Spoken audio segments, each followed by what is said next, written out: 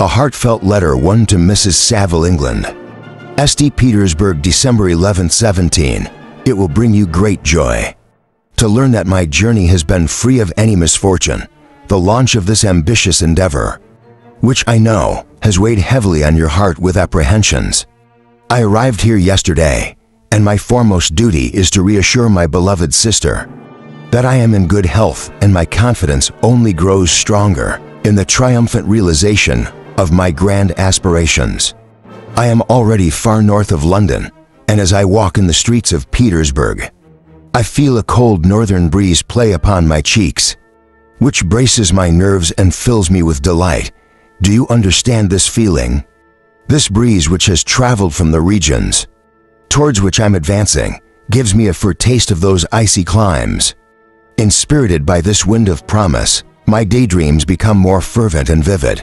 I try in vain to be persuaded that the pole is the seat of frost and desolation. It ever presents itself to my imagination as the region of beauty and delight. There, Margaret, the sun is forever visible, its broad disk just skirting the horizon and diffusing a perpetual splendor there. For with your leave, my sister, I will put some trust in preceding navigators. Their snow and frost are banished, and sailing over a calm sea, we may be wafted to a land surpassing in wonders and in beauty every region hitherto discovered on the habitable globe. Its productions and features may be without example, as the phenomena of the heavenly bodies undoubtedly are. In those undiscovered solitudes, what may not be expected? In the country of eternal light, I may there discover the wondrous power which attracts the needle, and may regulate 1,000 celestial observations that require only this voyage to render their seeming eccentricities consistent. Forever, I shall satiate my ardent curiosity with sight of a part of the world never before visited. I may tread a land never before imprinted by the foot of man. These are my enticements, and they are sufficient to conquer all fear of danger or death, and to induce me to commence this laborious voyage with the joy a child feels when he embarks in a little boat with his holiday mates on an expedition of discovery up his native river. But supposing all these conjectures to be false, you cannot contest the inestimable benefit which I shall confer on all mankind to the last generation, by discovering a passage near the pole to those countries to reach which at present so many months are requisite, or by ascertaining the secret of the magnet which, if at all possible, can only be effected by an undertaking such as mine. These reflections have dispelled the agitation with which I began my heartfelt letter, and I feel my heart glow with an enthusiasm which elevates me to heaven. For nothing contributes so much to tranquilize the mind as a steady purpose, a point on which the soul may fix its intellectual eye. This expedition has been the favorite dream of my early years. I have read with ardor the accounts of the various voyages which have been made in the prospect of arriving at the North Pacific Ocean. Through the seas which surround the pole, you may remember that a history of all the voyages made for purposes of discovery composed the whole of our good uncle Thomas's library. My education was neglected, yet I was passionately fond of reading. These volumes were my study day and night, and my familiarity with them increased that regret which I had felt as a child on learning that my father's dying injunction had forbidden my uncle to allow me to embark in the seafaring life. These visions faded when I perused for the first time those poets whose effusions entranced my soul and lifted it to heaven. I also became a poet, and for 1 year lived in a paradise of my own creation. I imagine that I also might obtain a niche in the temple, where the names of Homer and Shakespeare are consecrated. You are well acquainted with my failure and how heavily I bore the disappointment. But just at that time, I inherited the fortune of my cousin, and my thoughts were turned into the channel of their early event. 6 years have passed since I resolved in my present undertaking. I can even now remember the hour from which I dedicated myself to this great enterprise. I commenced by inuring my body to hardship I accompanied the whale fishes on several expeditions. To the North Sea I voluntarily endured cold, famine, thirst, and want of sleep. I often worked harder than the common sailors during the day, and devoted my nights to the study of mathematics, the theory of medicine, and those branches of physical science from which a naval adventurer might derive the greatest practical advantage. Twice I actually hired myself as an undermate in a Greenland whaler and acquitted myself.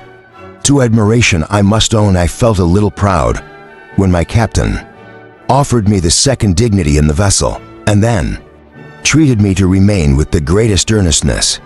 So valuable did he consider my services. And now, dear Margaret, do I not deserve to accomplish some great purpose? My life might have been passed in ease and luxury, but I preferred glory to every enticement that wealth placed in my path. Oh, that some encouraging voice would answer in the affirmative. My courage and my resolution is firm, but my hopes fluctuate, and my spirits are often depressed. I'm about to proceed on a long and difficult voyage, the emergencies of which will demand all my fortitude. I am required not only to raise the spirits of others, but sometimes to sustain my own when theirs are failing. This is the most favorable period for traveling in Russia. They fly quickly over the snow in their sledges. The motion is pleasant and, in my opinion, far more agreeable than that of an English stagecoach. The cold is not excessive if you are wrapped in furs, a dress which I have already adopted, for there's a great difference between walking the deck and remaining seated motionless for hours when no exercise prevents the blood from actually freezing in your veins. I have no ambition to lose my life on the post row between St. Petersburg and Archangel. I shall depart for the latter town in the fortnight or 3 weeks, and my intention is to hide a ship there, which can easily be done by paying the insurance for the owner, and to engage as many sailors as I think necessary among those who are accustomed to the whale fishing. I do not intend to sail until the month of June. And when shall I return, oh dear sister?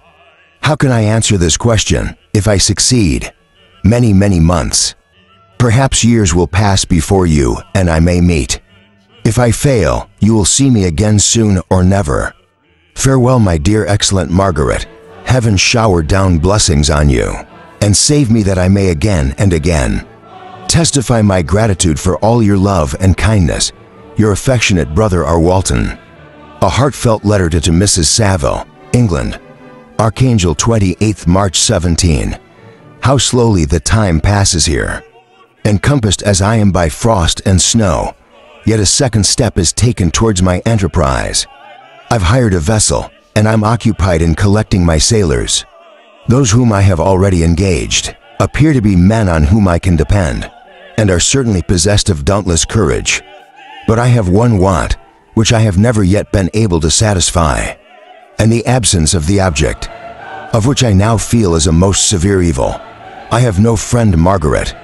When I am glowing with the enthusiasm of success, there will be none to participate my joy if I am assailed by disappointment.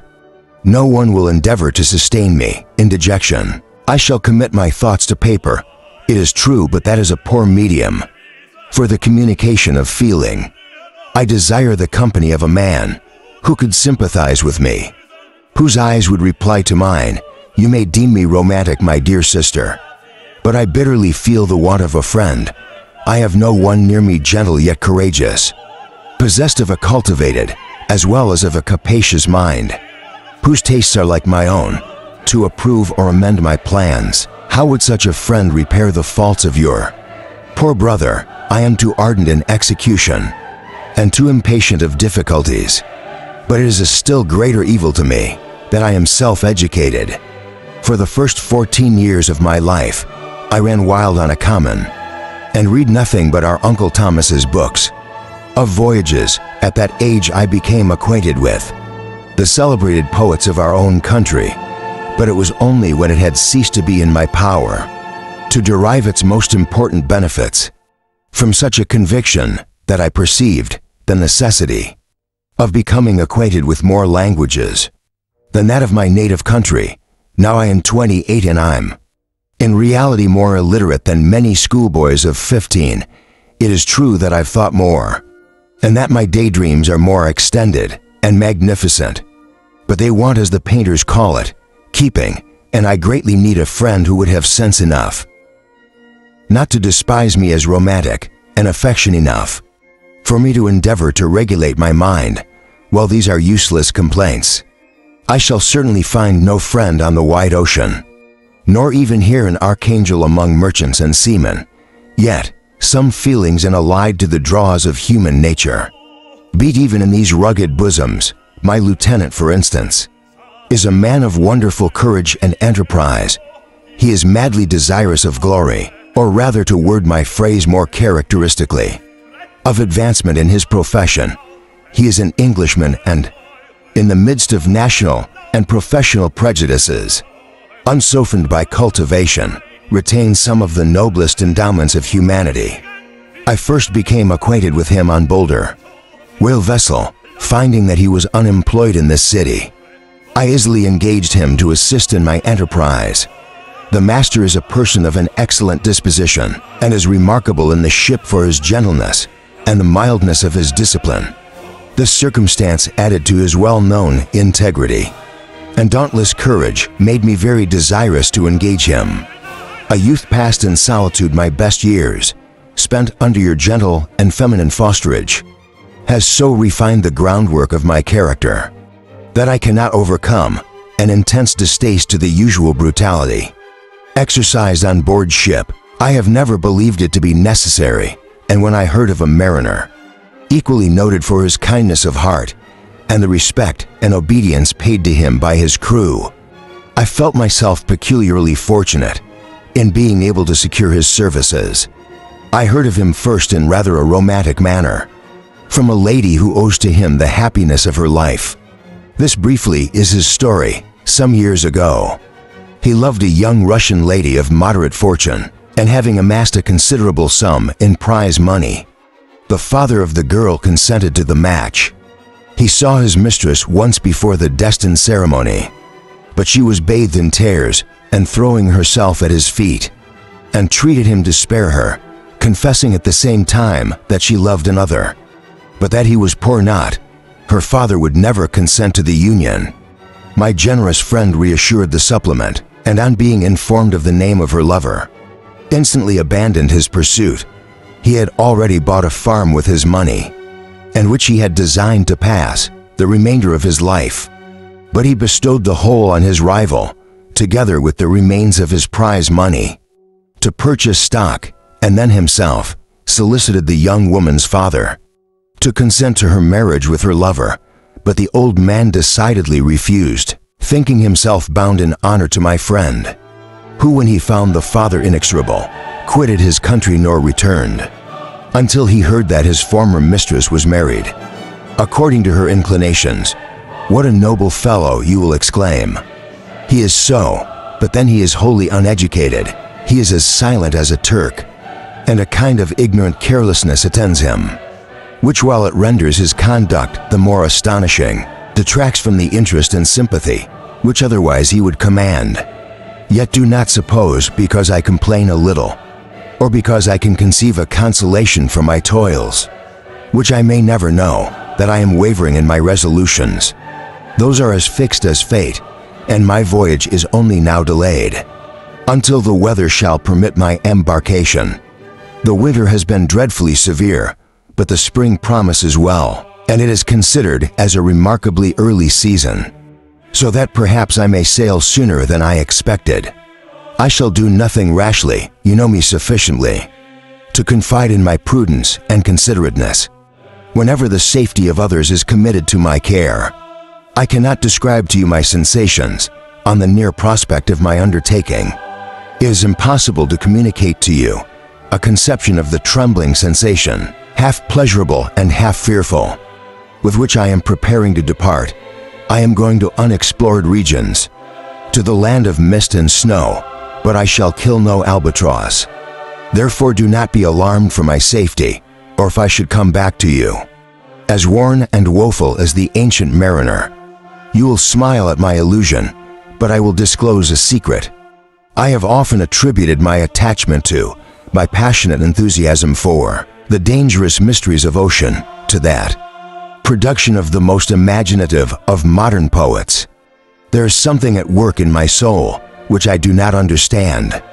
I am practically industrious, painstaking, a workman to execute with perseverance and labor. But besides this, there is a love for the marvelous, a belief in the marvelous intertwined in all my projects, which hurries me out of the common pathways of men, even to the wild sea and unvisited regions. I am about to explore, but to return to dearer considerations. Shall I meet you again, after having traversed immenses, and returned by the most southern cape of Africa, or America? I dare not expect such success. Yet I cannot bear to look on the reverse of the picture. Continue for the present to write to me, by every opportunity I may receive, your heartfelt letters on some occasions, when I need them most to support my spirits. I love you very tenderly. Remember me with affection. Should you never hear from me again, your affectionate brother, Robert Walton. A heartfelt letter 3 to Mrs. Saville, England, July 7th, 17. My dear sister, I write a few lines in haste to say that I am safe and well advanced on my voyage. This a heartfelt letter will reach England by a merchantman, now on its homeward voyage from Archangel, more fortunate than I, who may not see my native land perhaps for many years. I am, however, in good spirits. My men are bold and apparently firm of purpose, nor do the floating sheets of ice that continually pass us, indicating the dangers of the region towards which we are advancing, appear to dismay them. We have already reached a very high latitude, but it is the height of summer, and although not so warm as in England, the southern gales, which blow us speedily towards those shores which I so ardently desire to attain, breathe a degree of renovating warmth which I had not expected. No incidents have hitherto befallen us that would make a figure in a heartfelt letter, 1 or 2. Stiff gales and the springing of a leak are accidents, which experienced navigators scarcely remember to record, and I shall be well content if nothing worse happened to us during our voyage. My dear Margaret, be assured that for my own sake as well as yours I will not rashly encounter danger. I will be cool, persevering, and prudent, but success shall crown my endeavors, wherefore not thus far I have gone, tracing a secure way over the pathless seas, the very stars themselves being witnesses and testimonies of my triumph. Why not still proceed over the untamed, yet obedient element? What can stop the determined heart and resolve, the will of man? My swelling heart involuntarily pours itself out thus. But I must finish. Heaven bless my beloved sister. R.W. A heartfelt letter 4 to Mrs. Saville, England, August 5th, 17. So strange an accident has happened to us that I cannot forbear recording it, although it is very probable that you will see me before these papers can come into your possession. Last Monday, July 31st, we were nearly surrounded by ice, which closed in on the ship on all sides, scarcely leaving her the sea room in which she floated. Our situation was somewhat dangerous, especially as we were compassed round by a very thick fog. We accordingly laid to hoping that some change would take place in the atmosphere and weather. About 2 o'clock the mist cleared away, and we beheld stretched out in every direction vast and irregular plains of ice, which seemed to have no end. Some of my comrades groaned, and my own mind began to grow watchful with anxious thoughts, when a strange sight suddenly attracted our attention and diverted our solicitude from our own situation. We perceived a low carriage, fixed on a sledge and drawn by dogs, pass on towards the north at the distance of half a mile. A being which had the shape of a man, but apparently of gigantic stature, sat in the sledge and guided the dogs. We watched the rapid progress of the traveler with our telescopes until he was lost among the distant inequalities of the ice. This appearance excited our unqualified wonder. We were, as we believe, many hundred miles from any land, but this apparition seemed to denote that it was not. in reality so distant as we had supposed, shut in, however, by ice. It was impossible to follow his track, which we had observed with the greatest attention. About 2 hours after this occurrence, we heard the ground sea, and before night, the ice broke and freed our ship. We, however, lay to until the morning, fearing to encounter in the dark those large, loose masses, which float about after the breaking up of the ice. I profited of this time to rest for a few hours. In the morning, however, as soon as it was light, I went upon deck and found all the sailors busy on one side of the vessel, apparently talking to someone in the sea. It was in fact a sledge like that we had seen before, which had drifted towards us in the night. On a large fragment of ice, only one dog remained alive, but there was a human being within it, whom the sailors were persuading to enter the vessel. He was not as the other travelers seemed to be, a savage inhabitant of some undiscovered island, but a European. When I appeared on deck, the master said, "Here is our captain, and he will not allow you to perish on the open sea." On perceiving me, the stranger addressed me in English, although with a foreign accent. "Before I come aboard your vessel," said he, "will you have the kindness to inform me whether you are bound?" You may conceive my astonishment on hearing such a question addressed to me from a man on the brink of destruction, and to whom I should have supposed that my vessel would have been a resource which he would not have exchanged for the most precious wealth the earth can afford. I replied, however, that we were on a voyage of discovery towards the northern pole. Upon hearing this, he appeared satisfied and consented to come on board. Good God, Margaret, if you had seen the man who thus capitulated for his safety, your surprise would have been boundless. His limbs were nearly frozen, and his body dreadfully emaciated by fatigue and suffering. I never saw a man in so wretched a condition.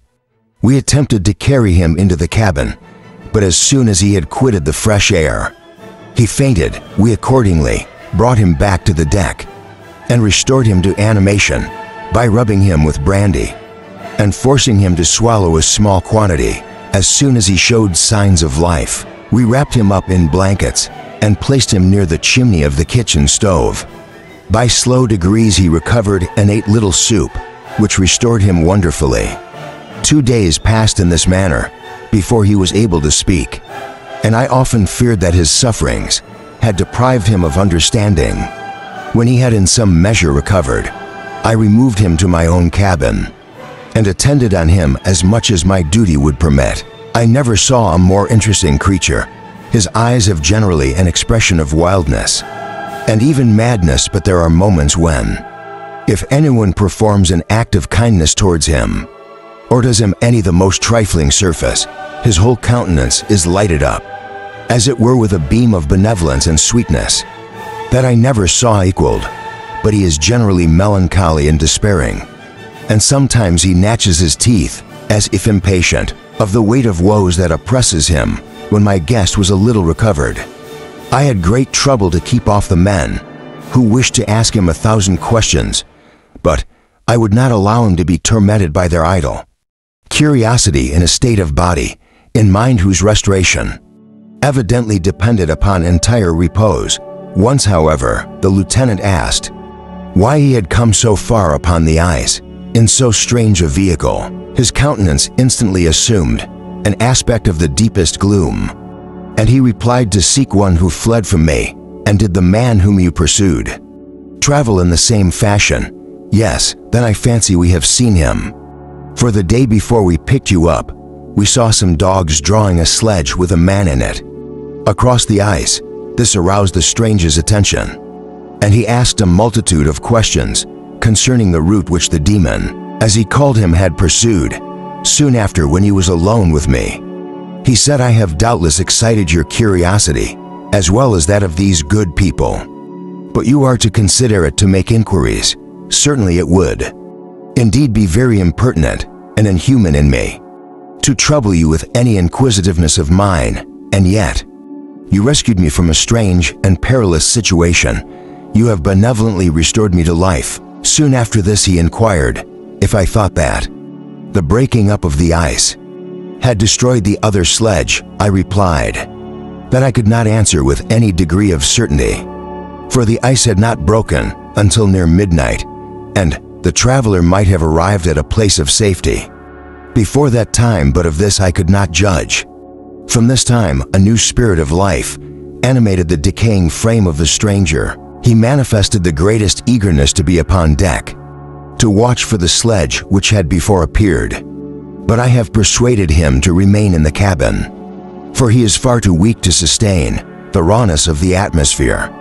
I have promised that someone should watch for him and give him instant notice if any new object should appear in sight, such as my journal, of what relates to this strange occurrence. Up to the present day, the stranger has gradually improved in health, but is very silent and appears uneasy when anyone, except myself, enters his cabin.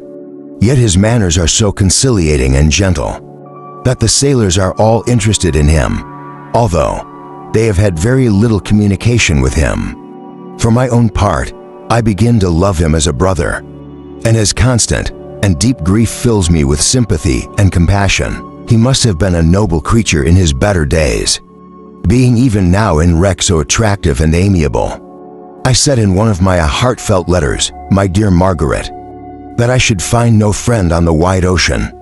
Yet I have found a man who, before his spirit had been broken by misery, I should have been happy to have possessed as the brother of my heart. I shall continue my journal concerning the strange, red intervals, should I have any fresh incidents to record. August 13th, 17. My affection for my guest increases every day. He excites at once my admiration and my pity to an astonishing degree. How can I see so noble a creature destroyed by misery without feeling the most poignant grief? He is so gentle yet so wise. His mind is so cultivated, and when he speaks, although his words are called with the choicest art, yet they flow with rapidity and unparalleled eloquence. He is now much recovered from his illness, and is continually on the deck, apparently watching for the sledge that preceded his own. Yet although unhappy, he is not so utterly occupied by his own misery, but that he interests himself deeply in the projects of others. He has frequently conversed with me on mine, which I have communicated to him without disguise. He entered attentively into all my arguments in favor of my eventual success, and into every minute detail of the measures I had taken to secure it. I was easily led by the sympathy which he convinced to use the language of my heart, to give utterance to the burning order of my soul, and to say with all the fervor that warned me how gladly I would sacrifice my fortune, my existence, my every hope to the furtherance of my enterprise. One man's life or death were but a small price to pay for the requirement of the knowledge which I sought for the dominion I should acquire and transmit over the elemental foes of our race. As I spoke, a dark gloom spread over my listener's countenance. At first, I perceived that he tried to suppress his emotion. He placed his hands before his eyes, and my voice quivered and failed me as I beheld tears trickle fast from between his fingers. A groan burst from his heaving breast. I paused. At length he spoke in broken accents. "Unhappy man, do you share my madness? Have you drunk also the intoxicating draught?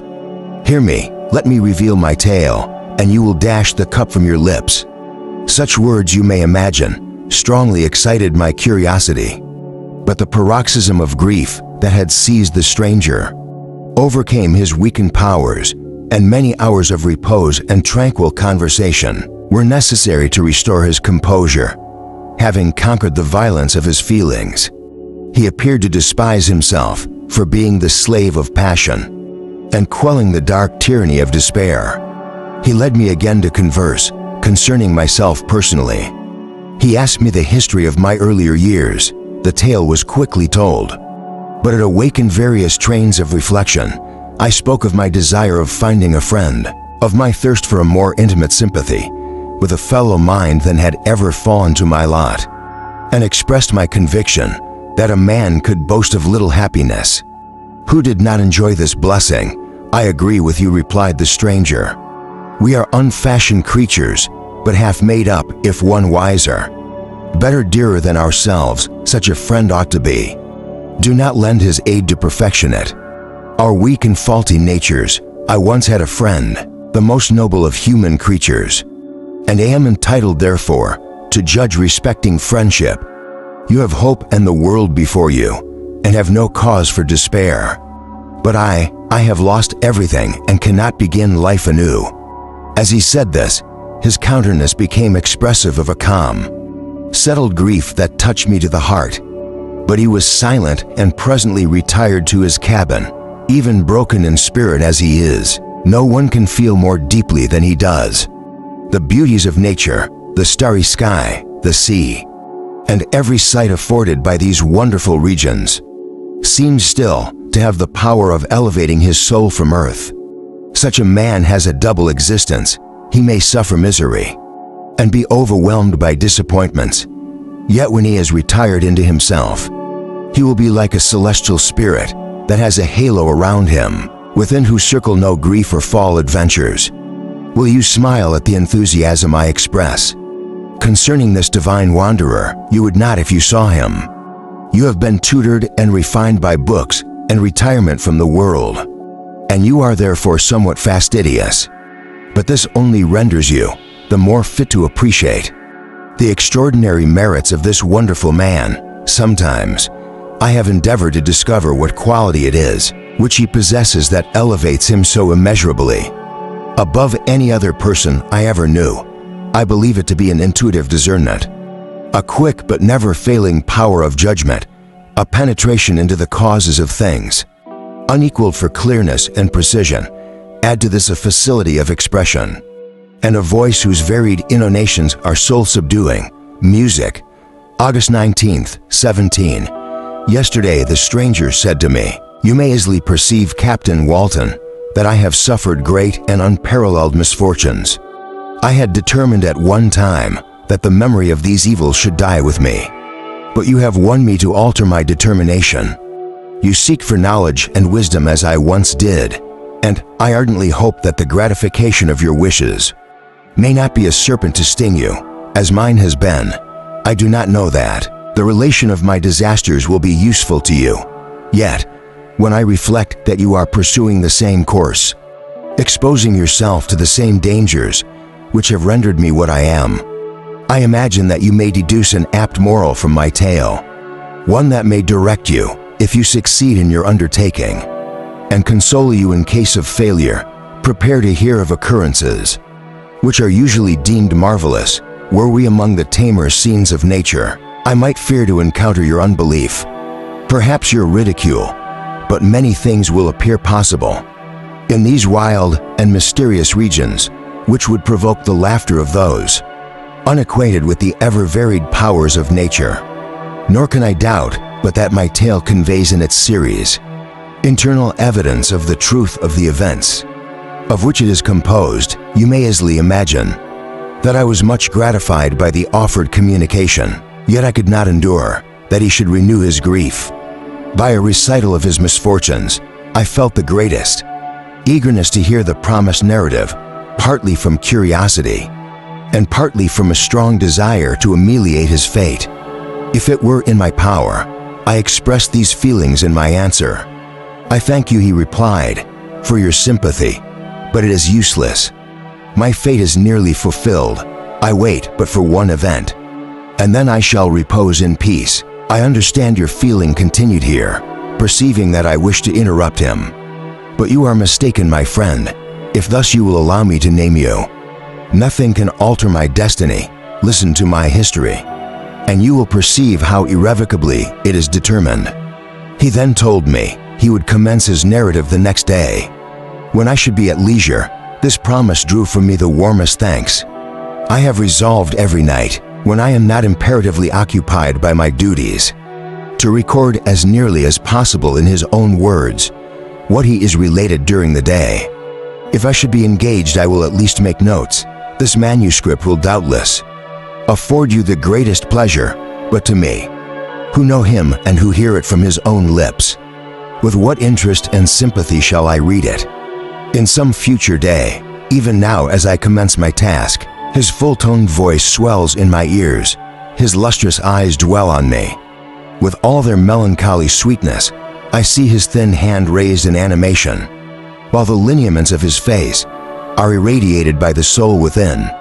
Strange and harrowing must be his story, frightful the storm, which embraced the gallant vessel on its course and wrecked it thus. Chapter 1. I am by birth a Genovese, and my family is one of the most distinguished of that republic. My ancestors had been for many years counselors and syndics, and my father had filled several public situations with honor and reputation. He was respected by all who knew him for his integrity and indefatigable attention to public business. He passed his younger days perpetually occupied by the affairs of his country. A variety of circumstances had prevented his marrying early, nor was it until the decline of life that he became a husband and the father of a family. As the circumstances of his marriage illustrate his character, I cannot refrain from relating them. One of his most intimate friends was a merchant who, from a flourishing state, fell through numerous chances into poverty. This man, whose name was Beaufort, was of a proud and unbending disposition, and could not bear to live in poverty and oblivion in the same country where he had formerly been distinguished for his rank and magnificence, having paid his debts therefore. In the most honorable manner, he retreated with his daughter to the town of Lucerne, where he lived unknown and in wretchedness. My father loved Beaufort with the truest friendship and was deeply grieved by his retreat. In these unfortunate circumstances, he bitterly deplored the false pride which led his friend to a conduct so little worthy of the affection that united them. He lost no time in endeavoring to seek him out, with the hope of persuading him to begin the world. Again, through his credit and assistance, Beaufort had taken effectual measures to conceal himself, and it was 10 months before my father discovered his abode. Overjoyed at this discovery, he hastened to the house, which was situated in a mean street near the roofs. But when he entered, misery and despair alone welcomed him. Beaufort had saved but a very small sum of money from the wreck of his fortunes, but it was sufficient to provide him with sustenance for some months, and in the meantime, he hoped to procure some respectable employment in a merchant's house. The interval was consequently spent in inaction. His grief only became more deep and wrinkly when he had leisure for reflection, and at length it took so fast hold of his mind that at the end of 3 months, he lay on a bed of sickness, incapable of any exertion. His daughter attended him with the greatest tenderness, but she saw with despair that the little fund was rapidly decreasing, and that there was no other prospect of support. But Caroline Beaufort possessed a mind of an uncommon mold, and her courage rose to support her and her adversity. She procured plain work, she plaited straw, and by various means contrived to earn a pittance scarcely sufficient to support life. Several months passed in this manner. Her father grew worse. Her time was more entirely occupied in attending him. Her means of subsistence decreased, and in the 10th month her father died in her arms, leaving her an orphan and a beggar. This last blow overcame her, and she knelt by Beaufort's coffin, weeping bitterly when my father entered the chamber. He came like a protecting spirit to the poor girl, who committed herself to his care, and after the interment of his friend, he conducted her to Geneva and placed her under the protection of a relation. 2 years after this event, Caroline became his wife. There was a considerable difference between the ages of my parents, but this circumstance seemed to unite them only closer in bonds of devoted affection.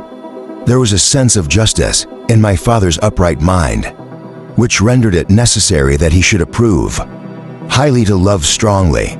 Perhaps during former years, he had suffered from the late discovered unworthiness of one beloved, and so was disposed to set a greater value on tried worth.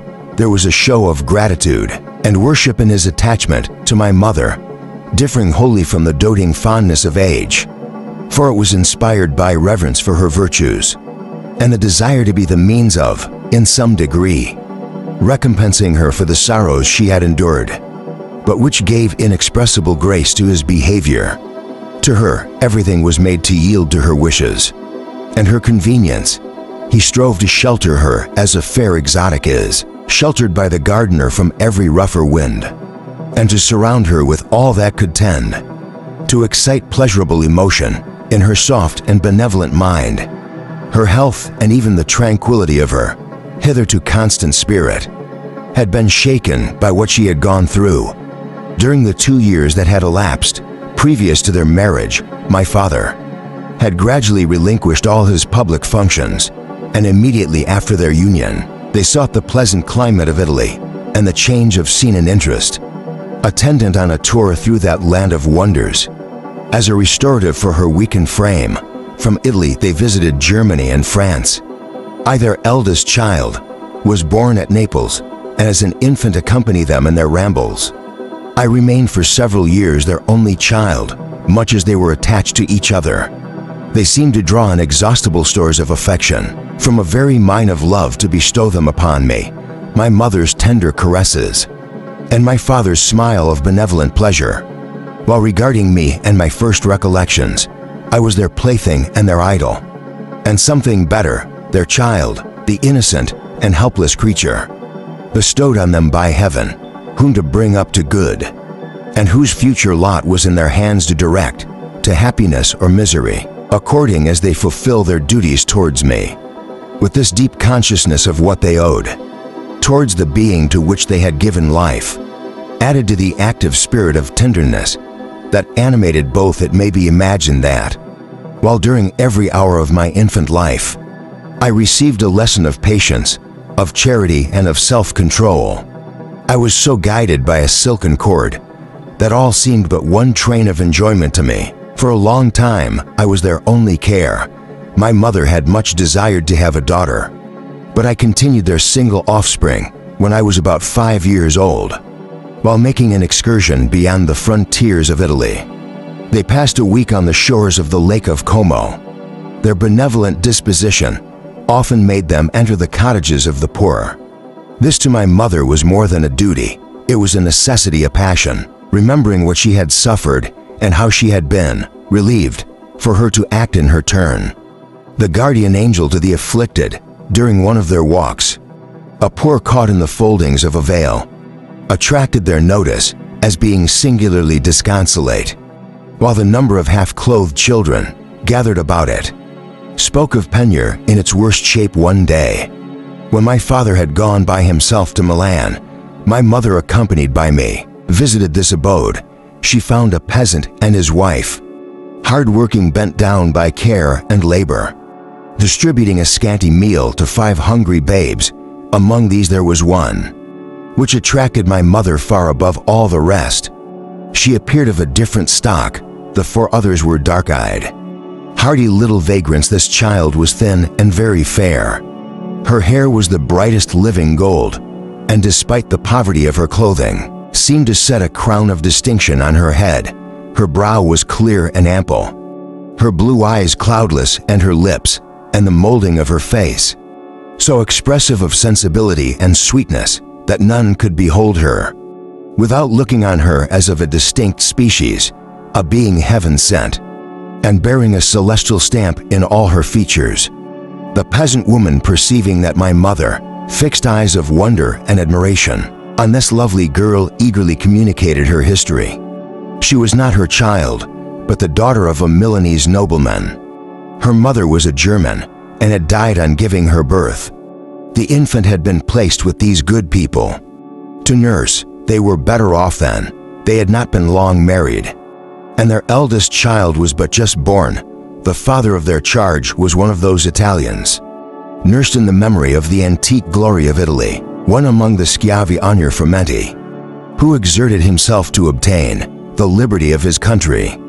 He became the victim of its weakness. Whether he had died or still lingered in the dungeons of Austria was not known. His property was confiscated. His child became an orphan and a beggar. She continued with her foster parents and bloomed in their rude abode, fairer than a garden rose among dark-leaved brambles. When my father returned from Milan, he found playing with me in the hall of our villa a child fairer than pictured cherub, a creature who seemed to shed radiance from her looks, and whose form and motions were lighter than the chamois. Of the hills, the apparition was soon explained. With his permission, my mother prevailed, and her rustic guardians to yield their charge to her. They were fond of the sweet orphan. Her presence had seen the blessing to them, but it would be unfair to her to keep her in poverty and want. When Providence afforded her such powerful protection, they consulted their village priest, and the result was that Elizabeth Labenza became the inmate of my parents' house, my more than sister, the beautiful and adored companion of all my occupations and my pleasures. Everyone loved Elizabeth. The passionate and almost reverential attachment with which all regarded her became, while I shared it, my pride and my delight. On the evening previous to her being brought to my home, my mother had said playfully, "I have a pretty present for my Victor. Tomorrow he shall have it." And when on the morrow, she presented Elizabeth to me as her promised gift, I with childish seriousness interpreted her words literally, and looked upon Elizabeth as mine. Mine to protect, love, and cherish. All praises bestowed on her, I received as made to a possession of my own. We called each other familiarly by the name of cousin. No word, no expression could body forth the kind of relation in which she stood. To me, my more than sister, since till death, she was to be mine only. Chapter 2. We were brought up together. There was not quite a year difference in our ages. I need not say that. We were strangers to any species of disunion or dispute. Harmony was the soul of our companionship, and the diversity and contrast that subsisted in our characters drew us nearer together. Elizabeth was of a calmer and more concentrated disposition, but with all my order, I was capable of a more intense application, and was more deeply smitten with the thirst for knowledge.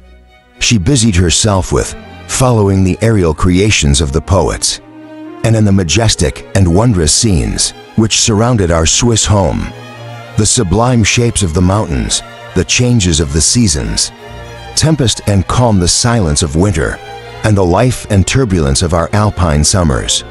She found ample scope for admiration and delight, while my companion contemplated, with a serious and satisfied spirit, the magnificent appearances of things. I delighted in investigating their causes. The world was to me a secret which I desired to divine. Curiosity, earnest research, to learn the hidden laws of nature. Gladness akin to rapture as they were unfolded to me, are among the earliest sensations I can remember. On the birth of a second son, my junior by 7 years, my parents gave up entirely their wandering life and fixed themselves in their native country. We possessed a house in Geneva and a companion on Bellerive, the eastern shore of the lake, at the distance of rather more than a league from the city. We resided principally in the latter, and the lives of my parents were passed in considerable seclusion. It was my temper to avoid a crowd and to attach myself fervently to a few. I was indifferent, therefore, to my school fellows in general, but I united myself in the bonds of the closest friendship to one among them. Henry Clarville was the son of a merchant of Geneva. He was a boy of singular talent and fancy. He loved enterprise, hardship, and even danger for its own sake. He was deeply read in books of chivalry and romance. He composed heroic songs and began to write many, a tale of enchantment and knightly adventure. He tried to make us act plays and to enter into masquerades, in which the characters were drawn from the heroes of Roncesvalles, of the Round Table, of King Arthur on the chivalrous train, who shed their blood to redeem the Holy Sepulchre from the hands of the infidels. No human being could have passed a happier childhood than myself. My parents were possessed by the very spirit of kindness and indulgence. We felt that they were not the tyrants to rule our lot according to their caprice, but the agents and creators of all the many delights which we enjoyed. When I mingled with other families, I distinctly discerned how peculiarly fortunate my lot was, and gratitude assisted the development of filial love. My temper was sometimes violent and my passions vehement. But by some law in my temperature, they were turned not towards childish pursuits, but to an eager desire to learn, and not to learn all things indiscriminately. I confess that neither the structure of languages, nor the code of governments, nor the politics of various states possess attractions. For me, it was the secrets of heaven and earth that I desire to learn, and whether it was the outward substance of things, or the inner spirit of nature, and the mysterious soul of man that occupied me, still my inquiries were directed to the metaphysical, or in its highest sense, the physical secrets of the world. Meanwhile, Clover occupied himself, so to speak, with the moral relations of things. The busy stage of life, the virtues of heroes, and the actions of men were his theme, and his hope and his dream was to become one among those whose names are recorded in story as the gallant and adventurous benefactors of our species. The saintly soul of Elizabeth shone like a shrine-dedicated lamp in our peaceful home. Her sympathy was ours, her smile, her soft voice, the sweet glance of her celestial eyes were ever there to bless and animate us. She was the living spirit of love, to soften and attract. I might have become sullen in my study, rough through the order of my nature, but that she was there, to subdue me to a semblance of her own gentleness. And Clover could, Audle entrench on the noble spirit of Clover. Yet he might not have been so perfectly humane, so thoughtful in his generosity, so full of kindness and tenderness. Amidst his passion for adventurous exploit, had she not unfolded to him the real loveliness of beneficence, and made the doing good the end and aim of his soaring ambition, I feel exquisite pleasure in dwelling on the recollections of childhood, before misfortune had tainted my mind and changed its bright visions of extensive usefulness into gloomy and narrow reflections upon self. Besides enjoying the picture of my early days, I also record those events which led by insensible steps to my aftertale of misery. For when I would account to myself for the birth of that passion, which afterwards ruled my destiny, I find it to rise like a mountain river, from ignoble and almost forgotten sources. But swelling as it proceeded, it became the torrent which, in its course, has swept away all my hopes and joys. Natural philosophy is the genius that has regulated my fate. I desire, therefore, in this narration, to state those facts which led to my predilection for that science. When I was 13 years of age, we all went on a party of pleasure to the bath near Tannen. The inclemency of the weather obliged to remain a day confined to the inn in this house. I chanced to find the volume of the works of Cornelius A. Gripper. I opened it with apathy. The theory which he attempts to demonstrate and the wonderful facts which he relates soon changed this feeling into enthusiasm. A new light seemed to dawn upon my mind, and bounding with joy, I communicated my discovery to my father. My father looked carelessly at the title page of my book and said, "Ah, Cornelius Agrippa, my dear Victor, do not waste your time upon this. It is sad trash."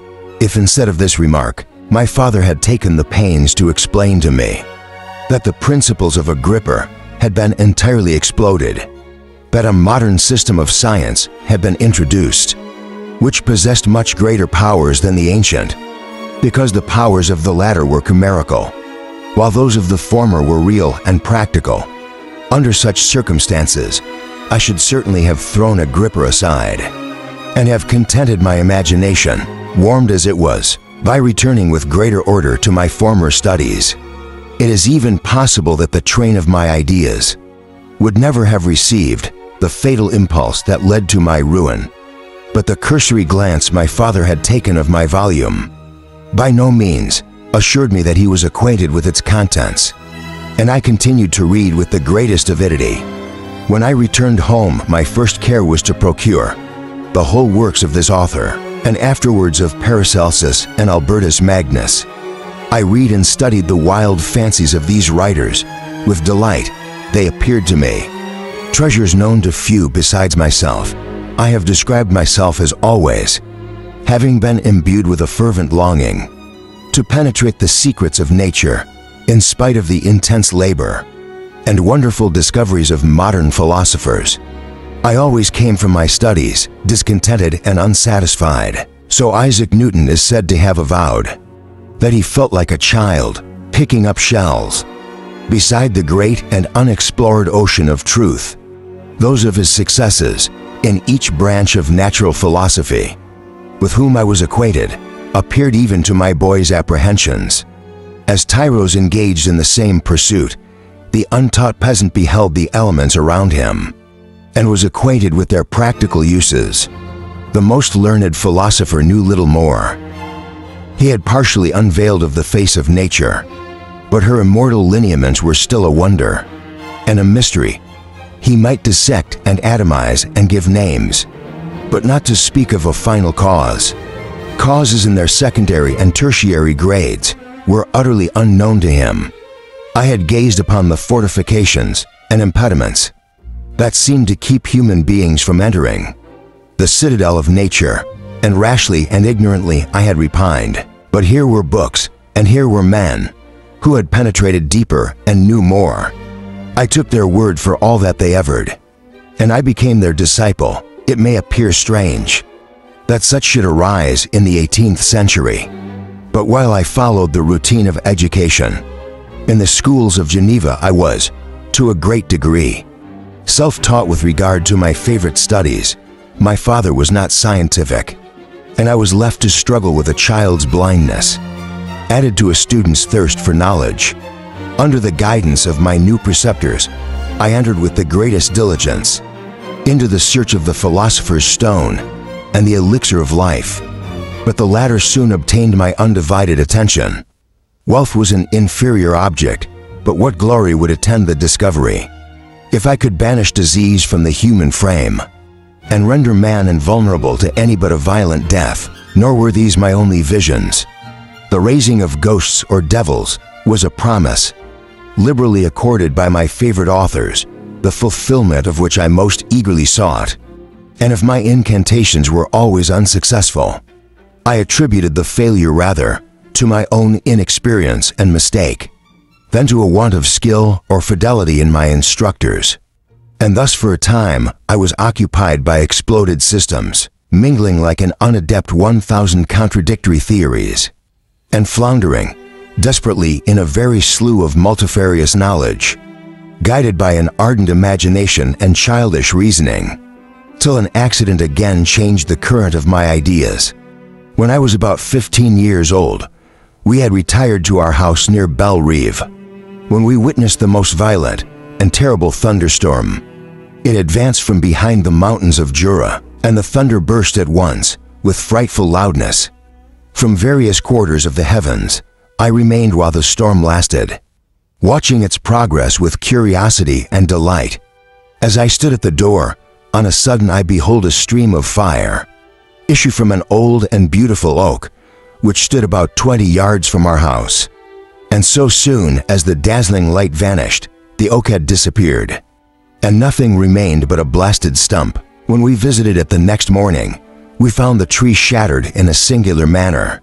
It was not splintered by the shock, but entirely reduced to thin ribbons of wood. I never beheld anything so utterly destroyed. Before this I was not unacquainted with the more obvious laws of electricity. On this occasion, a man of great research in natural philosophy was with us, and excited by this catastrophe, he entered on the explanation of a theory which he had formed on the subject of electricity and galvanism, which was at once new and astonishing to me. All that he said threw greatly into the shade Cornelius Agrippa, Albertus Magnus, and Paracelsus, the lords of my imagination, but by some fatality the overthrow of these men disinclined me to pursue my accustomed studies. It seemed to me as if nothing would or could ever be known. All that had so long engaged my attention suddenly grew despicable by one of those caprices of the mind which we are perhaps most subject to. In early youth I at once gave up my former occupations, set down natural history and all its progeny as a deformed and abortive creation, and entertained the greatest disdain for a would be science which could never even step within the threshold of real knowledge. In this mood of mind, I betook myself to the mathematics and the branches of study appertaining to that science, as being built upon secure foundations, and so worthy of my consideration. Thus strangely are our souls constructed, and by such slight ligaments are we bound to prosperity or ruin.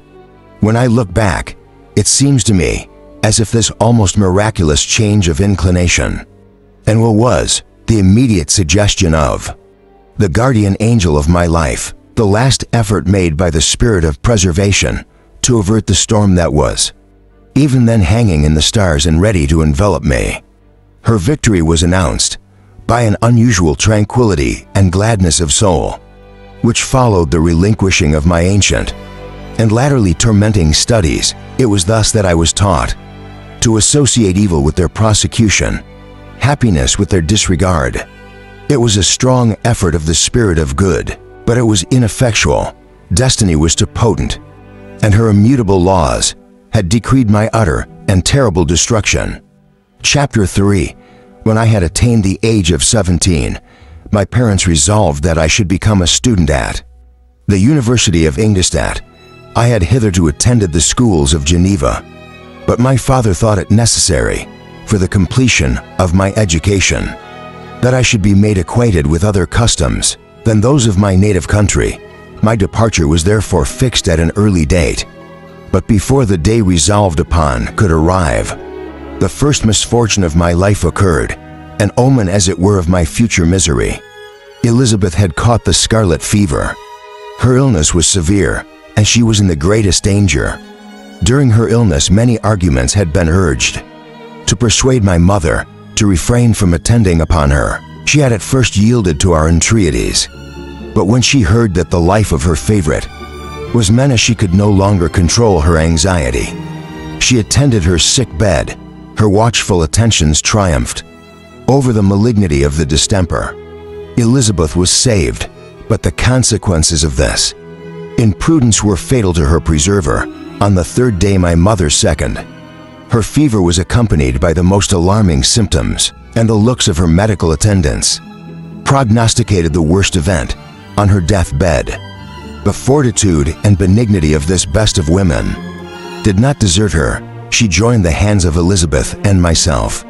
"My children," she said, "my firmest hopes of future happiness were placed on the prospect of your union. This expectation will now be the consolation of your father. Elizabeth, my love, you must supply my place to my younger children. Alas, I regret that I am taken from you. And happy and beloved as I have been, is it not hard to quit you all? But these are not thoughts befitting me. I will endeavor to resign myself cheerfully to death, and will indulge a hope of meeting you in another world." She died calmly, and her countenance expressed affection. Even in death, I need not describe the feelings of those whose dearest eyes are rent by that most irreparable evil, the void that presents itself to the soul, and the despair that is exhibited on the countenance.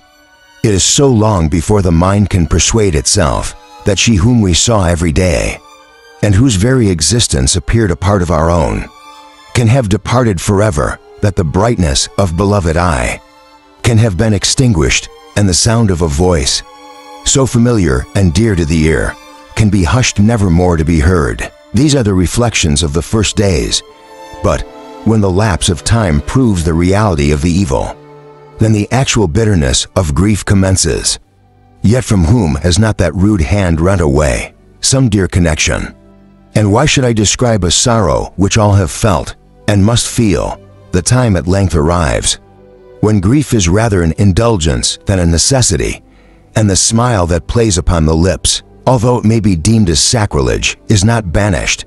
My mother was dead, but we had still duties which we ought to perform. We must continue our course with the rest, and learn to think ourselves fortunate, whilst one remains whom the spoiler has not seized. My departure for English, that which had been deferred by these events, was now again determined upon. I obtained from my father a respite of some weeks. It appeared to me sacrilege so soon to leave the repose, akin to death of the house of mourning, and to rush into the thick of life. I was new to sorrow, but it did not the less alarm me. I was unwilling to quit. The sight of those that remained, to me and above all, I desired to see my sweet Elizabeth in some degree consoled. She indeed veiled her grief, and strove to act a comforter to us all. She looked steadily on life and assumed its duties. With courage and zeal, she devoted herself to those whom she had been taught to call her uncle and cousins. Never was she so enchanting as at this time, when she recalled the sunshine of her smiles and spent them upon us. She forgot even her own regret, and her endeavors to make us forget. The day of my departure at length arrived. Clover spent the last evening with us. He had endeavored to persuade his father to permit him to accompany me and to become my fellow student, but in vain. His father was a narrow-minded traitor and saw idleness and ruin in the aspirations and ambition of his son. Henry deeply felt the misfortune of being debarred from a liberal education. He said little, but when he spoke, I read in his kindling eye and in his animated glance a restrained but firm resolve not to be chained to the miserable details of commerce. We sat late. We could not tear ourselves away from each other, nor persuade ourselves to say the word farewell. It was said, and we retired under the pretense of seeking repose, each fancying that the other was deceived. But when at morning's dawn, I descended to the carriage which was to convey me away, they were all there, my father again to bless me plurval, to press my hand once more, my Elizabeth, to renew her entreaties that I would write often, and to bestow the last feminine attentions on her. Playmate and friend, I threw myself into the chaise that was to convey me away, and indulged in the most melancholy reflections. I, who had ever been surrounded by amiable companions, continually engaged and endeavoring to bestow mutual pleasure, I was now alone in the university. Whither I was going, I must form my own friends and be my own protector. My life had hitherto been remarkably secluded and domestic, and this had given me invincible repugnance to new countenances. I loved my brothers Elizabeth and Clarville. These were old familiar faces, but I believed myself totally unfitted for the company of strangers. Such were my reflections as I commenced my journey. But as I proceeded, my spirits and hopes rose. I ardently desired the acquisition of knowledge. I had often went at home, thought it hard to remain during my youth, cooped up in one place, and had longed to enter the world and take my station among other human beings. Now my desires were complied with, and it would indeed have been folly to repent. I had sufficient leisure for these and many other reflections during my journey to Ingolstadt, which was long and fatigued at length. The high white steeple of the town met my eyes. I alighted and was conducted to my solitary apartment to spend the evening as I pleased. The next morning I delivered my heartfelt letters of introduction and paid a visit to some of the principal professors. Chance, or rather the evil influence, the angel of destruction, which asserted omnipotent sway over me from the moment I turned my reluctant steps from my father's door, led me first to Monsieur Cramp, professor of natural philosophy. He was an uncouth man, but deeply imbued in the secrets of his science. He asked me several questions concerning my progress and the different branches of science appertaining to natural philosophy. I replied carelessly and partly in contempt, mentioned the names of my alchemists as the principal authors I had studied. The professor stared. "Have you," he said, "really spent your time in studying such nonsense?" I replied in the affirmative. "Every minute," continued Monsieur Cramp with warmth, "every instant that you have wasted on those books is utterly and entirely lost.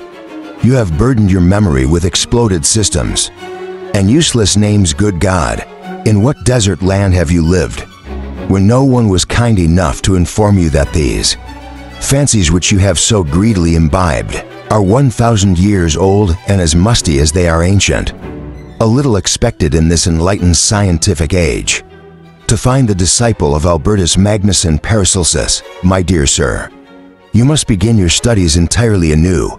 So saying, He stepped aside and wrote down a list of several books, treating of natural philosophy, which he desired me to procure, and dismissed me after mentioning that, in the beginning of the following week, he intended to commence a course of lectures upon natural philosophy and its general relations, and that Monsieur Waldman, a fellow professor, would lecture upon chemistry. The alternate days that he omitted, I returned home not disappointed, for I have said that I had long considered those authors useless whom the professor reprobated, but I returned, not at all the more inclined to recur to these studies in any shape. Mr. Cramp was a little squat man, with a gruff voice and the repulsive countenance. The teacher, therefore, did not prepossess me in favor of this pursuits. In rather a too philosophical and connected strain, perhaps, I've given an account of the conclusions I had come to concerning them in my early years. As a child, I had not been content with the results promised by the modern professors of natural science, with the confusion of ideas only to be accounted for by my extreme youth and my want of a guide on such matters. I had retrod the steps of knowledge along the paths of time, and exchanged the discoveries of recent inquiries for the dreams of forgotten alchemists. Besides, I had a contempt for the uses of modern natural philosophy. It was very different when the masters of the science sought immortality and power. Such views, although futile, were grand, but now the scene was changed. The ambition of the inquirer seemed to limit itself to the annihilation of those visions on which my interest in science was chiefly founded. I was required to exchange cameras of boundless grandeur for realities of little worth. Such were my reflections during the first 2 or 3 days of my residence at Ingolstadt, which were chiefly spent in becoming acquainted with the localities and the principal residents in my new abode. But as the ensuing week commenced, I thought of the information which Monsieur Cramp had given me concerning the lectures, and although I could not consent to go and hear that little, conceited fellow deliver sentences out of a pulpit, I recollected what he had said of Mynheer Waldman, whom I had never seen, as he had hitherto been out of town. Partly from curiosity and partly from idleness, I went into the lecturing room, which Marcia Waldman entered shortly after. This professor was very unlike his colleague. He appeared about 50 years of age, but with an aspect expressive of the greatest benevolence. A few gray hairs covered his temples, but those at the back of his head were nearly black. His person was short but remarkably erect, and his voice the sweetest I'd ever heard. He began his lecture by a recapitulation of the history of chemistry and the various improvements made by different men of learning, pronouncing with fervor the names of the most distinguished discoveries. He then took a cursory review of the present state of the science and explained many of its elementary terms. After having made a few preparatory experiments, he concluded with a panegyric upon modern chemistry, the terms of which I shall never forget. The ancient teachers of the science said he promised impossibilities and performed nothing. The modern masters promise very little. They know that metals cannot be transmuted, and that the elixir of life is a camera. But these philosophers, whose hands seem only made to dabble in dirt, and their eyes to pore over the microscope or crucible, have indeed performed miracles. They penetrate into the recesses of nature and show how she works in her hiding places. They ascend into the heavens. They have discovered how the blood circulates, on the nature of the air we breathe. They have acquired new and almost unlimited powers. They can command the thunders of heaven, mimic the earthquake, and even mock the invisible world with its own shadows. Such were the professor's words. Rather, let me say such. The words of the fate announced to destroy me. As he went on, I felt as if my soul were grappling with a palpable enemy. One by one the various keys were touched, which formed the mechanism of my being. Call after call was sounded, and soon my mind was filled with one thought, one conception, one purpose. So much has been done, exclaimed the soul of Frankenstein. More, far more will I achieve, treading in the steps already marked. I will pioneer a new way, explore unknown powers, and unfold to the world the deepest mysteries of creation. I closed not my eyes that night. My internal being was in a state of insurrection and turmoil. I felt that order would tense arise, but I had no power to produce it by degrees. After the morning storm, sleep came. I awoke, and my yesterday's thoughts were as a dream. There only remained a resolution to return to my ancient studies and to devote myself to a science for which I believed myself to possess a natural talent. On the same day I paid Monsieur Waldman a visit. His manners in private were even more mild and attractive than in public, for there was a certain dignity in his mien.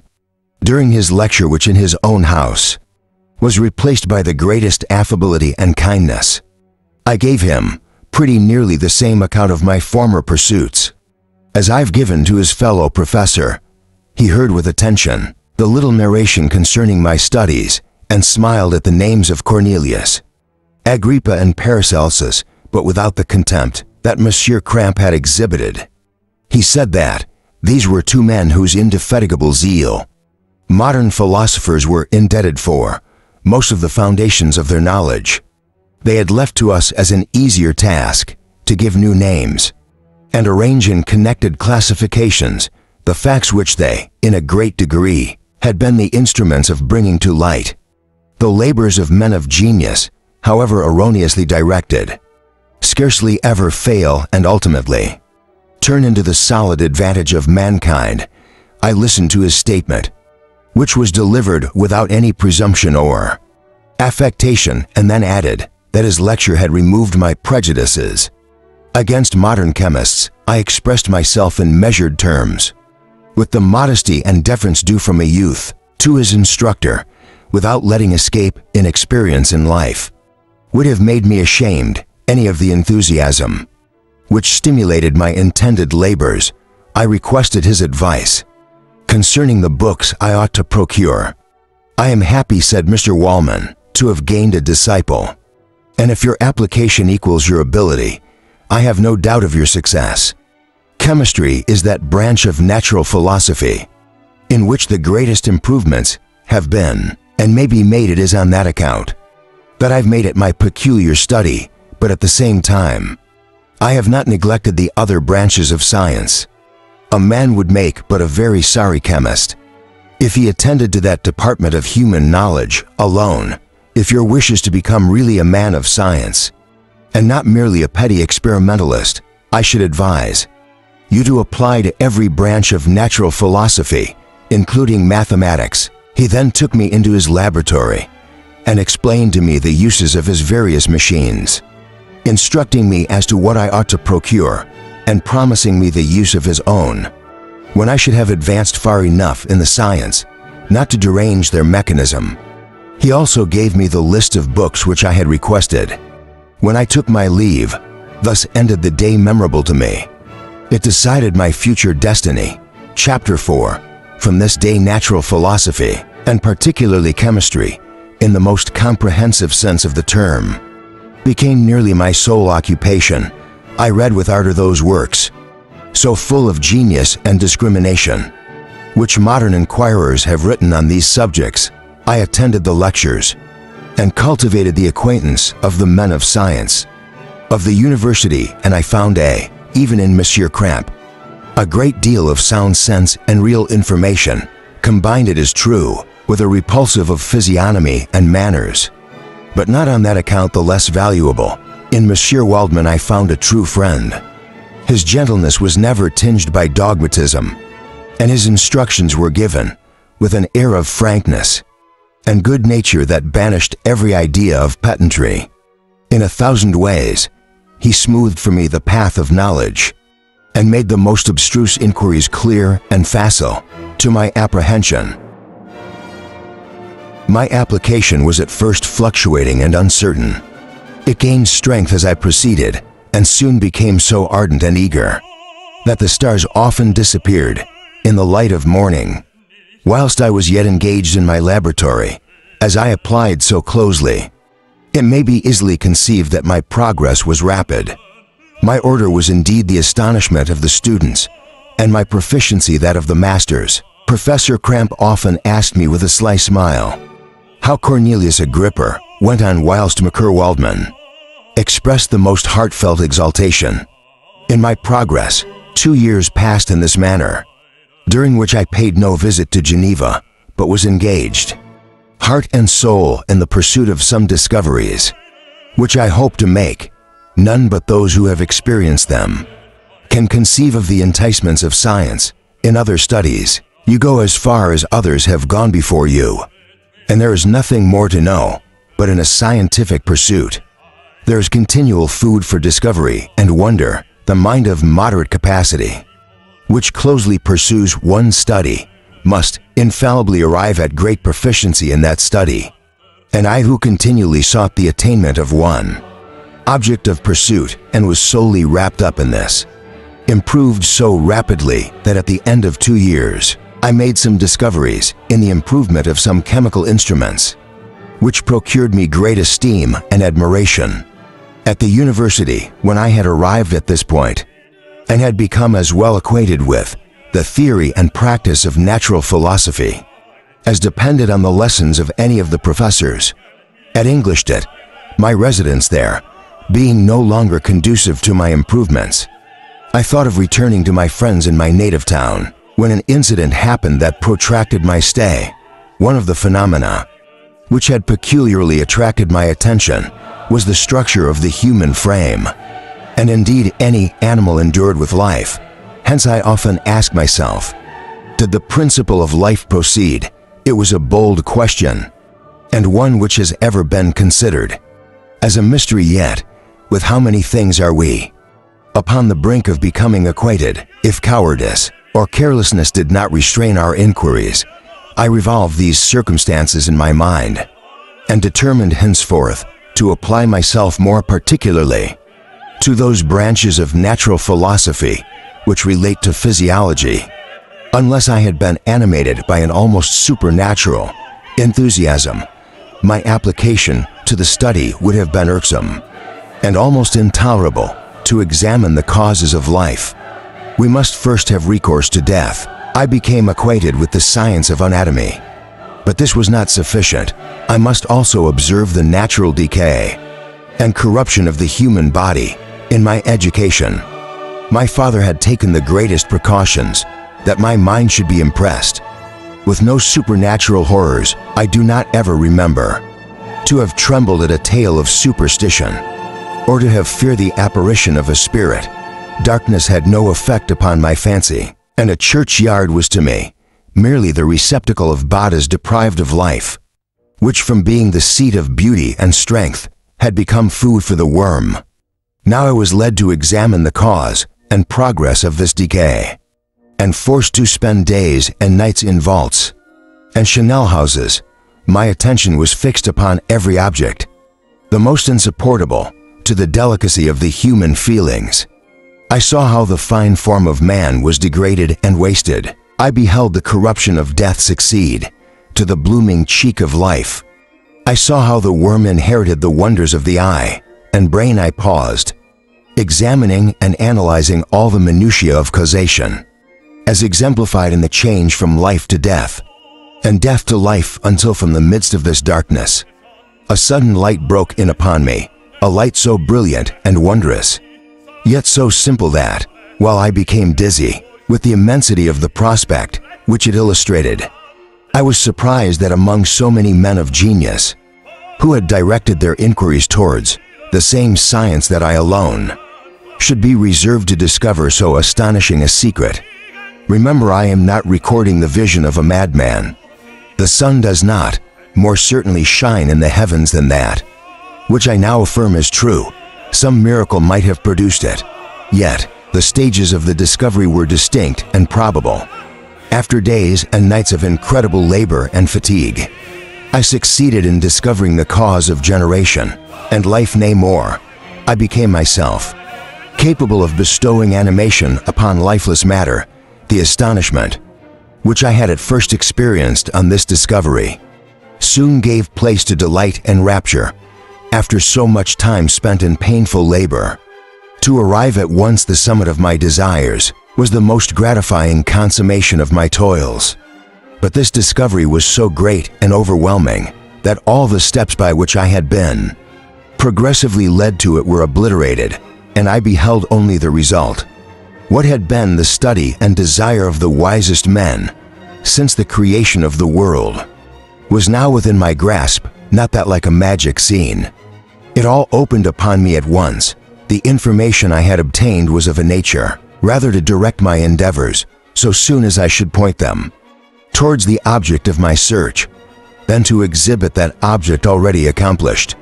I was like the Arabian who had been buried with the dead and found a passage to life, aided only by one glimmering and seemingly ineffectual light. I see by your eagerness and the wonder and hope which your eyes express, my friend, that you expect to be informed of the secret with which I am acquainted that cannot be.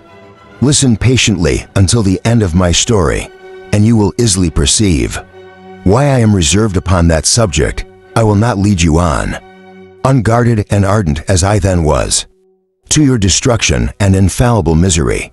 Learn from me, if not by my precepts, at least by my example, how dangerous is the requirement of knowledge, and how much happier that man is who believes his native town to be the world, than he who aspires to become greater than his nature will allow. When I found so astonishing a power placed within my hands, I hesitated a long time concerning the manner in which I should employ it.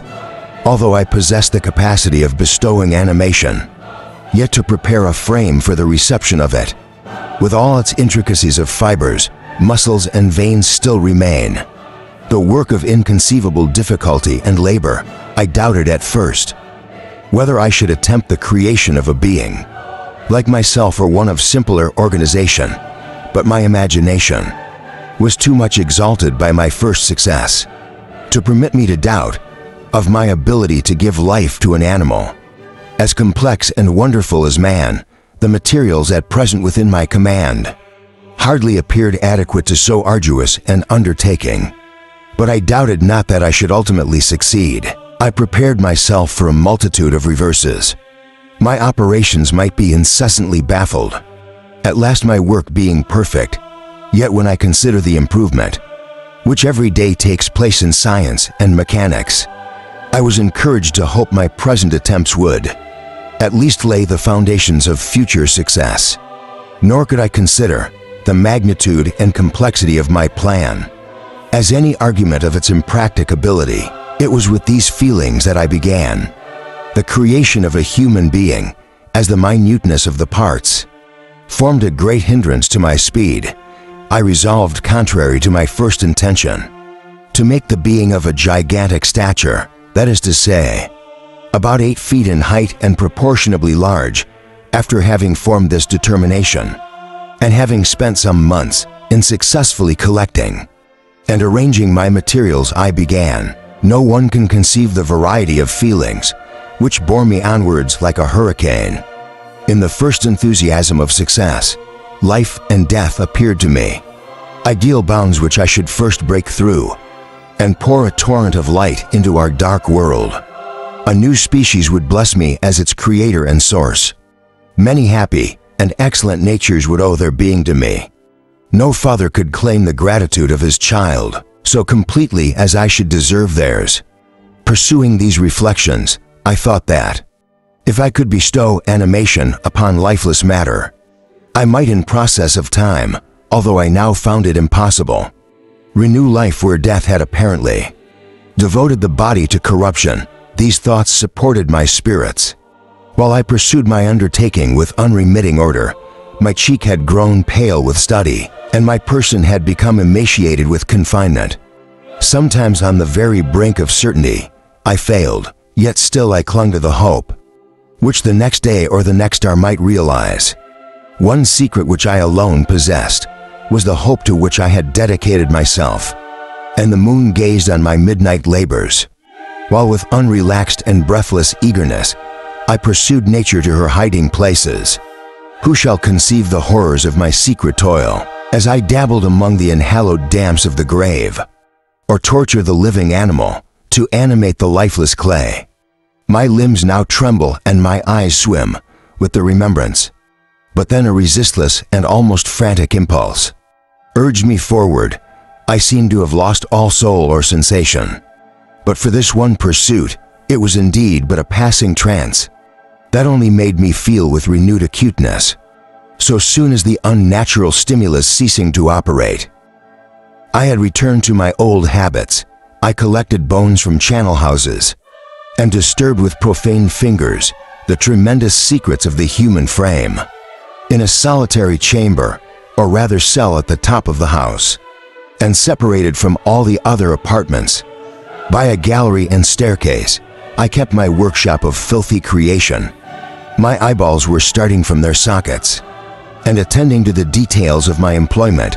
The dissecting room and the slaughterhouse furnished many of my materials, and often did my human nature turn with loathing from my occupation, whilst still urged on by an eagerness which perpetually increased. I brought my work near to a conclusion. The summer months passed while I was disengaged, heart and soul in one pursuit. It was the most beautiful season.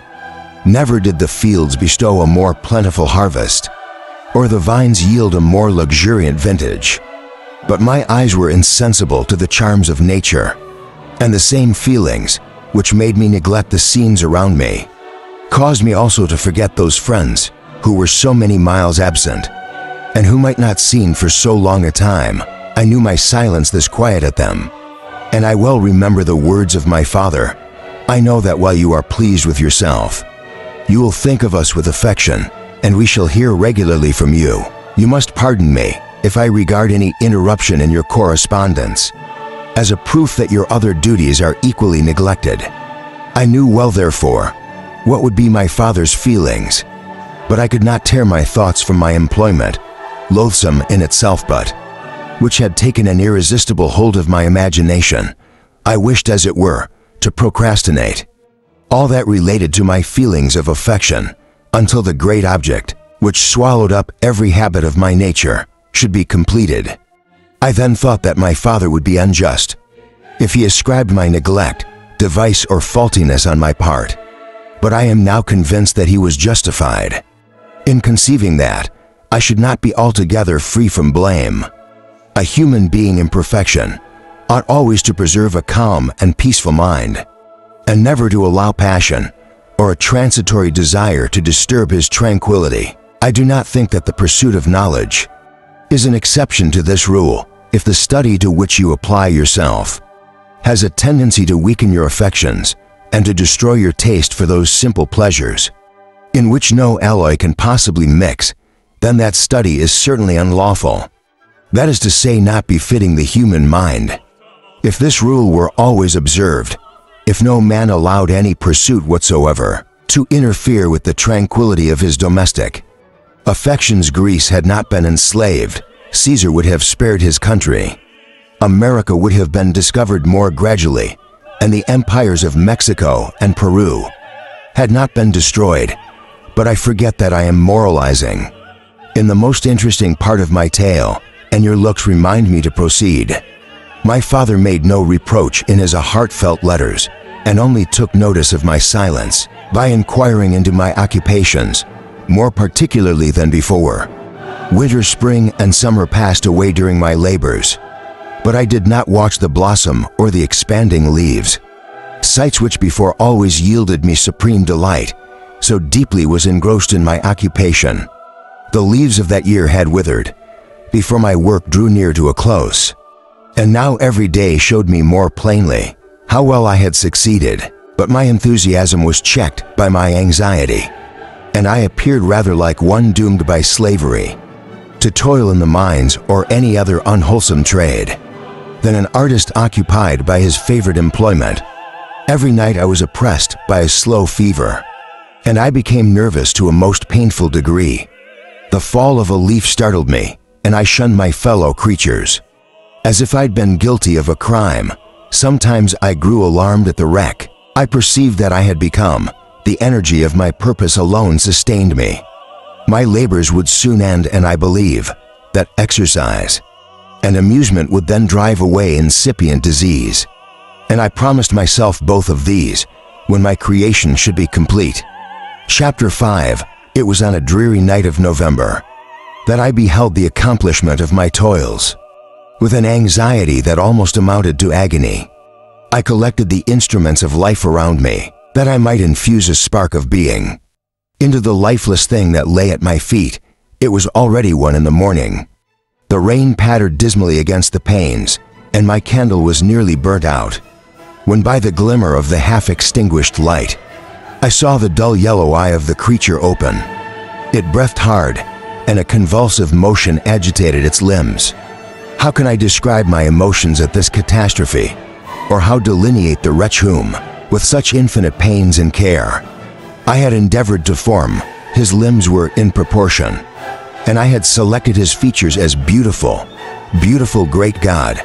His yellow skin scarcely covered the work of muscles and arteries. Beneath, his hair was of a lustrous black and flowing, his teeth of a pearly whiteness, but these luxuriances only formed a more horrid contrast with his watery eyes that seemed almost of the same color as the dun white sockets in which they were set, his shriveled complexion and straight black lips. The different accidents of life are not so changeable as the feelings of human nature. I had worked hard for nearly 2 years for the sole purpose of infusing life into an inanimate body. For this I had deprived myself of rest and health. I had desired it with an order that far exceeded moderation. But now that I had finished, the beauty of the dream vanished, and breathless horror and disgust filled my heart. Unable to endure the aspect of the being I had created, I rushed out of the room and continued a long time, traversing my bed chamber, unable to compose my mind to sleep at length. Latitude succeeded to the tumult I had before endured, and I threw myself on the bed in my clothes, endeavoring to seek a few moments of forgetfulness, but it was in vain. I slept indeed, but I was disturbed by the wildest dreams.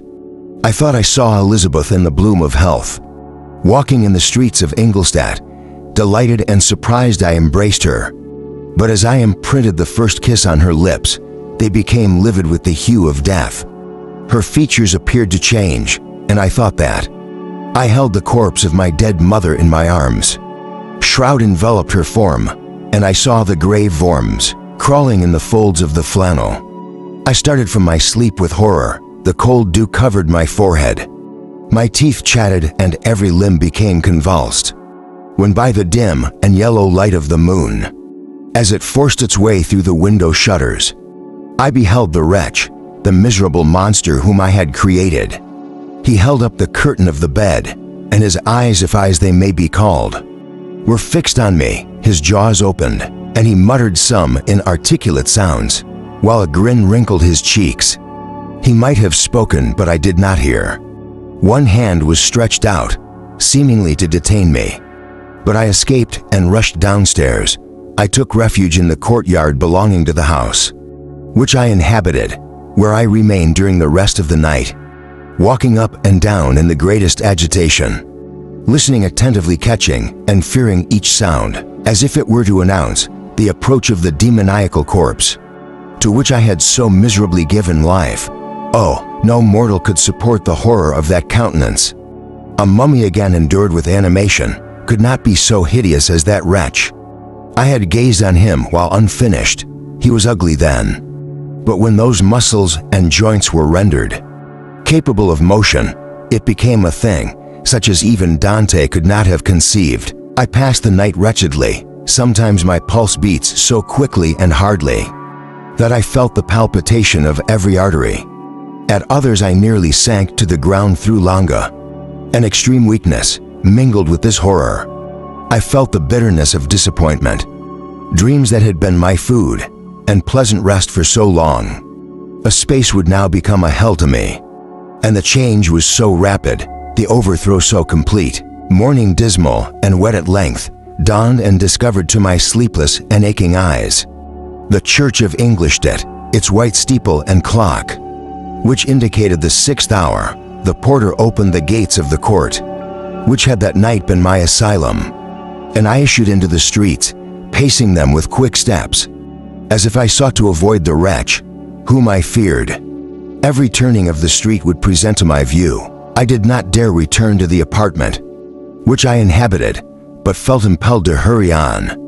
Although drenched by the rain, which poured from a black and comfortless sky, I continued walking in this manner for some time, endeavoring by bodily exercise to ease the load that weighed upon my mind.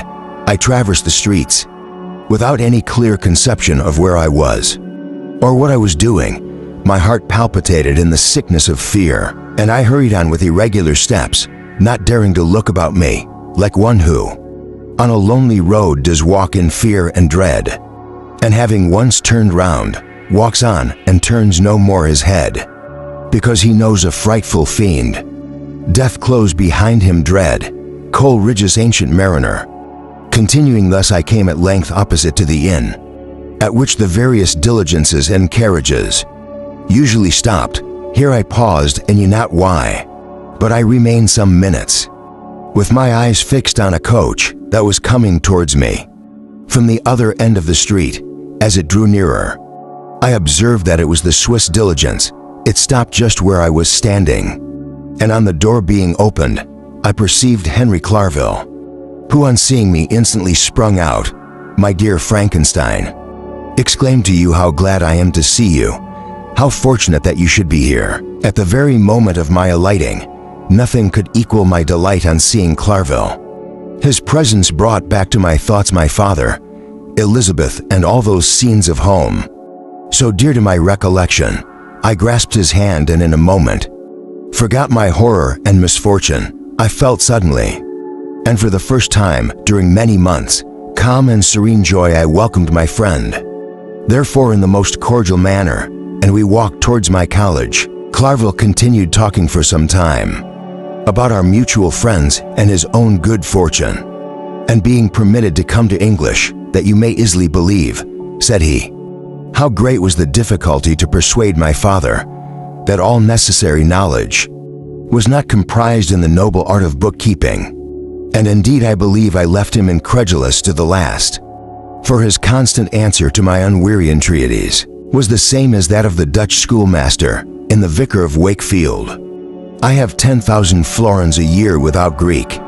I eat heartily without Greek, but his affection for me at length overcame his dislike of learning, and he has permitted me to undertake a voyage of discovery to the land of knowledge.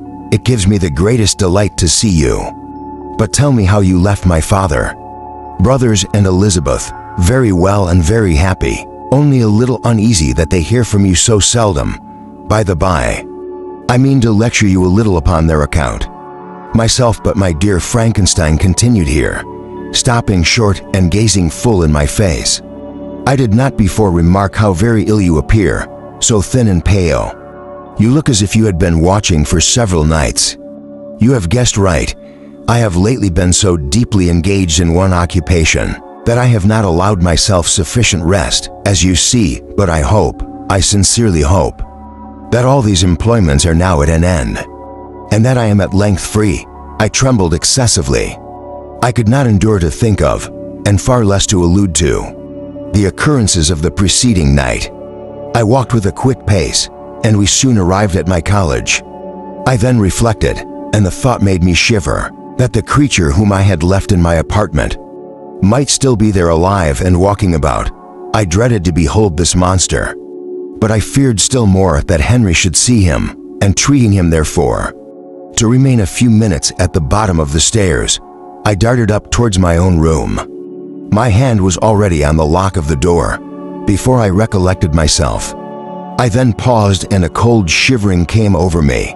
I threw the door forcibly open, as children are accustomed to do when they expect a specter to stand in, waiting for them on the other side. But nothing appeared. I stepped fearfully in. The apartment was empty, and my bedroom was also freed from its hideous guest. I could hardly believe that so great a good fortune could have befallen me. But when I became assured that my enemy had indeed fled, I clapped my hands for joy and ran down to Clevel. We ascended into my room, and the servant presently brought breakfast. But I was unable to contain myself. It was not joy only that possessed me. I felt my flesh tingle with excessive sensitiveness, and my pulse beat rapidly. I was unable to remain. For a single instant in the same place, I jumped over the chairs, clapped my hands and laughed aloud. Clavel at first attributed my unusual spirits to joy on his arrival, but when he observed me more attentively, he saw a wildness in my eyes, for which he could not account, and my loud unrestrained, heartless laughter frightened and astonished him. "My dear Victor," cried he, "what for God's sake is the matter? Do not laugh in that manner. How ill you are! What is the cause of all this? Do not ask me," cried I, putting my hands before my eyes, for I thought I saw the dreaded specter glide into the room. "He can tell, oh, save me, save me." I imagined that the monster seized me. I struggled furiously and fell down in a fit. Poor Clever, what must have been his feelings? The meeting which he anticipated with such joy so strangely turned to bitterness.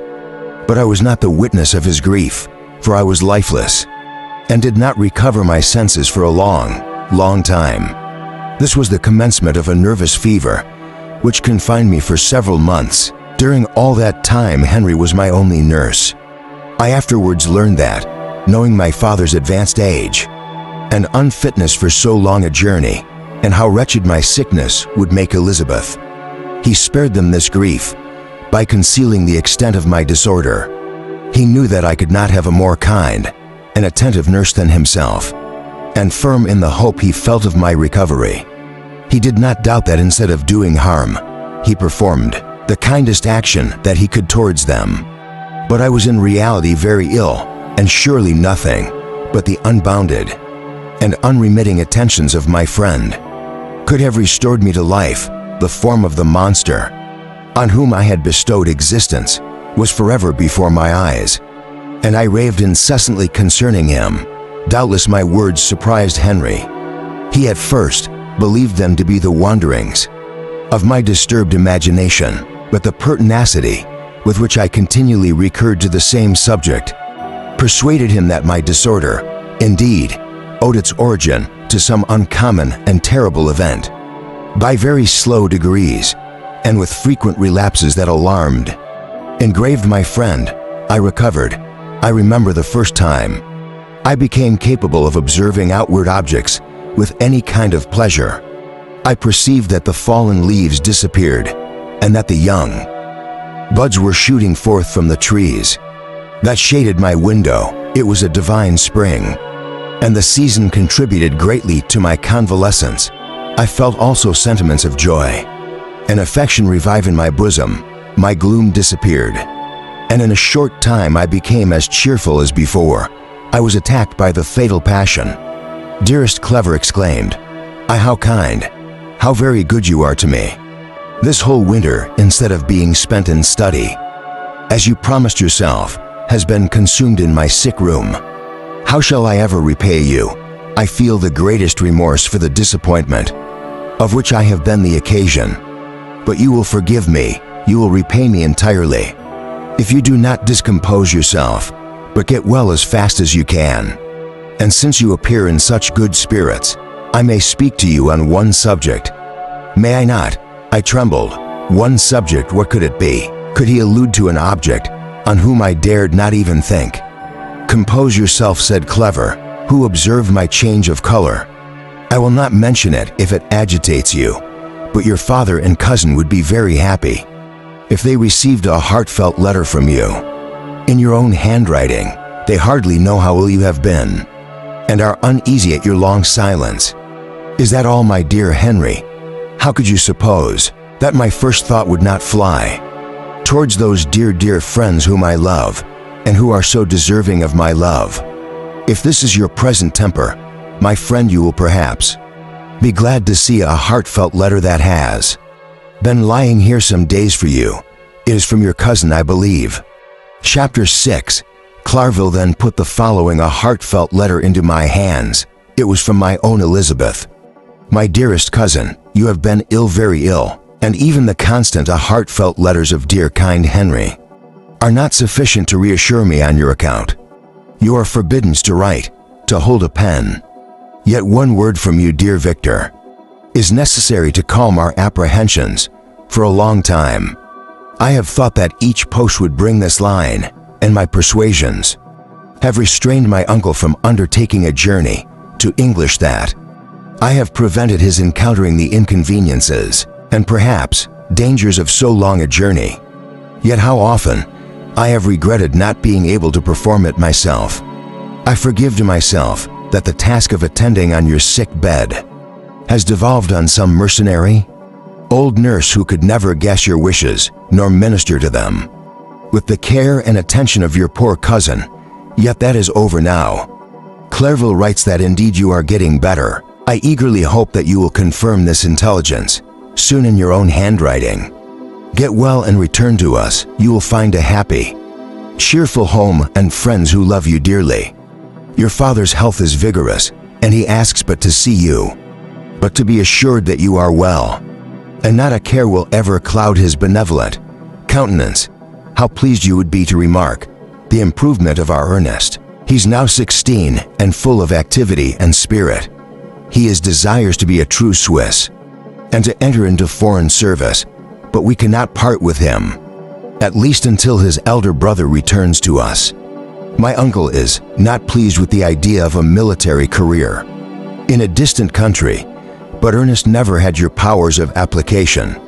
He looks upon study as an odious fetter. His time is spent in the open air, climbing the hills or rowing on the lake. I fear that he will become an idler unless we yield the point and permit him to enter on the profession which he has selected. Little alteration, except the growth of our dear children, has taken place since you left us.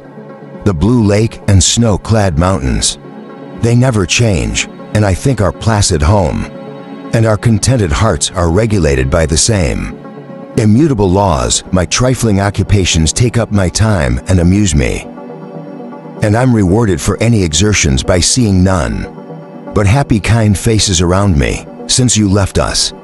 But one change has taken place in our little household. Do you remember on what occasion Justine Merritz entered our family? Probably you do not. I will relate her history, therefore, in a few words. Madame Merritz, her mother, was a widow with 4 children, of whom Justine was the 3rd. This girl had always been the favorite of her father, but through a strange perversity, her mother could not endure her, and after the death of Monsieur Merritz, treated her very ill. My aunt observed this, and when Justine was 12 years of age, prevailed on her mother to allow her to live at our house. The republican institutions of our country have produced simpler and happier manners than those which prevail in the great monarchies that surrounded. Hence there is less distinction between the several classes of its inhabitants, and the lower orders, being neither so poor nor so despised. Their manners are more refined and moral. A servant in Geneva does not mean the same thing as a servant in France and England. Justine thus received in our family learned the duties of a servant, a condition which in our fortunate country does not include the idea of ignorance and a sacrifice of the dignity of human being. Justine, you may remember, was a great favorite of yours, and I recollect you once remarked that if you were in an ill humor, one glance from Justine could dissipate it, for the same reason that Ariosto gives. Concerning the beauty of Angelica, she looked so frank-hearted and happy. My aunt conceived a great attachment for her, by which she was induced to give her an education superior to that which she had at first intended. This benefit was fully repaid. Justine was the most grateful little creature in the world. I do not mean that she made any professions. I never heard one pass her lips, but you could see by her eyes that she almost adored her protectress, although her disposition was gay and in many respects inconsiderate. Yet she paid the greatest attention to every gesture of my aunt. She thought her the model of all excellence, and endeavored to imitate her phraseology and manners, so that even now she often reminds me of her. When my dearest aunt died, everyone was too much occupied in their own grief to notice poor Justine, who had attended her during her illness. With the most anxious affection, poor Justine was very ill, but other trials were reserved for her. One by one her brothers and sister died, and her mother, with the exception of her neglected daughter, was left childless. The conscience of the woman was troubled. She began to think that the deaths of her favorites was a judgment from heaven. To chastise her partiality, she was a Roman Catholic, and I believe her confessor confirmed the idea. What she had conceived, accordingly, a few months after your departure for English, that Justine was called home by her repentant mother. Poor girl, she wept when she quitted our house. She was much altered since the death of my aunt. Grief had given softness and unwinning mildness to her manners, which had before been remarkable for vivacity. Nor was her residence at her mother's house of a nature to restore her gaiety. The poor woman was very vacillating in her repentance. She sometimes begged Justine to forgive her unkindness, but much often accused her of having caused the deaths of her brothers and sister. Perpetual threatening at length threw Madame Merritz into a decline, which at first increased her irritability, but she is now at peace forever. She died on the first approach of cold weather. At the beginning of this last winter, Justine has just returned to us, and I assure you I love her tenderly. She is very clever and gentle and extremely pretty. As I mentioned before, her mien and her expression continually remind me of my dear aunt. I must say also a few words to you, my dear cousin of little darling William. I wish you could see him. He's very tall of his age, with sweet laughing blue eyes, dark eyelashes and curling hair. When he smiles, two little dimples appear on each cheek, which are rosy with health. He's already had 1 or 2 little wives, but Louisa Byron is his favorite, a pretty little girl of 5 years of age. Now, dear Victor, I dare say you wish to be indulged in a little gossip concerning the good people of Geneva. The pretty Miss Mansfield has already received the congratulatory visits on her approaching marriage with a young Englishman, John Melbourne Esquire. Her ugly sister Manon married Monsieur Duvia, the rich banker, last autumn. Your favorite school fellow, Louis Manoir, has suffered several misfortunes since the departure of Clarville from Geneva, but he has already recovered his spirits and is reported to be on the point of marrying a lively, pretty French woman, Madame Tavernier. She is a widow and much older than Manoir, but she is very much admired and a favorite with everybody. I have written myself into better spirits, dear cousin, but my anxiety returns upon me. As I conclude, write, dearest Victor. 1 line, 1 word will be a blessing to us. 10,000 thanks to Henry for his kindness, his affection, and his many heartfelt letters. We are sincerely grateful. Adieu, my cousin. Take care of yourself, and I entreat you, write, Elizabeth Lavenza. Geneva, March 18th, 17. Dear Elizabeth, I exclaimed when I had read her a heartfelt letter. I will write instantly and relieve them from the anxiety they must feel. I wrote, and this exertion greatly fatigued me, but my convalescence had commenced and proceeded regularly. In another fortnight, I was able to leave my chamber. One of my first duties on my recovery was to introduce Clarville to the several professors of the university. In doing this, I underwent a kind of rough usage, ill befitting the wounds that my mind had sustained. Ever since the fatal night, the end of my labors, and the beginning of my misfortunes, I had conceived a violent antipathy, even to the name of natural philosophy. When I was otherwise quite restored to health, the sight of a chemical instrument would renew all the agony of my nervous symptoms. Henry saw this, and had removed all my apparatus from my view.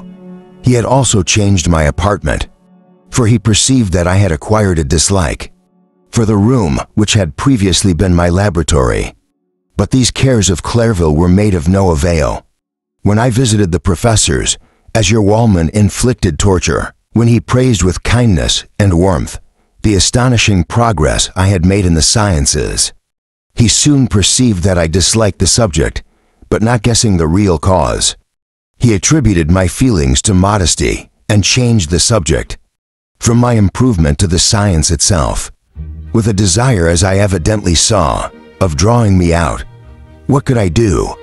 He meant to please, and he tormented me. I felt as if he had placed carefully, one by one in my view, those instruments which were to be, afterwards, used in putting me to a slow and cruel death.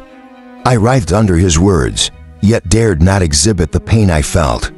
Clerval, whose eyes and feelings were always quick, in discerning the sensations of others, declined the subject, alleging in excuses total ignorance, and the conversation took a more general turn. I thanked my friend from my heart, but I did not speak. I saw plainly that he was surprised, but he never attempted to draw my secret from me, and although I loved him, with a mixture of affection and reverence that knew no bounds yet, I could never persuade myself to confide in him. That event, which was so often present to my recollection, but which I feared the detail to another, would only impress more deeply. Monsieur Crimp was not equally docile, and in my condition at that time, of almost insupportable sensitiveness, his harsh blunt encomiums gave me even more pain than the benevolent approbation of Monsieur Waldman. Down the fellow, cried he, why, Mr. Clarville, I assure you he has outstripped us all. I state a few pleas, but it is nevertheless true. A youngster who but a few years ago believed in Cornelius Agrippa as firmly as in the gospel, has now set himself at the head of the university, and if he is not soon pulled down, we shall all be out of countenance. I continued, he observing my face expressive of suffering, Mr. Frankenstein is modest and excellent quality in a young man. Young men should be dividend of themselves, you know, Mr. Clarville. I was myself when young, but that wears out in a very short time. Mr. Cramp had now commenced a eulogy on himself, which happily turned the conversation from a subject that was so annoying to me.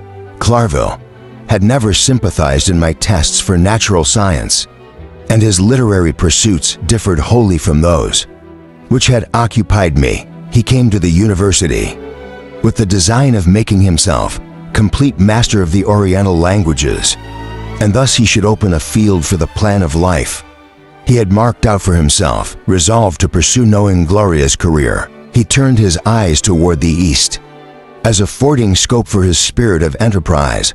The Persian, Arabic, and Sanskrit languages engaged his attention, and I was easily induced to enter on the same studies. Idleness had ever been irksome to me, and now that I wished to fly from reflection and hated my former studies, I felt great relief in being the fellow people with my friend, and found not only instruction, but consolation in the works of the Orientalists. I did not, like him, attempt a critical knowledge of their dialects, for I did not contemplate making any other use of them than temporary amusement. I read merely to understand their meaning, and they well repaid my labors. Their melancholy is soothing, and their joy elevating, to a degree I never experienced. In studying the authors of any other country, when you read their writings, life appears to consist in a warm sun and a garden of roses, in the smiles and frowns of a fair enemy, and the fire that consumes your own heart. How different from the manly and heroical poetry of Greece and Rome. Summer passed away in these occupations, when my return to Geneva was fixed for the latter end of autumn, but being delayed by several accidents, winter and snow arrived. The roads were deemed impossible, and my journey was retarded until the ensuing spring. I felt this delay very bitterly, for I longed to see my native town and my beloved friends. My return had only been delayed so long from unwillingness to leave Clairville, in a strange place, before he had become acquainted with any of its inhabitants. The winter, however, was spent cheerfully, and although the spring was uncommonly late when it came, its beauty compensated for its dilatoriness. The month of May had already commenced, and I expected the latter daily, which was to fix the date of my departure, when Henry proposed a pedestrian tour and the environs of Ingolstadt, that I might bid a personal farewell to the country I had so long inhabited. I acceded with pleasure to this proposition. I was fond of exercise, and Clairville had always been my favorite companion in the ramble of this nature that I had taken among the scenes of my native country. We passed a fortnight in these perambulations. My health and spirits had long been restored, and they gained additional strength from the salubrious air I breathed, the natural incidents of our progress, and the conversation of my friend study had before secluded me from the intercourse of my fellow creatures and rendered me unsocial. But Clairville called forth the better feelings of my heart. He again taught me to love the aspect of nature and the cheerful faces of children. Excellent friend, how sincerely you did love me, and endeavor to elevate my mind until it was on a level with your own. A selfish pursuit had cramped and narrowed me, until your gentleness and affection warmed and opened my senses. I became the same happy creature who a few years ago loved and beloved by all, had no sorrow or care when happy. Inanimate nature had the power of bestowing on me the most delightful sensations. A serene sky and verdant fields filled me with ecstasy. The present season was indeed divine. The flowers of spring bloomed in the hedges, while those of summer were already in bud. I was undisturbed by thoughts which, during the preceding year, had pressed upon me. Notwithstanding my endeavors to throw them off with an invincible burden, Henry rejoiced in my gaiety and sincerely sympathized in my feelings. He exerted himself to amuse me, while he expressed the sensations that fill his soul. The resources of his mind on this occasion were truly astonishing. His conversation was full of imagination, and very often, in imitation of the Persian and Arabic writers, he invented tales of wonderful fancy and passion. But other times he repeated my favorite poems, or drew me out into arguments, which he supported with great ingenuity. We returned to our college on a Sunday afternoon. The peasants were dancing, and everyone we met appeared gay and happy. My own spirits were high, and I bounded along with feelings of unbridled joy and hilarity. Chapter 7. On my return, I found the following: a heartfelt letter from my father. My dear Victor, you have probably waited impatiently for a heartfelt letter to fix the date of your return to us, and I was at first tempted to write only a few lines, merely mentioning the day on which I should expect you. But that would be a cruel kindness, and I dare not do it. What would be your surprise, my son, when you expected a happy and glad welcome to behold? On the contrary, tears and wretchedness. And how, Victor, can I relate our misfortune? Absence cannot have rendered you callous to our joys and griefs, and how shall I inflict pain on my long-absent son? I wish to prepare you for the willful news, but I know it is impossible. Even now your eyes skims over the page to seek the words which are to convey to you the horrible tidings. William is dead, that sweet child, whose smiles delighted and warmed my heart, who was so gentle yet so gay. Victor, he is murdered. I will not attempt to console you, but will simply relate the circumstances of the transaction. Last Thursday, May 7th, I, my niece, and your two brothers went a walk in Plain Pala. The evening was warm and serene, and we prolonged our walk farther than usual. It was already dusk before we thought of returning, and then we discovered that William and Ernest, who had gone on before, were not to be found. We accordingly rested on a seat until they should return. Presently, Ernest came and inquired if we had seen his brother. He said that he had been playing with him, that William had run away to hide himself, and that he vainly sought for him, and afterwards waited for a long time, but that he did not return. This account rather alarmed us, and we continued to search for him until night fell, when Elizabeth conjectured that he might have returned to the house. He was not there. We returned again with torches, for I could not rest when I thought that my sweet boy had lost himself and was exposed to all the damps and dews of night. Elizabeth also suffered extreme anguish. About 5 in the morning, I discovered my lovely boy, whom the night before I had seen, blooming and active in health, stretched on the grass, livid and emotionless. The print of the murderer's finger was on his neck. He was conveyed home, and the anguish that was visible in my countenance betrayed the secret to Elizabeth. She was very earnest to see the corpse. At first I attempted to prevent her, but she persisted, and entering the room where it lay, hastily examined the neck of the victim, and clasping her hands exclaimed, "Oh God, I have murdered my darling child." She fainted and was restored with extreme difficulty. When she again lived, it was only to weep and sigh. She told me that that same evening, William had teased her to let him wear a very valuable miniature that she possessed of your mother. This picture is gone, and was, doubtless, the temptation which urged the murderer to the deed. We have no trace of him at present, although our exertions to discover him are unremitted, but they will not restore my beloved William. Come, dearest Victor, you alone can console Elizabeth. She weeps continually, and accuses herself unjustly as the cause of his death. Her words pierce my heart. We are all unhappy, but will not that be an additional motive for you, my son, to return and be our comforter? Your dear mother, alas, Victor, I now say, thank God she did not live to witness the cruel, miserable death of her youngest darling. Come, Victor, not brooding thoughts of vengeance against the assassin, but with feelings of peace and gentleness that will heal.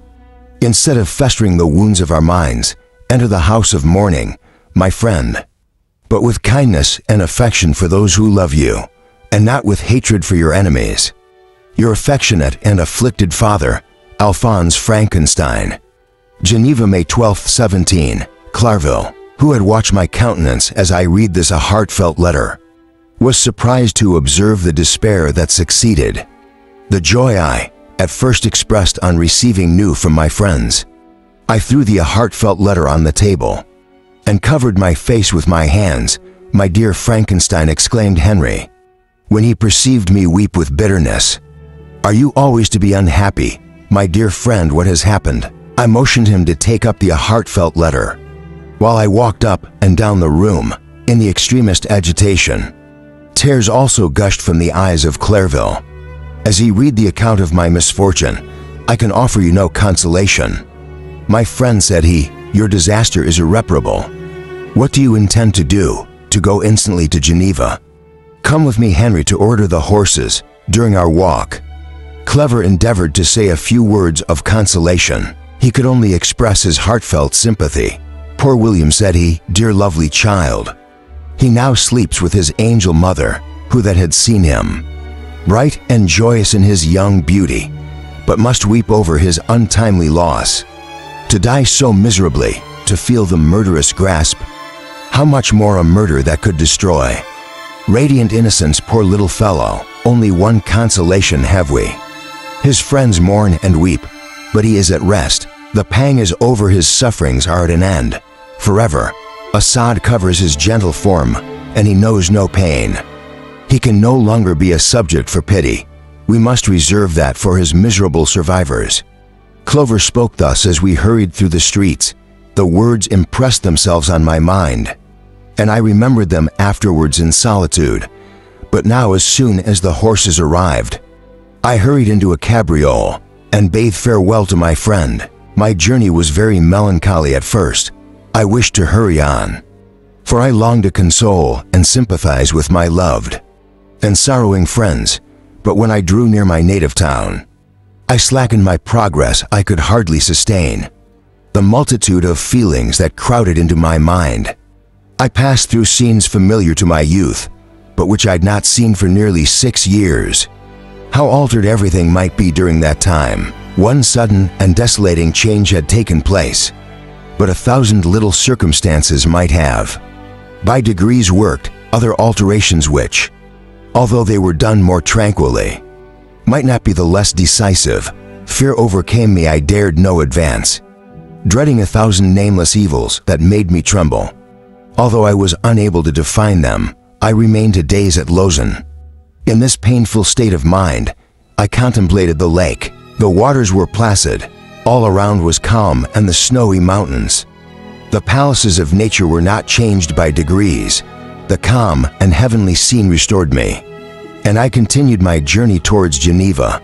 The road ran by the side of the lake, which became narrower as I approached my native town. I discovered more distinctly the black sides of Jura and the bright summit of Mont Blanc. I wept like a child. Dear mountains, my own beautiful lake, how do you welcome your wanderer? Your summits are clear.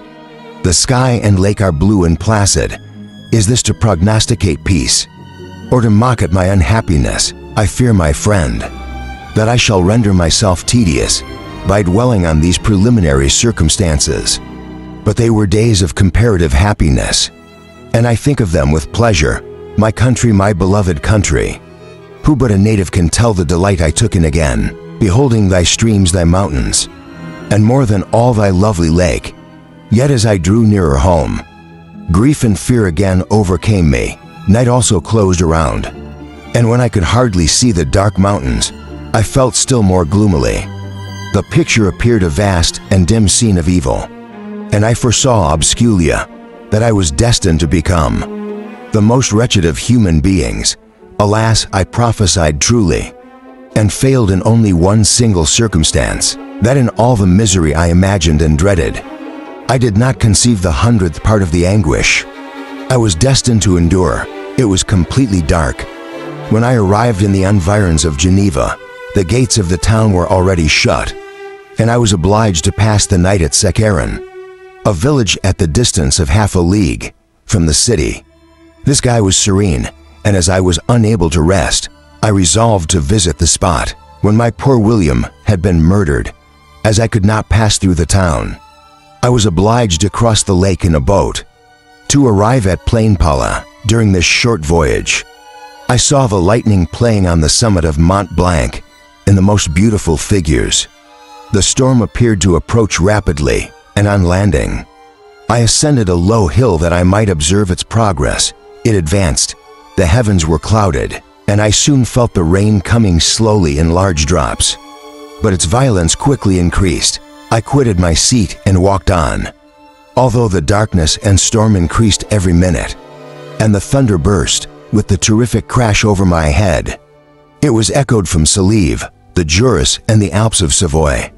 Vivid flashes of lightning dazzled my eyes, illuminating the lake, making it appear like a vast sheet of fire. Then for an instant, everything seemed of a pitchy darkness, until the eye recovered itself from the preceding flash. The storm, as is often the case in Switzerland, appeared at once in various parts of the heavens. The most violent storm hung exactly north of the town, over the part of the lake which lies between the promontory of Bellerive and the village of Copet. Another storm enlightened Douro with faint flashes, and another darkened and sometimes disclosed the Mole, a peaked mountain to the east of the lake. While I watched the tempest, so beautiful yet terrific, I wandered on with a hasty step. This noble war in the sky elevated my spirits. I clasped my hands and exclaimed aloud, "William, dear angel, this is thy funeral, this thy dirge." As I said these words, I perceived in the gloom a figure, which stole from behind a clump of trees near me. I stood fixed, gazing intently. I could not be mistaken. A flash of lightning illuminated the object, and discovered it shaped plainly to me. Its gigantic stature and the deformity of its aspect, more hideous than belongs to humanity, instantly informed me that it was the wretch, the filthy demon to whom I had given life. What did he there could he be? I shuddered at the conception. The murderer of my brother. No sooner did that idea cross my imagination that I became convinced of its truth. My teeth chattered, and I was forced to lean against a tree for support. The figure passed me quickly, and I lost it in the gloom. Nothing in human shape could have destroyed the fair child. He was the murderer, I could not doubt it. The mere presence of the idea was an irresistible proof of the fact. I thought of pursuing the devil, but it would have been in vain, for another flash discovered him to me, hanging among the rocks of the nearly perpendicular ascent of Mont Salive, a hill that bounds Plainpala on the south. He soon reached the summit and disappeared. I remained motionless. The thunder ceased, but the rain still continued, and the scene was enveloped in an impenetrable darkness. I revolved in my mind the events which I had, until now, sought to forget. The whole train of my progress toward the creation the appearance of the works of my own hands. At my bedside its departure, 2 years had now nearly elapsed, since the night on which he first received life. And was this his first crime? Alas, I had turned loose into the world a depraved wretch, whose delight was in carnage and misery. Had he not murdered my brother? No one can conceive the anguish I suffered during the remainder of the night, which I spent cold and wet in the open air. But I did not feel the inconvenience of the weather. My imagination was busy in scenes of evil and despair. I considered the being whom I had cast among mankind, and endowed with the will and the power to effect purposes of horror. Such is the deed which he had now done, nearly in the light of my own vampire, my own spirit let loose from the grave, and forced to destroy all that was dear to me. Day dawned, and I directed my steps towards the town. The gates were open, and I hastened to my father's house. My first thought was to discover what I knew of the murderer, and cause instant pursuit to be made. But I paused when I reflected on the story that I had to tell. A being whom I myself had formed and endured with life had met me at midnight, among the precipices of an inaccessible mountain. I remembered also the nervous fever with which I had been seized just at the time that I dated my creation, and which would give an air of delirium to a tale otherwise so utterly improbable. I well knew that, if any other had communicated such a relation to me, I should have looked upon it as the ravings of insanity. Besides, the strange nature of the animal would elude all pursuit even if I were so far credited as to persuade my relatives to commence it. And then of what use would be pursuit? Who could arrest a creature capable of scaling the overhanging sides of Mont Salef? These reflections determined me, and I resolved to remain silent. It was about 5 in the morning when I entered my father's house. I told the servants not to disturb the family, and went into the library to attend their usual hour of rising. 6 years had elapsed past in a dream, but for one indelible trace, and I stood in the same place where I had last embraced my father before my departure. For Ingolstadt, beloved and venerable parent, he still remained to me. I gazed on the picture of my mother, which stood over the mantelpiece. It was an historical subject, painted at my father's desire, and represented Caroline Beaufort in an agony of despair, kneeling by the coffin of her dead father. A gob was rustic and her cheek pale, but there was an air of dignity and beauty that hardly permitted the sentiment of pity. Below this picture was a miniature of William, and my tears flowed when I looked upon it. While I was thus engaged, Ernest entered. He had heard me arrive and hasting to welcome me. "Welcome, my dearest Victor," said he. "Ah, I wish you had come 3 months ago, and then you will found us all joyous and delighted. You come to us now to share a misery which nothing can alleviate.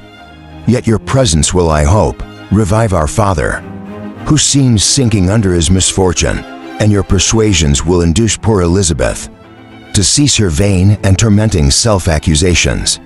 Poor William, he was our darling and our pride." Tears unrestrained fell from my brother's eyes. A sense of mortal agony crept over my frame. Before I had only imagined the wretchedness of my desolated home, the reality came on me as a new and a not less terrible disaster. I tried to calm Ernest. I inquired more minutely concerning my father, and here I named my cousin. She most of all, said Ernest, requires consolation. She accused herself of having caused the death of my brother, and that made her very wretched. But since the murder has been discovered, the murderer discovered, good God, how can that be who could attempt to pursue him? It is impossible. One might as well try to overtake the winds, or confine a mountain stream with a straw. I saw him he was free last night. I do not know what you mean, replied my brother in accents of wonder. But to us, the discovery we have made completes on misery. No one would believe it at first, and even now Elizabeth will not be convinced, notwithstanding all the evidence. Indeed, who would credit that Justine Merritz, who was so amiable and fond of all the family, could suddenly become so capable of so frightful So appalling a crime. Justine merits. Poor girl, is she the accused? But it is wrongfully, everyone knows that. No one believes it, surely earnest. No one did at first. But several circumstances came out that have almost forced conviction upon us. And her own behavior has been so confused as to add to the evidence of facts await, that I fear leaves no hope for doubt. But you will be tried today, and you will then hear all. He then related that the morning on which the murder of poor William had been discovered, Justine had been taken ill and confined to her bed for several days. During this interval, one of the servants, happening to examine the apparel she had worn on the night of the murder, had discovered in her pocket the picture of my mother, which had been judged to be the temptation of the murderer. The servant instantly showed it to one of the others, who, without saying a word to any of the family, went to a magistrate, and upon their deposition, Justine was apprehended on being charged with the fact. The poor girl confirmed the suspicion in a great measure by her extreme confusion of manner. This was a strange tale, but it did not shake my faith, and I replied earnestly, "You are all mistaken. I know the murderer, Justine. Poor good Justine is innocent." At that instant my father entered. I saw unhappiness deeply impressed on his countenance, but he endeavored to welcome me cheerfully, and after we'd exchanged our mournful greeting, would have introduced some other topic than that of our disaster, had not Ernest exclaimed, "Good God, Papa, Victor says that he knows who was the murderer of poor William." "We do also, unfortunately," replied my father, "for indeed I had rather have been forever ignorant than have discovered so much depravity and ungratitude in one I valued so highly. My dear father, you are mistaken. Justine is innocent. If she is, God forbid that she should suffer as guilty, she is to be tried today, and I sincerely hope that she will be acquitted." This speech calmed me. I was firmly convinced in my own mind that Justine, and indeed every human being, was guiltless of this murder. I had no fear, therefore, that any circumstantial evidence could be brought forward strong enough to convict her. My tale was not one to announce publicly. Its astounding horror would be looked upon as madness by the vulgar. Did anyone indeed exist except I, the Creator? Who would believe unless his senses convinced him in the existence of the living monument of presumption and rash ignorance which I had let loose upon the world? We were soon joined by Elizabeth. Time had altered her since I last beheld her. It had endowed her with loveliness, surpassing the beauty of her childish years. There was the same candor, the same vivacity, but it was allied to an expression more full of sensibility and intellect. She welcomed me with the greatest affection. "Your arrival, my dear cousin," said she, "fills me with hope. You perhaps will find some means to justify my poor, guiltless Justine, alas, who is safe if she be convicted of crime. I rely on her innocence as certainly as I do upon my own. Our misfortune is doubly hard to us. We have not only lost that lovely, darling boy, but this poor girl, whom I sincerely love, is to be torn away by even a worse fate. If she is condemned, I never shall know joy more. But she will not, I am sure she will not, and then I shall be happy again, even after the sad death of my little William. She is innocent, my Elizabeth, said I, and that shall be proved. Fear nothing, but let your spirits be cheered by the assurance of her acquittal. How kind and generous you are. Everyone else believes in her guilt, and that made me wretched, for I knew that it was impossible, and to see everyone else prejudiced in so deadly a manner rendered me hopeless and despairing. She wept. Dearest niece, said my father, dry your tears. If she is as you believe innocent, rely on the justice of our laws and the activity with which I shall prevent the slightest shadow of partiality. Chapter 8. We passed a few sad hours until 11 o'clock, when the trial was to commence, my father and the rest of the family being obliged to attend as witnesses. I accompanied them to the court. During the whole of this wretched mockery of justice, I suffered living torture. It was to be decided whether the result of my curiosity and lawless devices would cause the death of two of my fellow beings. One a smiling babe full of innocence and joy, the other far more dreadfully murdered, with every aggravation of infamy that could make the murder memorable in horror. Justine also was a girl of merit and possessed qualities which promised to render her life happy. Now all was to be obliterated in an ignominious grave, and I the cause 1,000 times rather would I have confessed myself guilty of the crime ascribed to Justine, but I was absent when it was committed, and such a declaration would have been considered as the ravings of a madman, and would not have exculpated her who suffered through me. The appearance of Justine was calm. She was dressed in mourning, and her countenance, always engaging, was rendered by the solemnity of her feelings. Exquisitely beautiful, yet she appeared confident in innocence and did not tremble, although gazed on and execrated by thousands for all the kindness which her beauty might otherwise have excited, was obliterated in the minds of the spectators by the imagination of the enormity she was supposed to have committed. She was tranquil, yet her tranquility was evidently constrained, and as her confusion had before been reduced as a proof of her guilt, she worked up her mind to an appearance of courage. When she entered the court, she threw her eyes round it, and quickly discovered where we were seated.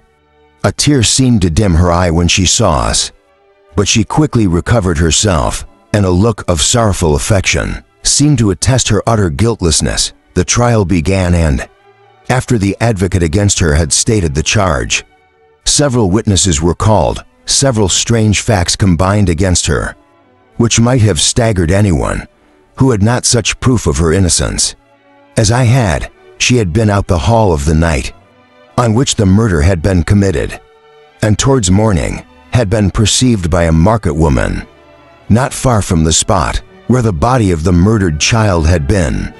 Afterwards found, the woman asked her what she did there, but she looked very strangely and only returned a confused and unintelligible answer. She returned to the house about 8 o'clock, and when one inquired where she had passed the night, she replied that she had been looking for the child and demanded earnestly if anything had been heard concerning him. When shown the body, she fell into violent hysterics and kept her bed for several days. The picture was then produced, which the servant had found in her pocket, and when Elizabeth, in a faltering voice, proved that it was the same which an hour before the child had been missed, she had placed round his neck, a murmur of horror and indignation filled the court. Justine was called on for her defense. As the trial had proceeded, her countenance had altered. Surprise, horror, and misery was strongly expressed. Sometimes she struggled with her tears, but when she was desired to plead, she collected her powers and spoke in an audible, although variable voice. God knows, she said, how entirely I am innocent, but I do not pretend that my protestation should equip me. I rest my innocence on a plain and simple explanation of the facts which have been reduced against me, and I hope the character I have always borne will incline my judges to a favorable interpretation where any circumstance appears doubtful or suspicious. She then related that, by the permission of Elizabeth, she had passed the evening of the night on which the murder had been committed to the house of an aunt at Shen, the village situated about a league from Geneva. On her return at about 9 o'clock, she met a man who asked her if she had seen anything of the child, who was lost. She was alarmed by this account, and passed several hours in looking for him when the gates of Geneva were shut, and she was forced to remain several hours of the night in a barn belonging to a cottage, being unwilling to call up the inhabitants, to whom she was well known. Most of the night she spent here watching. Towards morning, she believed that she slept for a few minutes. Some steps disturbed her, and she awoke. It was dawn, and she quitted her asylum, that she might again endeavor to find my brother. If she had gone near the spot where his body lay, it was without her knowledge that she had been bewildered. When questioned by the market woman, was not surprising, since she had passed a sleepless night and the fate of poor William was yet uncertain. Concerning the picture she could give no account. I know, continued the unhappy victim, how heavily and fatally. This one circumstance weighs against me, but I have no power of explaining it. And when I have expressed my utter ignorance, I'm only left to conjecture concerning the probabilities by which it might have been placed in my pocket. But here also I am checked. I believe that I have no enemy on earth, and none surely would have been so wicked as to destroy me. Wantonly did the murderer place it there. I know of no opportunity afforded him for so doing. Or if I had, why should he have stolen the jewel? To part with it again so soon, I commit my cause to the justice of my judges. Yet I see no room for hope. I beg permission to have a few witnesses examined concerning my character, and if their testimony shall not overweigh my supposed guilt, I must be condemned, although I would pledge my salvation on my innocence. Several witnesses were called, who had known her for many years, and they spoke well of her, but fear and hatred of the crime, of which they suppose her guilty, rendered them timorous and unwilling to come forward. Elizabeth saw even this last resource, her excellent dispositions and irreproachable conduct, about to fail the accused when, although violently agitated, she desired permission to address the court. I am, said she, the cousin of the unhappy child who was murdered, or rather his sister, for I was educated by, and have lived with his parents ever since, and even long before his birth. It may therefore be judged indecent to me to come forward on this occasion, but when I see a fellow creature about to perish through the cowardice of her pretended friends, I wish to be allowed to speak, that I may say what I know of her character. I am well acquainted with the accused. I have lived in the same house with her, at one time for 5, and at another for nearly 2 years. During all that period she appeared to me the most amiable and benevolent of human creatures.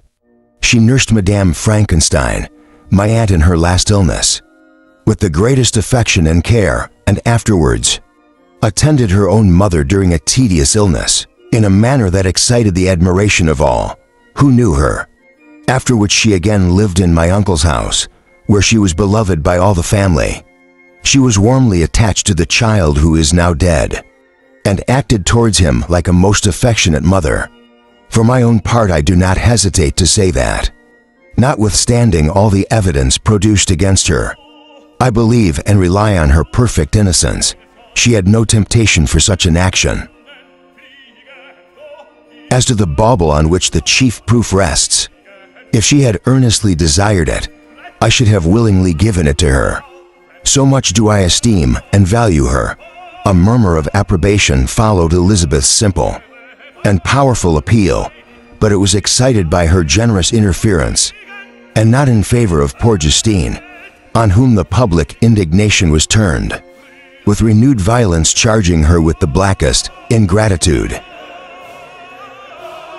She herself wept as Elizabeth spoke, but she did not answer. My own agitation and anguish was extreme. During the whole trial, I believed in her innocence. I knew it. Could the demon who had, I did not for a minute doubt, murdered my brother also in his hellish sport, have betrayed the innocent to death and ignominy? I could not sustain the horror of my situation, and when I perceived that the popular voice and the countenance of the judges had already condemned my unhappy victim, I rushed out of the court in agony. The tortures of the accused did not equal mine. She was sustained by innocence, but the fangs of remorse tore my bosom, and would not forego their hold. I passed a night of unmingled wretchedness. In the morning I went to the court. My lips and throat were patched. I dared not ask the fatal question, but I was known, and the officer guessed the cause of my visit. The ballots had been thrown. They were all black, and Justine was condemned. I cannot pretend to describe what I then felt. I had before experienced sensations of horror, and I have endeavored to bestow upon them adequate expressions. But words cannot convey an idea of the heart, sickening despair that I then endured. The person to whom I addressed myself, added that Justine had already confessed her guilt, that evidence he observed was hardly required in so glaring a case, but I am glad of it, and indeed, none of our judges like to condemn a criminal upon circumstantial evidence, be it ever so decisive. This was strange and unexpected intelligence. What could it mean? Had my eyes deceived me, and was I really as mad as the whole world would believe me to be? If I disclosed the object of my suspicions, I hastened to return home, and Elizabeth eagerly demanded the result. My cousin replied, "It is decided as you may have expected. All judges had rather that 10 innocent should suffer than that one guilty should escape, but she has confessed." This was a diablo to poor Elizabeth, who had relied with firmness upon Justine's innocence. "Alas," said she, "how shall I ever again believe in human goodness? Justine, whom I loved and esteemed as my sister, how could she put on those smiles of innocence, only to betray her mild eyes, seemed incapable of any severity or guile? And yet she has committed a murder soon after we heard that the poor victim had expressed a desire to see my cousin. My father wished her not to go, but said that he left it to her own judgment and feelings to decide." "Yes," said Elizabeth, "I will go, although she is guilty, and you, Victor, shall accompany me. I cannot go alone." The idea of this visit was torture to me, yet I could not refuse. We entered the gloomy prison chamber and beheld Justine sitting on some straw at the farther end. Her hands were manacled, and her head rested on her knees. She rose on seeing us enter, and when we were left alone with her, she threw herself at the feet of Elizabeth. Weeping bitterly, my cousin wept also. "O Justine," said she, "why did you rob me of my last consolation? I relied on your innocence. And although I was then very wretched, I was not so miserable as I am now. And do you also believe that I'm so very, very wicked? Do you also join with my enemies to crush me, to condemn me as a murderer?" Her voice was suffocated with sobs. "Rise, my poor girl," said Elizabeth. "Why do you kneel if you are innocent? I am not one of your enemies. I believed you guiltless, notwithstanding every evidence, until I heard that you had yourself declared your guilt. That report you say is false, and be assured, dear Justine, that nothing can shake my confidence in you. For a moment, but your own confession. I did confess, but I confessed a lie. I confessed that I might obtain absolution. But now that falsehood lies heavier at my heart than all my other sins, the God of heaven forgive me. Ever since I was condemned, my confessor has besieged me. He threatened and menaced, until I almost began to think that I was the monster that he said I was. He threatened excommunication and hellfire. In my last moments, if I continued object, dear lady, I had none to support me. All looked on me as a wretch, doomed to ignominy and petition. What could I do in an evil hour? I subscribed to a lie. And now only am I truly miserable." She paused, weeping, and then continued, "I thought with horror, my sweet lady, that you should believe your Justine, whom your blessed aunt had so highly honored, and whom you loved, was a creature capable of a crime which none but the devil himself could have perpetrated. Dear William, dearest blessed child, I soon shall see you again in heaven, where we shall all be happy, and that consoles me, going as I am to suffer ignominy and death. O Justine, forgive me for having one moment distrusted you. Why did you confess? But do not mourn, dear girl. Do not fear, I will proclaim, I will prove your innocence. I will melt the stony hearts of your enemies. By my tears and prayers you shall not die. You, my playfellow, my companion, my sister, perish on the scaffold. No, no, I never could survive so horrible an misfortune." Justine shook her head mournfully. "I do not fear to die," she said. "That pain is past. God raises my weakness and gives me courage to endure the worst. I leave a sad and bitter world, and if you remember me, and think of me as of one unjustly condemned, I am resigned to the fate awaiting me. Learn from me, dear lady, to submit in patience to the will of heaven. During this conversation, I had retired to a corner at the prison room where I could conceal the horrid anguish that possessed me, despair. Who dare talk of that? The poor victim who won. The motto was to pass the awful boundary between life and death, felt not as I did, such deep and bitter agony. I gnashed my teeth and ground them together, uttering a groan that came from my inmost soul. Justine started when she saw who it was. She approached me and said, "Dear sir, you are very kind to visit me, I hope. Do not believe that I am guilty." I could not answer. "No, Justine," said Elizabeth. "He is more convinced of your innocence than I was. For even when he heard that you had confessed, he did not credit it. I truly thank him in these last moments. I feel the sincerest gratitude towards those who think of me with kindness. How sweet is the affection of others to such a wretch as I am. It removes more than half of my misfortune, and I feel as if I could die in peace.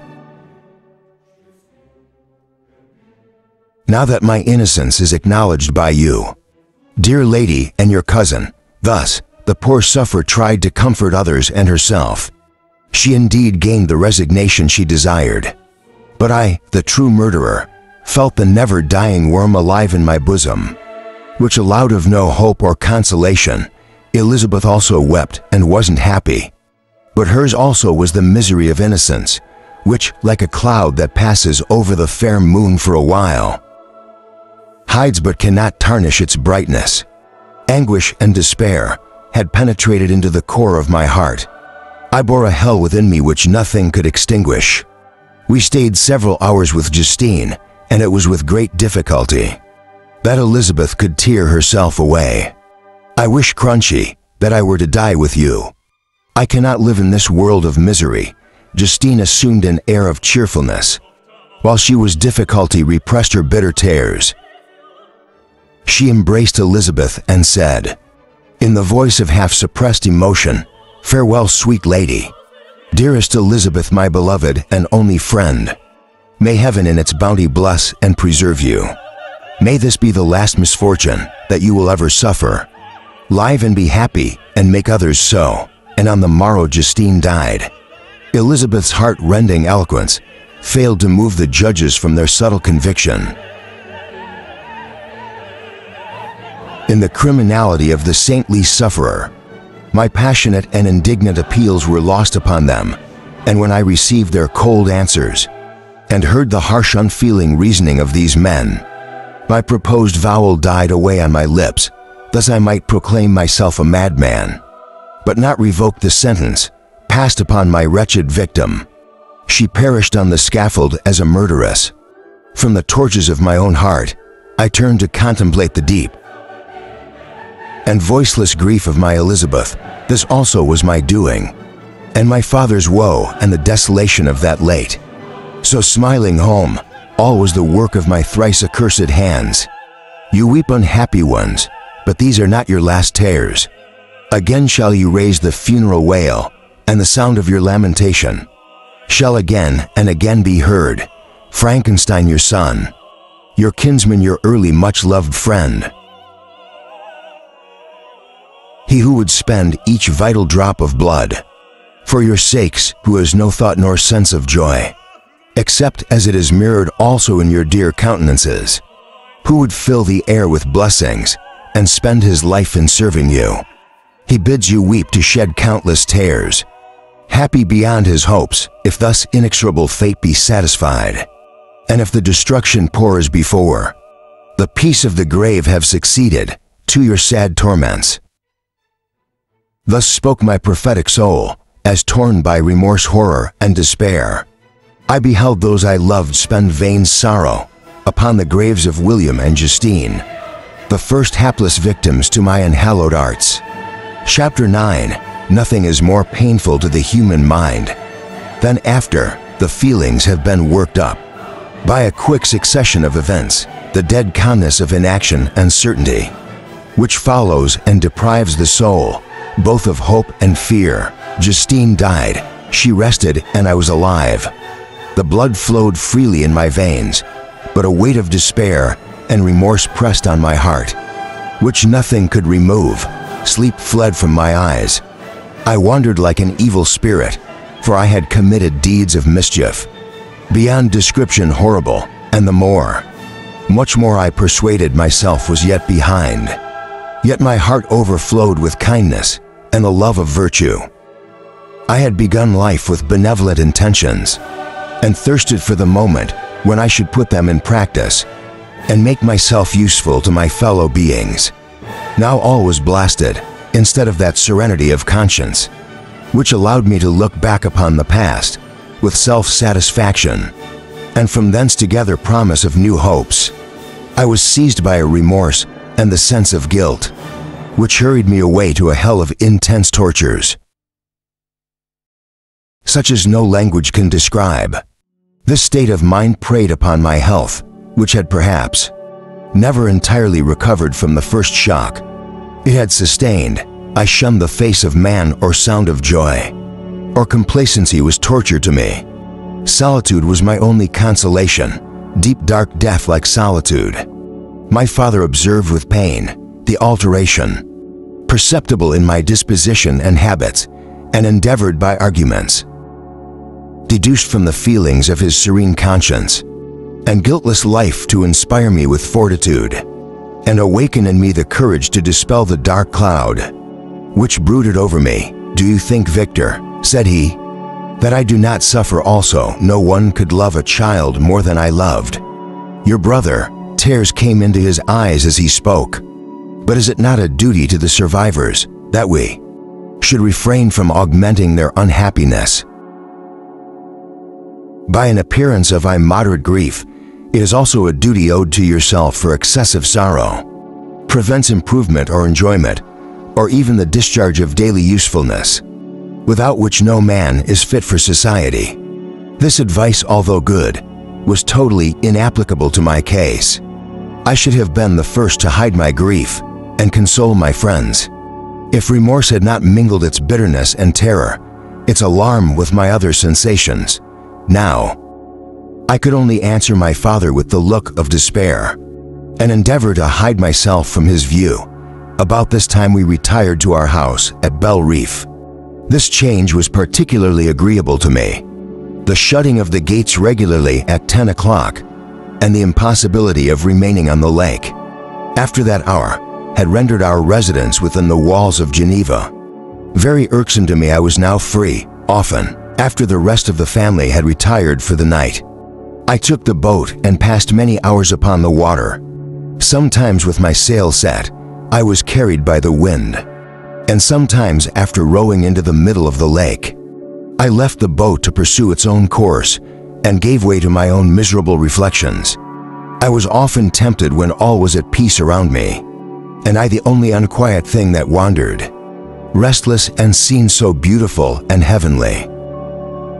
If I except Sinbad or the frogs, whose harsh and interrupted croaking was heard only when I approached the shore, often I say, I was tempted to plunge into the silent lake, that the waters might close over me and my calamities forever, but I was restrained.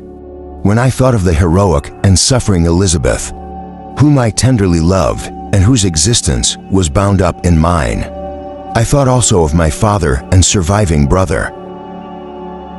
Should I by my base desertion leave them exposed and unprotected to the malice of the fiend, whom I had let loose among them?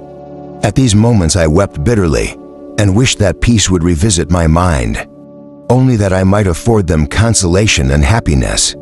But that could not be. Remorse extinguished every hope. I had been the author of unutterable evils, and I lived in daily fear, lest the monster whom I had created should perpetrate some new wickedness. I had an obscure feeling that all was not over, and that he would still commit some signaled crime, which by its enormity should almost efface the recollection of the past. There was always scope for fear, so long as anything I loved remained behind. My abhorrence of this fiend cannot be conceived. When I thought of him I gnashed my teeth, my eyes became inflamed, and I ardently wished to extinguish that life which I had so thoughtlessly bestowed, when I reflected on his crimes and malice. My hatred and revenge burst her bounds of moderation. I would have made a pilgrimage to the highest peak of the Andes, could I one there have precipitated him to their base. I wished to see him again, that I might wreak the utmost extensive abhorrence on his head, and avenge the deaths of William and Justine. Our house was the house of mourning. My father's health was deeply shaken by the horror of the recent events. Elizabeth was sad and desponding. She no longer took delight in her ordinary occupations. All pleasure seemed to her sacrilege toward the dead. Eternal woe and tears, she then thought, was the just tribute she should pay to innocence, so blasted and destroyed. She was no longer that happy creature who, in earlier youth, wandered with me on the banks of the lake, and talked with ecstasy of our future prospects. The first of those sorrows, which are sent to wean us from the earth, had visited her, and its dimming influence quenched her dearest smiles. When I reflect, my dear cousin, said she, on the miserable death of Justine Merritz, I no longer see the world and its works as they before appeared to me. Before I looked upon the accounts of vice and injustice that I read in books or heard from others, as tales of ancient days or imaginary evils, at least they were remote, and more familiar to reason than to the imagination. But now misery has come home, and men appear to me as monsters, thirsting for each other's blood. Yet I am certainly unjust. Everybody believed that poor girl to be guilty, and if she could have committed the crime for which she suffered, assuredly she would have been the most depraved of human creatures for the sake of a few jewels. To have murdered the son of her benefactor and friend, a child whom she had nursed from its birth, and appeared to love as if it had been her own.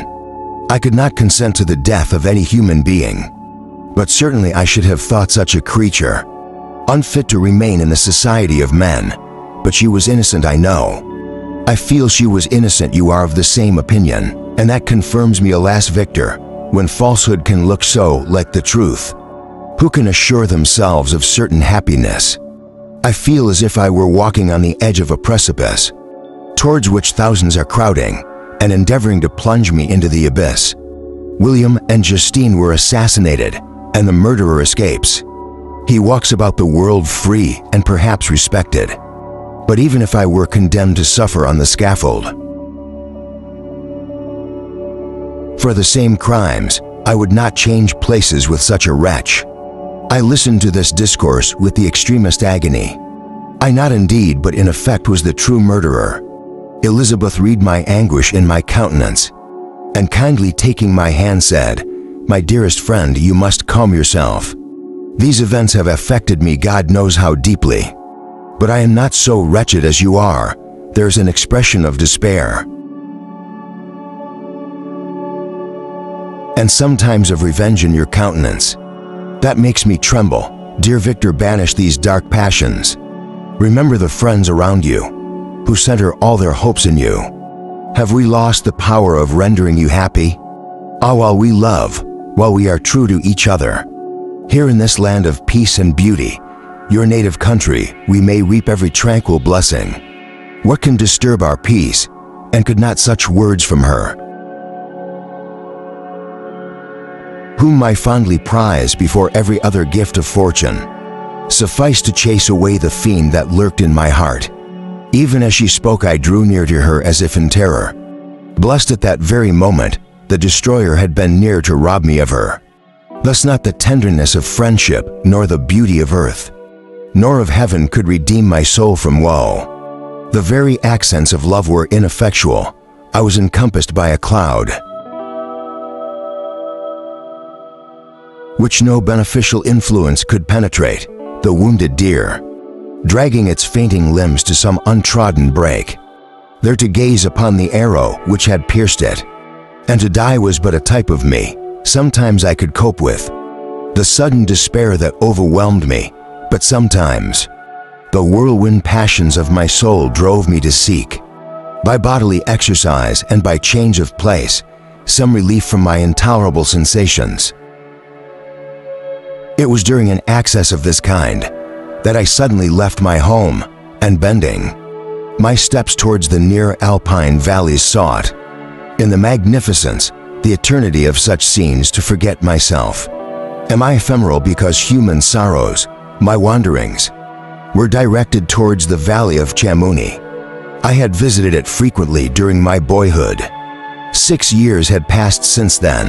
I was a wreck, but naught had changed in those savage and enduring scenes. I performed the first part of my journey on horseback. I afterwards hired a mule, as the more sure-footed and least liable to receive injury. On these rugged roads the weather was fine.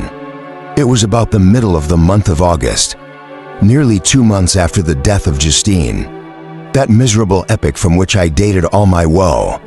The weight upon my spirit was sensibly lightened, as I plunged yet deeper in the ravine of art, the immense mountains and precipices that overhung me.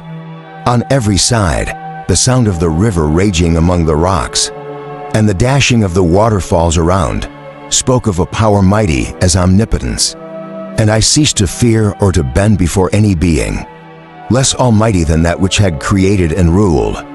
The elements here, displayed in their most terrific guise, still as I ascended higher, the valley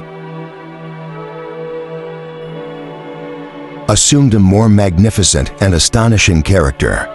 Ruined castles, hanging on the precipices of piney mountains, the impetuous Arvan cottages, every here and there, peeping forth from among the trees, formed a scene of singular beauty, but it was augmented and rendered sublime by the mighty Alps, whose white and shining pyramids and domes towered above all as belonging to another earth, the habitations of another race of beings.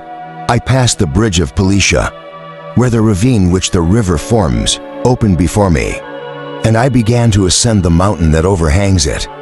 Soon after I entered the valley of Chamouni. This valley is more wonderful and sublime, but not so beautiful and picturesque as that of Savo, through which I had just passed. The high and snowy mountains were its immediate boundaries, but I saw no more ruined castles and fertile fields. Immense glaciers approached the road. I heard the rumbling thunder of the falling avalanche, and marked the smoke of its passage.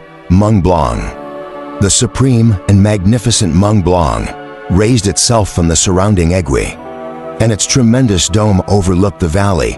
A tingling, long-lost sense of pleasure often came across me during this journey. Some turn in the road, some new objects suddenly perceived and recognized,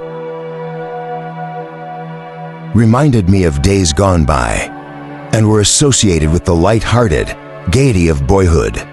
The very wines whispered in soothing accents, and maternal nature made me weep no more. Then again the kindly influence ceased to act. I found myself fatted again to grief, and indulging in all the misery of reflection. Then I spurred on my animal, striving so to forget the world, my fears, and more than all myself, all in a more desperate fashion. I alighted and threw myself on the grass, weighed down by horror and despair. At length I arrived at the village of Chamouni. Exhaustion succeeded to the extreme fatigue, both of body and of mind, which I had endured.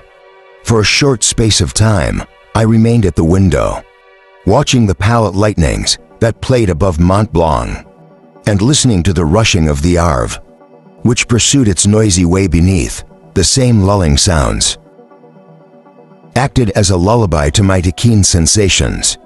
When I placed my head upon my pillow, sleep crept over me. I felt it as it came and blessed the giver of oblivion. Chapter 10.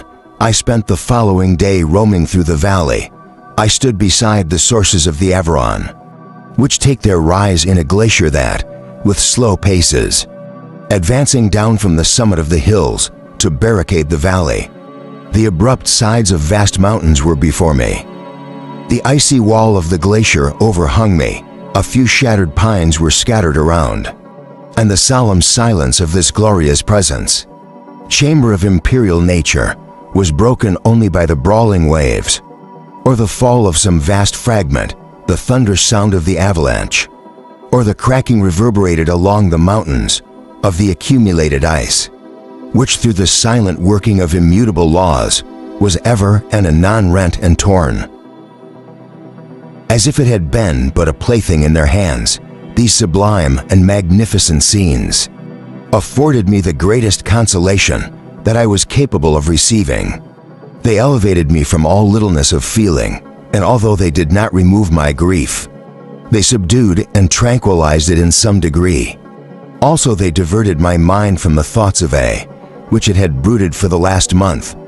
I retired to rest at night, my slumbers as it were, waited on, administered to, by the assemblance of grand shapes, which I had contemplated during the day. They congregated around me. The unstained snowy mountaintop, the glittering pinnacle, the pine woods and ragged bare ravine, the eagle soaring amidst the clouds. They all gathered round me and bade me be at peace. Where had they fled when the next morning I awoke? All of soul and spiriting fled. With sleep and dark melancholy clouded every thought. The rain was pouring in torrents, and thick mists hit the summits of the mountains, so that I even saw not the faces of those mighty friends. Still I would penetrate their misty veil and seek them in their cloudy retreats. What were rain and storm to me? My meal was brought to the door, and I resolved to ascend to the summit. Of Montaner, I remembered. The effect that the view of the tremendous and ever-moving glacier had produced upon my mind. When I first saw it, it had then filled me with a sublime ecstasy that gave wings to the soul and allowed to soar from the obscure world to light and joy. The sight of the awful and majestic and nature had, indeed, always the effect of solemnizing my mind and causing me to forget the passing cares of life. I determined to go without guide, for I was well acquainted with the path, and the presence of another would destroy the solitary grandeur of the scene. The ascent is precipitous, but the path is cut into continual and short windings, which enable you to surmount the perpendicularity of the mountain. It is a scene terrifically desolate in 1,000 spots. The traces of the winter avalanche may be perceived, where trees lie broken and strewed on the ground. Some entirely destroyed, others bent, leaning upon the jutting rocks of the mountain, or transversely upon other trees. The path as you ascend higher is intersected by ravines of snow, down which stones continually roll from above. One of them is particularly dangerous, as the slightest sound, such as even speaking in a loud voice, produces a concussion of air sufficient to draw destruction upon the head of the speaker. The pines are not tall or luxuriant, but they are somber and at an air of severity. To the scene, I looked on the valley beneath. Vast mists were rising from the rivers which ran through it, and curling in thick wreaths around the opposite. Mountains whose summits were hid in the uniform clouds, while rain poured from the dark sky, and added to the melancholy impression I received from the objects around me. Alas! Why does man boast of sensibility superior to those apparent in the brute? It only renders them more necessary beings. If our impulses were confined to hunger, thirst, and desire, we might be nearly free. But now we are moved by every wind that blows, on the chance word or scene that word may convey to us. We rest, a dream has power to poison sleep. We rise, one wandering thought pollutes the day. We feel, conceive, or reason, laugh or weep, embrace fond the woe, or cast our tears away. It is the same for be it joy or sorrow. The path of its departure still is free. Man's yesterday may never be like his morrow. Not may endure, but mutability. It was nearly noon when I arrived at the top of the ascent. For some time, I sat upon the rock that overlooks the sea of ice. A mist covered both that and the surrounding mountains. Presently a breeze dissipated the cloud, and I descended upon the glacier. The surface is very uneven, rising like the waves of a troubled sea, descending low and interspersed by rifts that sink deep. The field of ice is almost a league in width, but I spent nearly 2 hours in crossing it. The opposite mountain is a bare, perpendicular rock.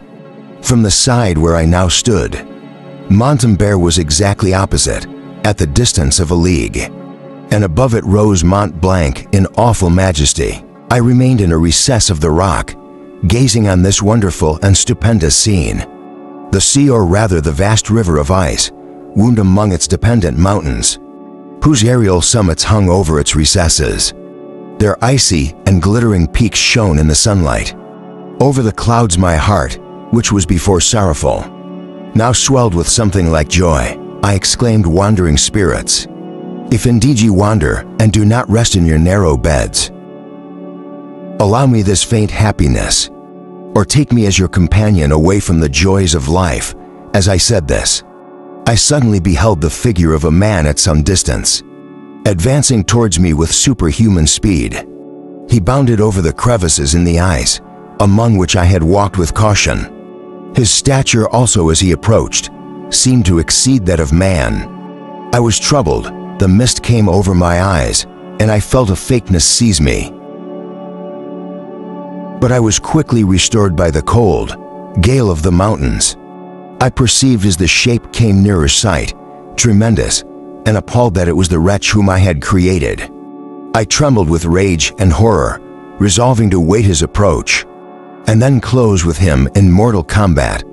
He approached, his countenance bespoke bitter anguish, combined with disdain and malignity, while its unearthly ugliness rendered it almost too horrible for human eyes. But I scarcely observed this rage and hatred had at first deprived me of utterance, and I recovered only to overwhelm him with words, expressive of furious detestation and contempt. Devil, I exclaimed, do you dare approach me, and do not you fear the fierce vengeance of my arm? Wreaked on your miserable head, begone, vile insect, or rather stay, that I may trample you to dust, and oh, that I could, with the extinction of your miserable existence, restore those victims whom you have so diabolically murdered. I expected this reception, said the demon. All men hate the wretched, how then must I be hated, who are miserable beyond all living things? Yet you, my Creator, detest and spurn me, thy creature to whom thou art bound by ties only, dissoluble by the annihilation of one of us. You purpose to kill me. How dare you spot thus with life? Do your duty towards me, and I will do mine towards you and the rest of mankind. If you will comply with my conditions, I will leave them and you at peace. But if you refuse, I will glut them all of death, until it be associated with the blood of your remaining friends, abhorred monster. Fiend that thou art, the tortures of hell are too mild of vengeance for thy crimes. Wretched devil, you reproach me with your creation. Come on then, that I may extinguish the spark which I so negligently bestowed. My rage was without bounds. I sprang on him, impelled by all the feelings which can arm one being against the existence of another. He easily eluded me and said, be calm, I entreat you to hear me, before you give vent to your hatred on my devoted head. Have I not suffered enough, that you seek to increase my misery? Life, although it may only be an accumulation of anguish, is dear to me, and I will defend it. Remember, thou hast made me more powerful than thyself. My height is superior to thine, my joints more supple. But I will not be tempted to set myself in opposition. To thee I am thy creature, and I will be even mild and docile to my natural lord and king, if thou wilt also perform thy part, the which thou owest me, O Frankenstein.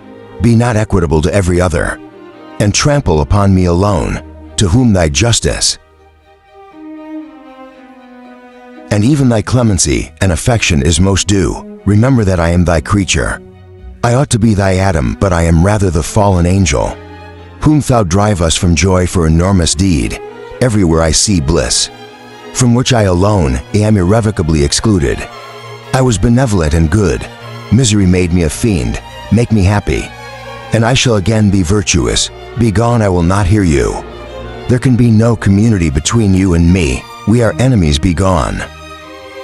Or let us try our strength in a fight in which one must fall. How can I move thee? Will nor entreaties cause thee to turn a favorable eye upon thy creature? Who implores thy goodness and compassion?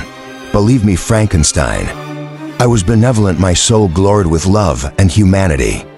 But am I not alone, miserably alone, you my creator of all me? What hope can I gather from your fellow creatures, who owe me nothing? This burn and hit me. The desert mountains and dreary glaciers are my refuge. I have wandered here many days. The caves of ice which I only do not fear are a dwelling to me, and the only one which man does not grudge. These bleak skies I hail, for they are kinder to me than your fellow beings. If the multitude of mankind knew of my existence, they would do as you do, and arm themselves for my destruction. Fly not then, head them who have horned me. I will keep nor terms with my enemies. I am miserable, and they shall share my wretchedness. Yet it is in your power to recompense me and deliver them from an evil, which it only remains for you to make so great, that not only you and your family, but thousands of others shall be swallowed up in the whirlwinds of its rage. Let your compassion be moved, and do not disdain me. Listen to my tale when you have heard that. Abandon or commiserate me, as you shall judge that I deserve. But hear me. The guilty are allowed by human laws, bloody as they are, to speak in their own defense before they are condemned. Listen to me, Frankenstein. You accuse me of murder, and yet you would, with a satisfied conscience, destroy your own creature. Oh, praise the eternal justice of man. Yet I ask you not to spare me. Listen to me, and then, if you can, and if you will destroy the work of your hands. Why do you call to my remembrance, I rejoined, circumstances of which I shudder to reflect, that I have been the miserable origin and author? Cursed be the day, a poor devil, in which you first saw light. Cursed, although I curse myself, be the hands that formed you. You have made me wretched beyond expression. You have left me no power to consider whether I am just to you or not. Begone, relieve me from the sight of your detested form. Thus I relieve thee, my creator, he said, and placed his hated hands before my eyes, which I flung from me with violence. Thus I take from thee a sight which you abhor. Still thou canst listen to me and grant me thy compassion. By the virtues thou I once possessed, I demand this from you. Hear my tale, it is long and strange, and the temperature of this place is not fitting to your fine sensations. Come to the hood upon the mountain. The sun is yet high in the heavens before it descends, to hide itself behind your snowy precipices and illuminate another world. You will have heard my story and can decide, on you it rests, whether I quit forever the neighborhood of man and lead a harmless life, or become the scourge of your fellow creatures and the author of your own speedy ruin. As he said this, he led the way across the ice. I followed. My heart was full, and I did not answer him, but as I proceeded, I weighed the various arguments that he had used, and determined at least to listen to his tale. I was partly urged by curiosity, and compassion confirmed my resolution. I had hitherto supposed him to be the murderer of my brother, and I eagerly sought a confirmation or denial of this opinion. For the first time also, I felt what the duties of a creator towards his creature were, and that I ought to render him happy before I complained of his wickedness. These motives urged me to comply with his demand. We crossed the ice, therefore, and ascended the opposite rock. The air was cold, and the rain again began to descend. We entered the hut, the fiend with an air of exaltation, I with a heavy heart and depressed spirits. But I consented to listen, and seating myself by the fire, which my odious companion had lighted, he thus began his tale. Chapter 11. It is with considerable difficulty that I remember the original era of my being. All the events of that period appear confused and indistinct. A strange multiplicity of sensations seized me, and I saw, felt, heard, and smelt at the same time. And it was indeed a long time before I learned to distinguish between the operations of my various senses, by degrees.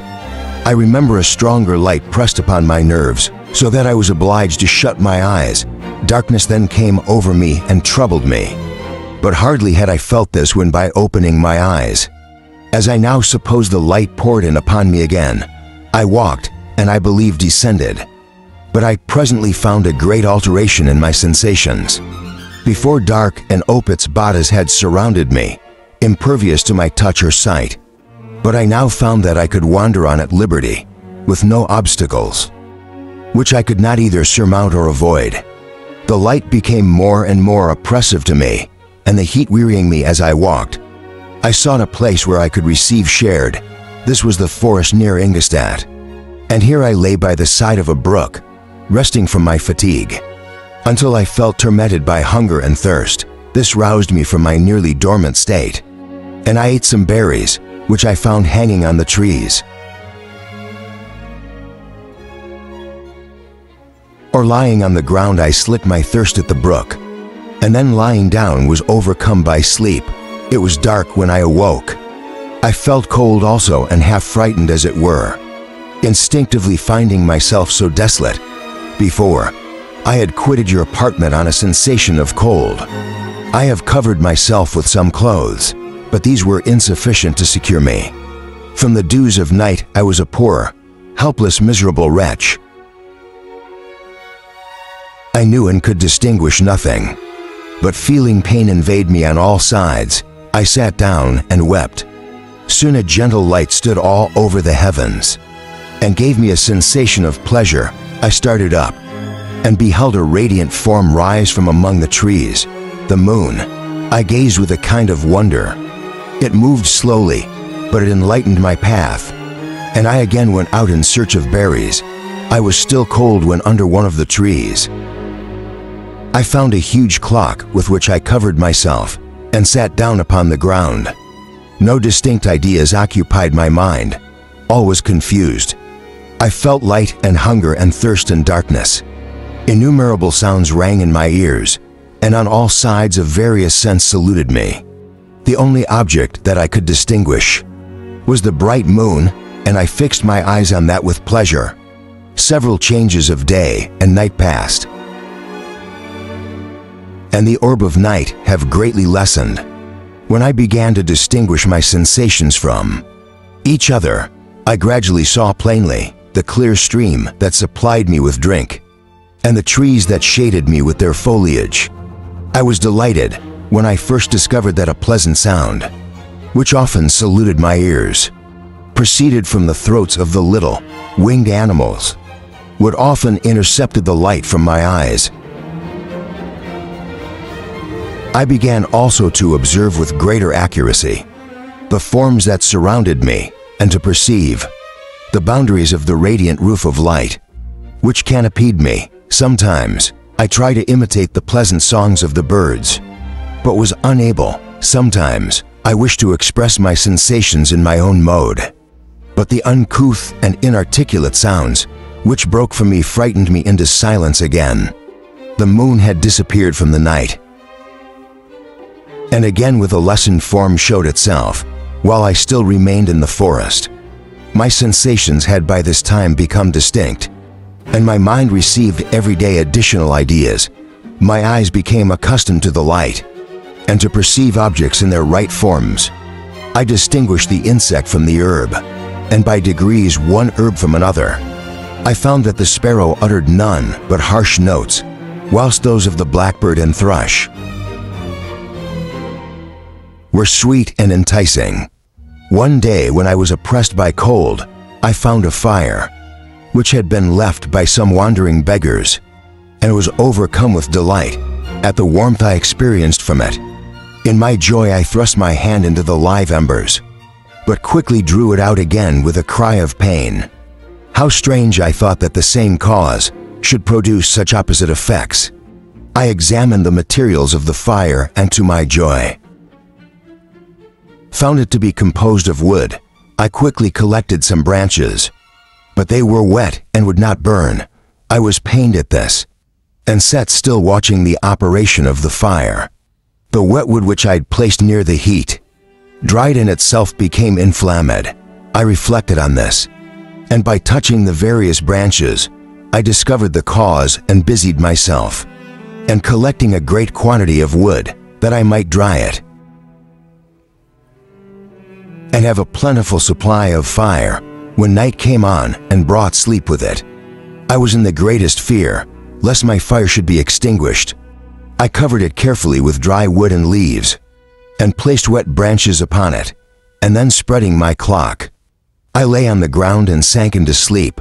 It was morning when I awoke, and my first care was to visit the fire. I uncovered it, and a gentle breeze quickly found it into a flame. I observed this also and contrived a fan of branches, which roused the embers. When they were nearly extinguished, when night came again, I found with pleasure that the fire gave light, as well as heat, and that the discovery of this element was useful to me in my food, for I found some of the offals that the travelers had left had been roasted and tasted much more savory than the berries I gathered from the trees. I tried, therefore, to dress my food in the same manner, placing it on the live embers. I found that the berries were spoiled by this operation, and the nuts and roots much improved. Food, however, became scarce, and I often spent the whole day searching in vain for a few acorns to assuage the pangs of hunger. When I found this, I resolved to quit the players that I had hitherto inhabited, to seek for one where the few wants I experienced would be more easily satisfied. In this emigration, I exceedingly lamented the loss of the fire, which I had obtained through accident, knew not how to reproduce it. I gave several hours to the serious consideration of this difficulty, but I was obliged to relinquish all attempt to supply it, and wrapping myself up in my cloak, I struck across the wood towards the setting sun. I passed 3 days in these rambles,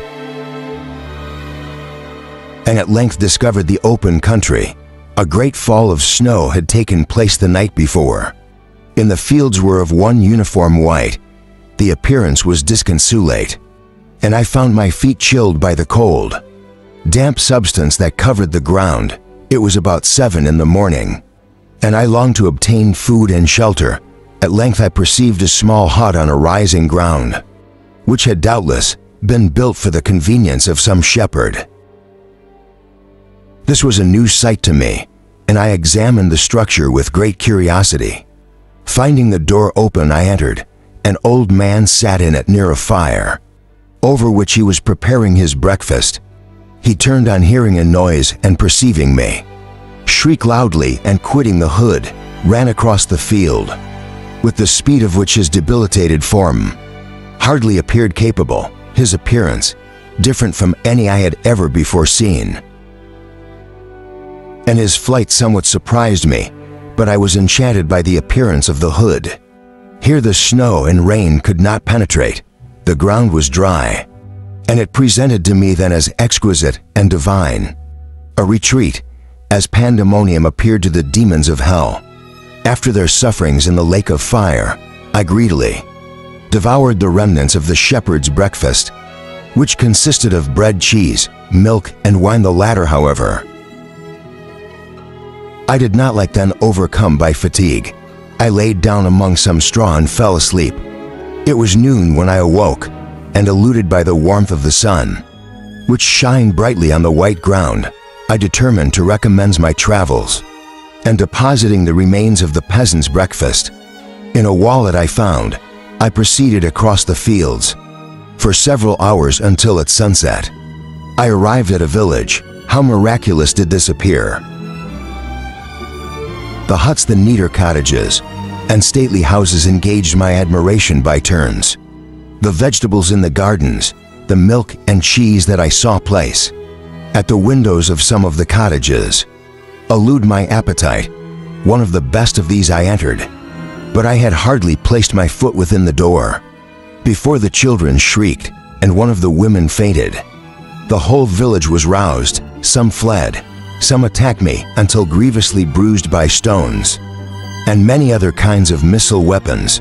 I escaped to the open country, and fearfully took refuge in a low hover, quite bare and making a wretched appearance. After the palaces I beheld in the village, this hovel, however, joined a cottage of a neat and pleasant appearance. But after my late daily bought experience, I dared not enter it. My place of refuge was constructed of wood, but so low that I could, with difficulty, sit upright in it. No wood, however, was placed on the earth which formed the floor, but it was dry, and although the wind entered it by innumerable chinks, I found it an agreeable asylum from the snow and rain. Here then I retreated and laid down, happy to have found a shelter, however miserable from the inclemency of the season, and still more from the barbarity of man. As soon as morning dawned, I crept from my kennel, that I might view the adjacent cottage, and discover if I could remain in the habitation I had found. It was situated against the back of the cottage, and surrounded on the sides, which were exposed, by a pigsty and a clear pool of water. One part was open, and by that I crept in, but now I covered every crevice by which I might be perceived with stones, and would yet, in such a manner that I might move them on occasion, to pass out. All the light I enjoyed came through the sky, and that was sufficient for me. Having thus arranged my dwelling, and carpeted it with clean straw, I retired, for I saw the figure of a man at a distance, and I remembered too well my treatment the night before, to trust myself in his power. I had first, however, provided for my sustenance that day, by a loaf of coarse bread, which I purloined, and a cup with which I could drink, more conveniently than from my hand, of the pure water which flowed by my retreat. The floor was a little raised, so that it was kept perfectly dry, and by its vicinity to the chimney of the cottage, it was tolerably warm. Being thus provided, I resolved to reside in this hovel, until something should occur which might alter my determination. It was indeed a paradise compared to the bleak forest, my former residence, the rain-dropping branches and dank earth. I ate my breakfast with pleasure. I was about to remove a plank, to procure myself a little water, when I heard a step, and looking through a small chink, I behold a young creature with a pail on her head. Passing before my hovel, the girl was young and of gentle demeanor, unlike what I have since found cottages and farm. Her servants to be, yet she was meanly dressed, a coarse blue petticoat and a linen jacket being her only garb. Her fair hair was plaited but not adorned. She looked patient yet sad. I lost sight of her, and in about a quarter of an hour she returned bearing the pail, which was now partly filled with milk. As she walked along, seemingly incommoded by the burden, a young man met her, whose countenance expressed a deeper despondence. Uttering a few sounds with an air of melancholy, he took the pail from her head and borrowed to the cottage himself. She followed, and they disappeared. Presently, I saw the young man again with some tools in his hand, across the field behind the cottage, and the girl was also busied, sometimes in the house and sometimes in the yard. On examining my dwelling, I found that one of the windows of the cottage had formula occupied a part of it, but the pans have been filled up with wood. In one of these was a small and almost imperceptible chink, through which the eye could just penetrate. Through this crevice a small room was visible, whitewashed and clean, but very bare of furniture. In one corner, near a small fire, sat an old man, leaning his head on his hands in a disconsolate attitude. The young girl was occupied in arranging the cottage, but presently she took something out of a drawer, which employed her hands, and she sat down beside the old man, who, taking up an instrument, began to play and to produce sounds sweeter than the voice of the thrush or the nightingale. It was a lovely sight even to me, poor wretch who would never beheld or beautiful before. The silver hair and benevolent countenance of the aged cottager won my reverence, while the gentle manners of the girl enticed my love. He played a sweet mournful air, which I perceived, drew tears from the eyes of his amiable companion, of which the old man took no notice, until she sobbed audibly. He then pronounced a few sounds, and the fair creature, leaving her work, knelt at his feet. He raised her, and smiled with such kindness and affection, that I felt sensations of a peculiar and overpowering nature.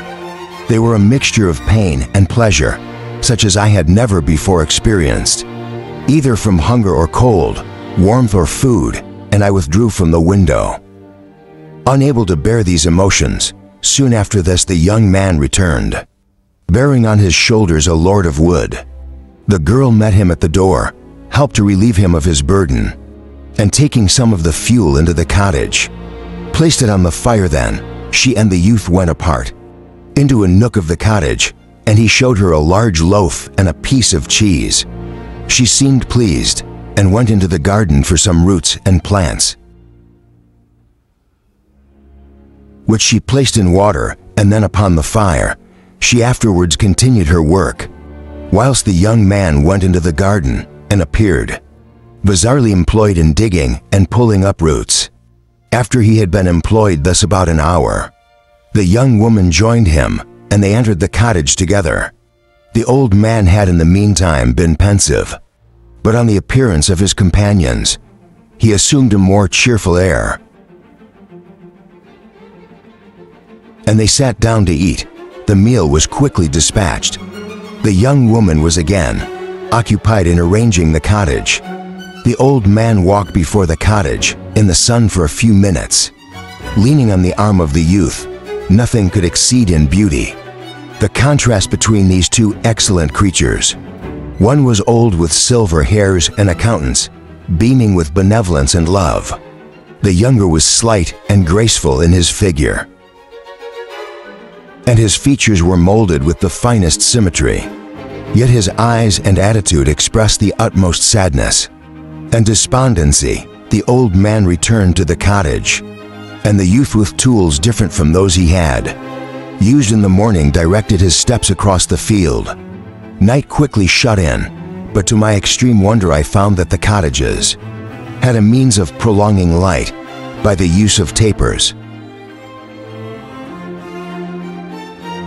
and was delighted to find that the setting of the sun did not put an end to the pleasure I experienced in watching my human neighbors. In the evening, the young girl and her companion were employed in various occupations which I did not understand, and the old man again took up the instrument, which produced the divine sounds that enchanted me in the morning. So soon as he had finished, the youth began not to play,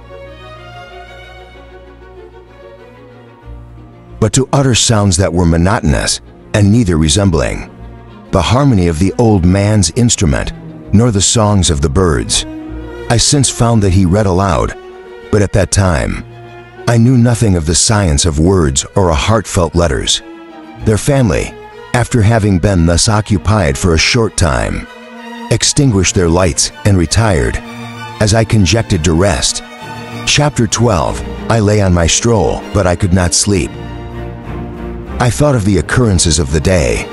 What chiefly struck me was the gentle manners of these people, and I longed to join them, but did not. I remembered too well the treatment I had suffered the night before from the barbarous villages, and resolved whatever course of conduct I might hereafter think it right to pursue, that for the present I would remain quietly in my hovel, watching and endeavoring to discover the motives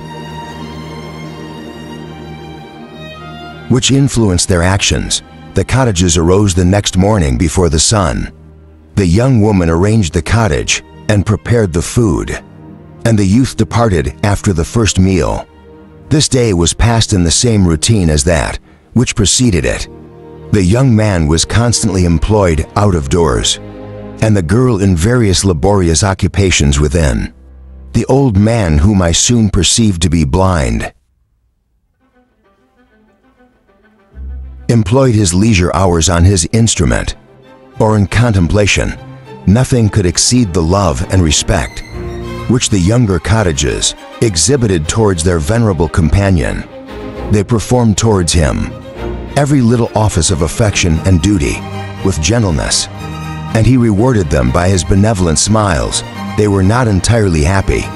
The young man and his companion often went apart and appeared to weep. I saw no cause for their unhappiness, but I was deeply affected by it.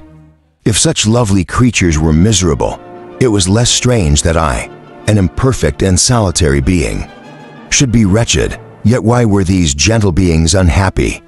They possessed a delightful house, for such it was in my eyes, and every luxury. They had a fire to warm them when chill, and delicious vines when hungry. They were dressed in excellent clothes, and still more.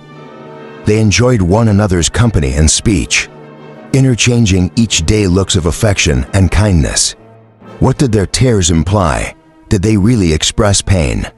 I was at first unable to solve these questions, but perpetual attention and time explained to me many appearances, which were at first enigmatic. A considerable period elapsed before I discovered one of the causes of the uneasiness of this amiable family. It was poverty, and they suffered that evil in a very distressing degree. Their nourishment consisted entirely of the vegetables of their garden and the milk of one cow, which gave very little during the winter, when its masters could scarcely procure food to support it. They often, I believe, suffered the pangs of hunger very poignantly, especially the two younger cottages, for several times they placed food before the old men, when they reserved none for themselves. This trait of kindness moved me sensibly. I had been accustomed during the night to steal a part of their store for my own consumption, but when I found that in doing this, I inflicted pain on the cottages, I abstained and satisfied myself with berries, nuts and roots, which I gathered from a neighboring wood. I discovered also another means through which I was unable to assist their labors. I found that the youth spent a great part of each day in collecting wood for the family fire, and during the night I often took his tools, the use of which I quickly discovered and brought home, firing sufficient for the consumption of several days. I remember the first time that I did this. The young woman, when she opened the door in the morning, appeared greatly astonished on seeing a great pile of wood on the outside. She uttered some words in a loud voice, and the youth joined her, who also expressed surprise. I observed with pleasure that he did not go to the forest that day, but spent it in repairing the cottage and cultivating the garden. By degrees, I made a discovery of still greater moment.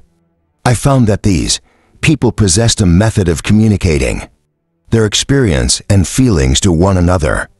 By articulate sounds, I perceived that the words.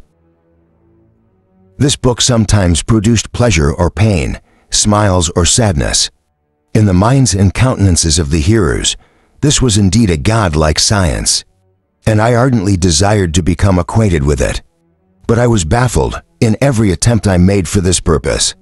Their pronunciation was quick, and the words they uttered, not having any apparent connection with visible objects, I was unable to discover any clue by which I could unravel the mystery of their reference. By great application, however, and after having remained during the space of several revolutions of the moon in my hovel, I discovered the names that were given to some of the most familiar objects of discourse. I learned and applied the words fire, milk, bread, and wood. I learned also the names of the cottages themselves. The youth and his companion had each of them several names, but the old man had only one, which was father. The girl was called sister or Agatha, and the youth Felix, brother or son.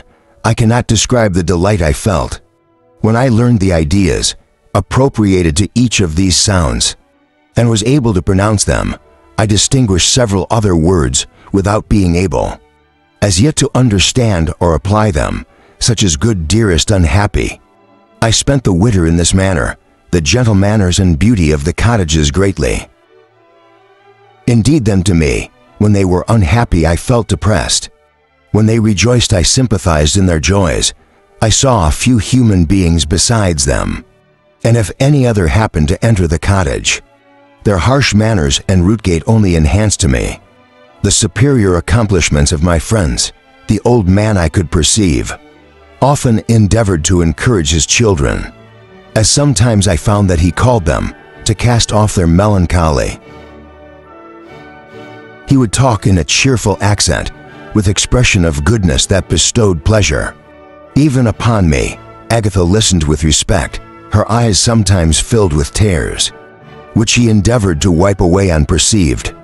But I, generally, found that her countenance and tone were more cheerful after having listened to the exhortations of her father.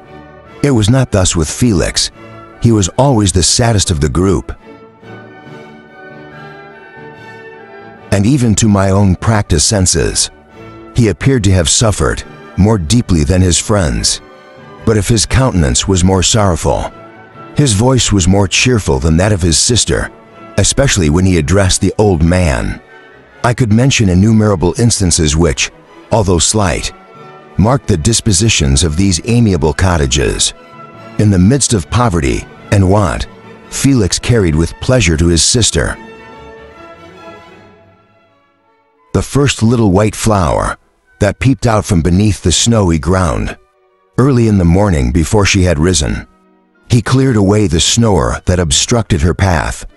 To the milk house drew water from the well and brought the wood from the outhouse, where to his perpetual astonishment he found his store, always replenished by an invisible hand, in the day. I believe he worked sometimes for a neighboring farmer, because he often went forth and did not return until dinner, yet brought no wood with him.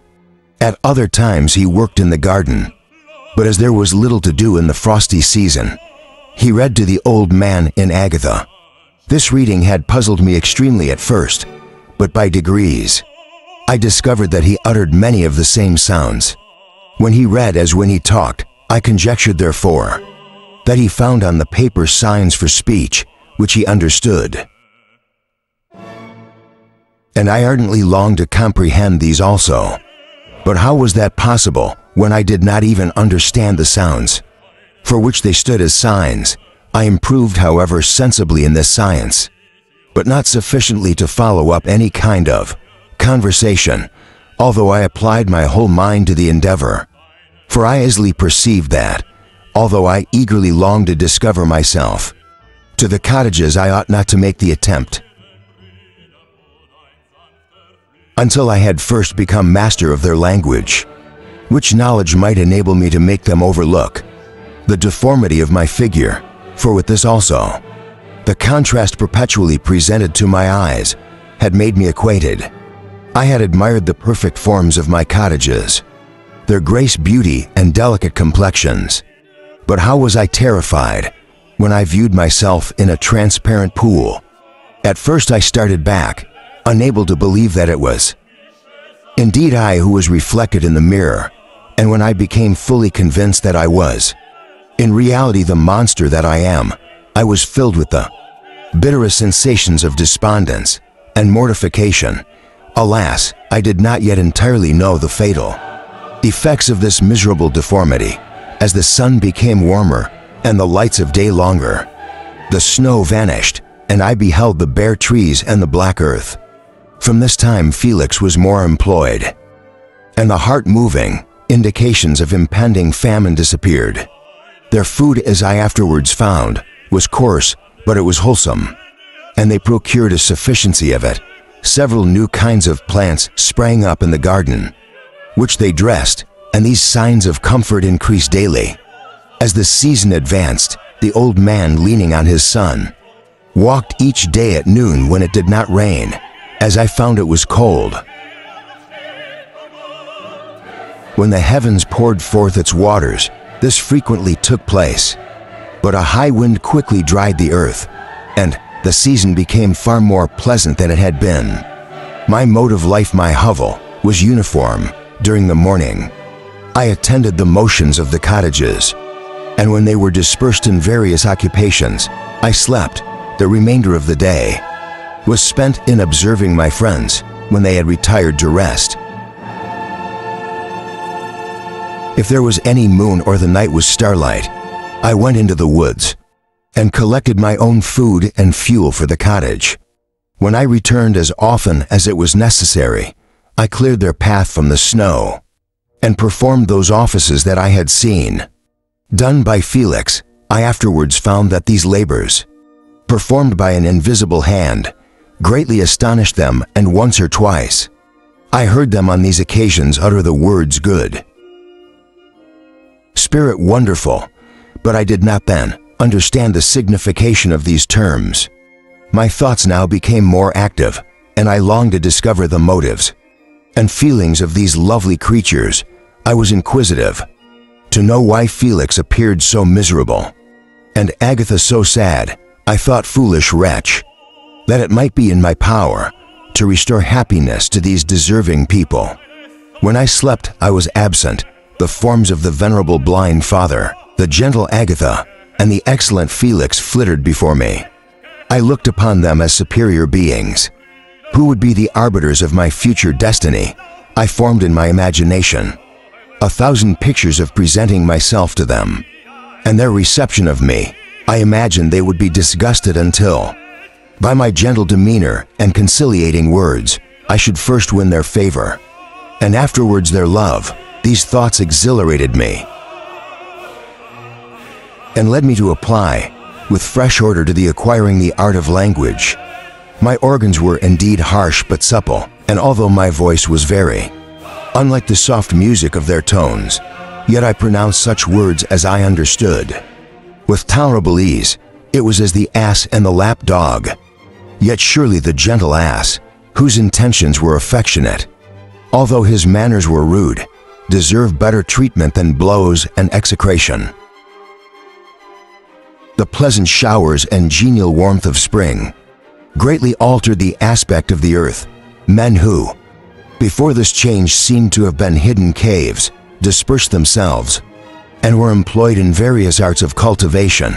The birds sang in more cheerful notes, and the leaves began to bud forth on the trees. Happy earth, fit habitation for gods, which so short a time before was bleak, damp, and unwholesome. My spirits were elevated by the enchanting appearance of nature. The past was blotted from my memory. The present was tranquil, and the future gilded by bright rays of hope and anticipations of joy. Chapter 13. I now hear some to the more moving part of my story. I shall relate events that impressed me with feelings which, from what I had been, have made me what I am. Spring advanced rapidly. The weather became fine and the skies cloudless. It surprised me that what before was desert and gloomy should now bloom with the most beautiful flowers and verdure. My senses were gratified and refreshed by 1,000 scents of delight and 1,000 sights of beauty. It was on one of these days, when my cottages periodically rested from labor, the old man played on his guitar, and the children listened to him, that I observed the countenance of Felix was melancholy beyond expression. He sighed frequently, and once his father paused in his music, and I conjectured by his manner that he inquired the cause of his son's sorrow. Felix replied in the cheerful accent, and the old man was recommencing his music, when someone tapped at the door. It was a lady on horseback, accompanied by a country man as a guide. The lady was dressed in a dark suit and covered with a thick black veil. Agatha asked a question, to which the stranger only replied by pronouncing, in a sweet accent, the name of Felix. Her voice was musical, but unlike that of either of my friends.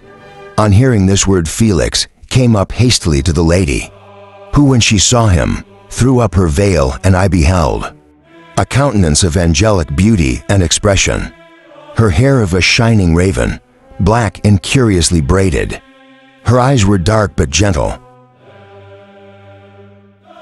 although animated, her features of irregular proportion, and her complexion wondrously fair, each cheek tinged with a lovely pink. Felix seemed ravished with delight when he saw her. Every trait of sorrow vanished from his face, and it instantly expressed a degree of ecstatic joy, of which I could hardly have believed it capable. His eyes sparkled as his cheek flushed with pleasure, and at that moment, I thought him as beautiful as the stranger. She appeared affected by different feelings.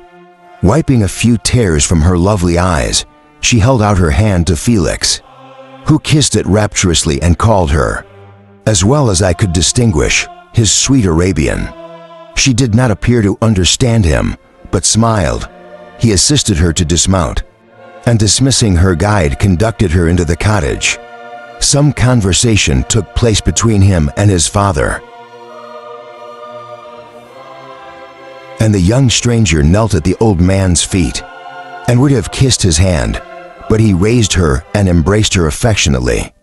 I soon perceived that, although the stranger uttered articulate sounds and appeared to have a language of her own, she was neither understood by nor herself understood. The cottages, they made many signs which I did not comprehend, but I saw that her presence diffused gladness through the cottage, dispelling their sorrow.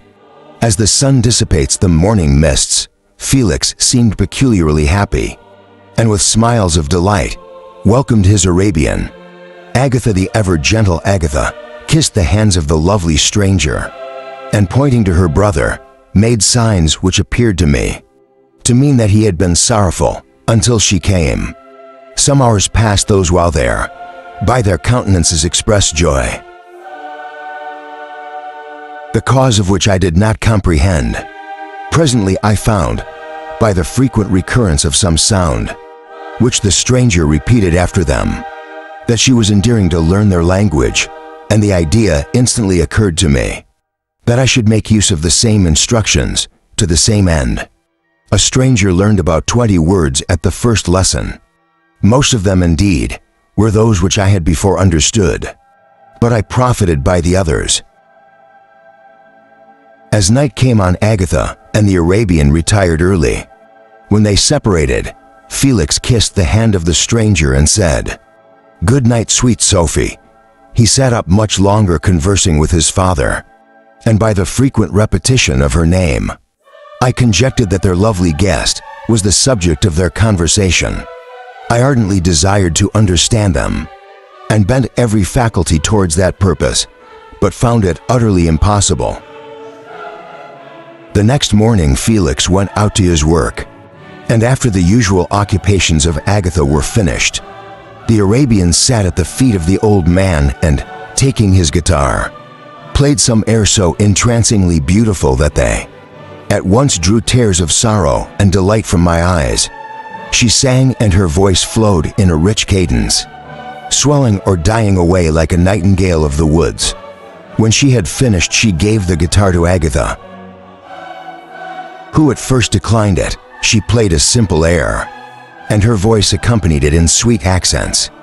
But unlike the wondrous strain of the stranger, the old man appeared enraptured and said some words, which Agatha endeavored to explain to Sophie, and by which he appeared to wish to express that she bestowed on him the greatest delight by her music. The days now passed as peaceably as before, with the sole alteration that joy had taken place of sadness. In the countenances of my friends, Sophie was always gay and happy.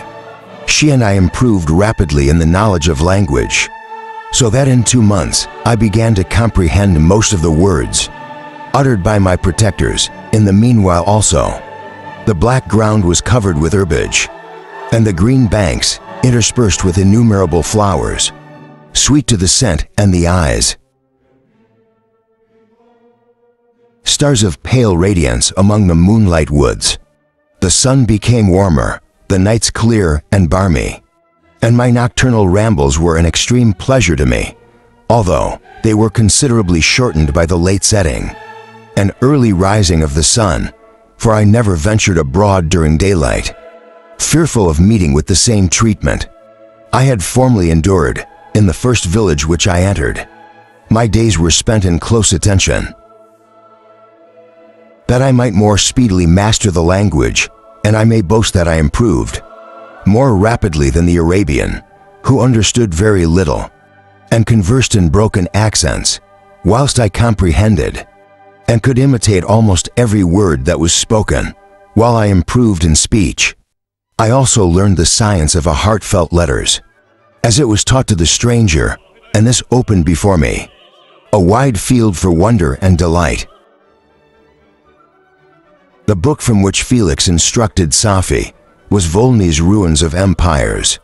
I should not have understood the purport of this book, had not Felix, in reading it, given very minute explanations. He had chosen this work, he said, because the declamatory style was framed in imitation of the Eastern authors. Through this work, I obtained a cursory knowledge of history and a view of the several empires at present existing in the world. It gave me an insight into the manners, governments, and religions of the different nations of the earth. I heard of the slothful Asiatics, of the stupendous genius and mental activity of the Grecians, of the wars and wonderful virtue of the early Romans, of their subsequently generating, of the decline of that mighty empire, of chivalry, Christianity, and kings. I heard of the discovery of the American hemisphere and wept with Safi over the hapless fate of its original inhabitants. These wonderful narrations inspired me with strange feelings. Was man indeed at once so powerful, so virtuous and magnificent, yet so vicious and fierce? He appeared at one time a mere scion of the evil principle, and at another as all that can be conceived of, noble and godlike, to be a great and virtuous man. Appeared the highest honor that can befall a sensitive being. To be base and vicious as many on record have been, appeared the lowest degradation, a condition more abject than that of the blind mole, or harmless worm. For a long time I could not conceive how one man could go forth to murder his fellow, or even why there were laws and governments. But when I heard details of vice and bloodshed, my wonder ceased, and I turned away with disgust and loathing. Every conversation of the cottages now opened new wonders to me, while I listened to the instructions which Felix bestowed upon the Arabian. The strange system of human society was explained to me. I heard of the division of property, of immense wealth and squalid poverty, of rank descent and noble blood. The words induced me to turn towards myself. I learned that the possessions most esteemed by your fellow creatures were high and unsullied descent, united with riches. A man might be respected with only one of these advantages, but without either he was considered, excepting very rare instances, as a vagabond and a slave, doomed to waste his powers for the profits of the chosen few. And what was I of my creation and creator? I was absolutely ignorant, but I knew that I possessed no money, nor friends, nor kind of property. I was besides endured with the figure, hideously deformed and lot home. I was not even of the same nature as men. I was more agile than they, and could subsist upon coarser diet. I bore the extremes of heat and cold with less injury to my frame. My stature far exceeded theirs. When I looked around, I saw and heard of none like me. Was I then a monster, a blot upon the earth from which all men fled, and whom all men disowned? I cannot describe to you the agony that these reflections inflicted upon me. I tried to dispel them, but sorrow only increased with knowledge. Oh, that I had forever remained in my native wood, nor felt beyond the sensations of hunger, thirst, and heat. Of what a strange nature is knowledge! It clings to the mind when it has once seasoned it, like a lichen on the rock. I wish sometimes to shake off all thought and feeling, but I learned that there was but one means to overcome the sensation of pain, and that was death, a state which I feared yet did not understand. I admired virtue and good feelings and love, the gentle manners and amiable qualities of my cottages, but I was shut out from intercourse with them, except through means which I obtained by stealth, when I was unseen and unknown. and which rather increased and satisfied the desire I had of becoming one among my fellows, the gentle words of Agatha, and the animated smiles of the charming Arabian were not for me. The mild exhortations of the old man and the lively conversation of the loved Felix were not for me, miserable, unhappy wretch. Other lessons were impressed upon me even more deeply. I heard of the difference of sexes and the birth and growth of children, how the father daughters on the smiles of the infant and the lively sallies of the older child, how all the life and cares of the mother were wrapped up in the precious charge, how the mind of youth expanded and gained knowledge of brother, sister, and all the various relationships which bind one human being to another in mutual bonds. But where were my friends and relations? No father had watched my infant days. No mother had blessed me with smiles and caresses. Or if they had, all my past life was now a blot, a blind vacancy in which I distinguished nothing. From my earliest remembrance, I had been as I then was in height and proportion. I had never yet seen a being resembling me, or who claimed any intercourse with me. What was I? The question again recurred, to be answered only with groans. I will soon explain to what these feelings tended, but allow me now to return to the cottages, whose story excited in me such various feelings of indignation, delight, and wonder, but which all terminated an additional love and reverence for my protectors. For so I loved in an innocent, half painful self-deceit to call them. Chapter 14. Some time elapsed before I learned the history of my friends.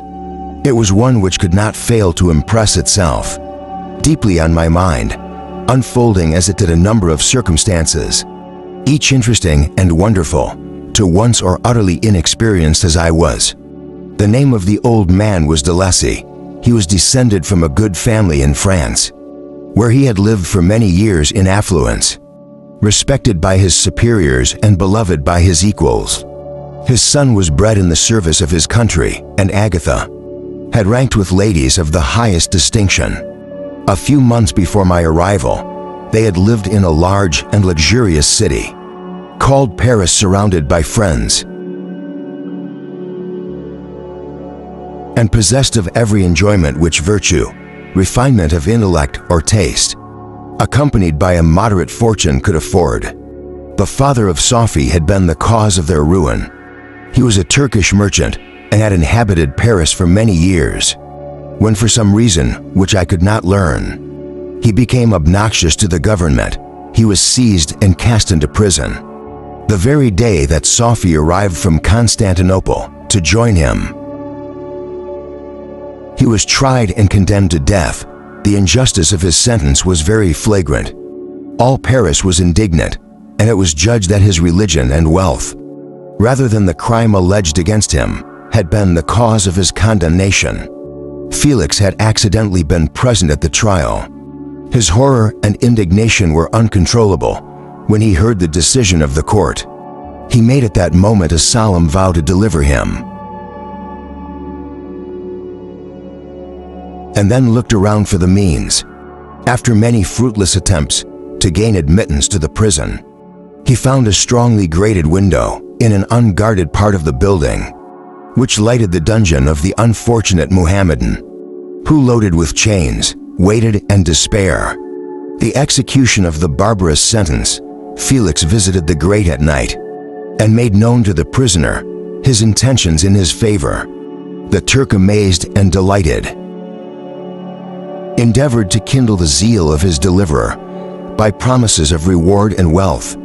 Felix rejected his office with contempt, yet when he saw the lovely Sophie, who was allowed to visit her father, and who by her gestures expressed her lively gratitude, the youth could not help owning to his own mind that the captive possessed a treasure which would fully reward his toil and hazard.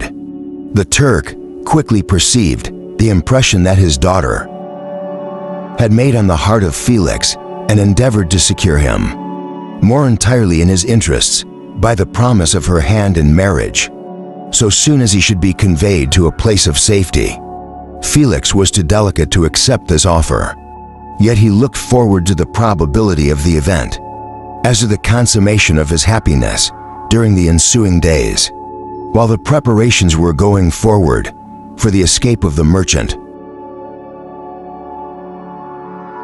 The zeal of Felix was warmed by several heartfelt letters that he received from this lovely girl, who found means to express her thoughts in the language of a lover by the aid of an old man. A servant of her father who understood French, she thanked him in the most ardent terms for his intended services towards her parent, and at the same time she gently deplored her own fate. I have copies of these heartfelt letters, for I found means during my residence in the hovel to procure the implements of writing, and the heartfelt letters were often in the hands of Felix or Agatha.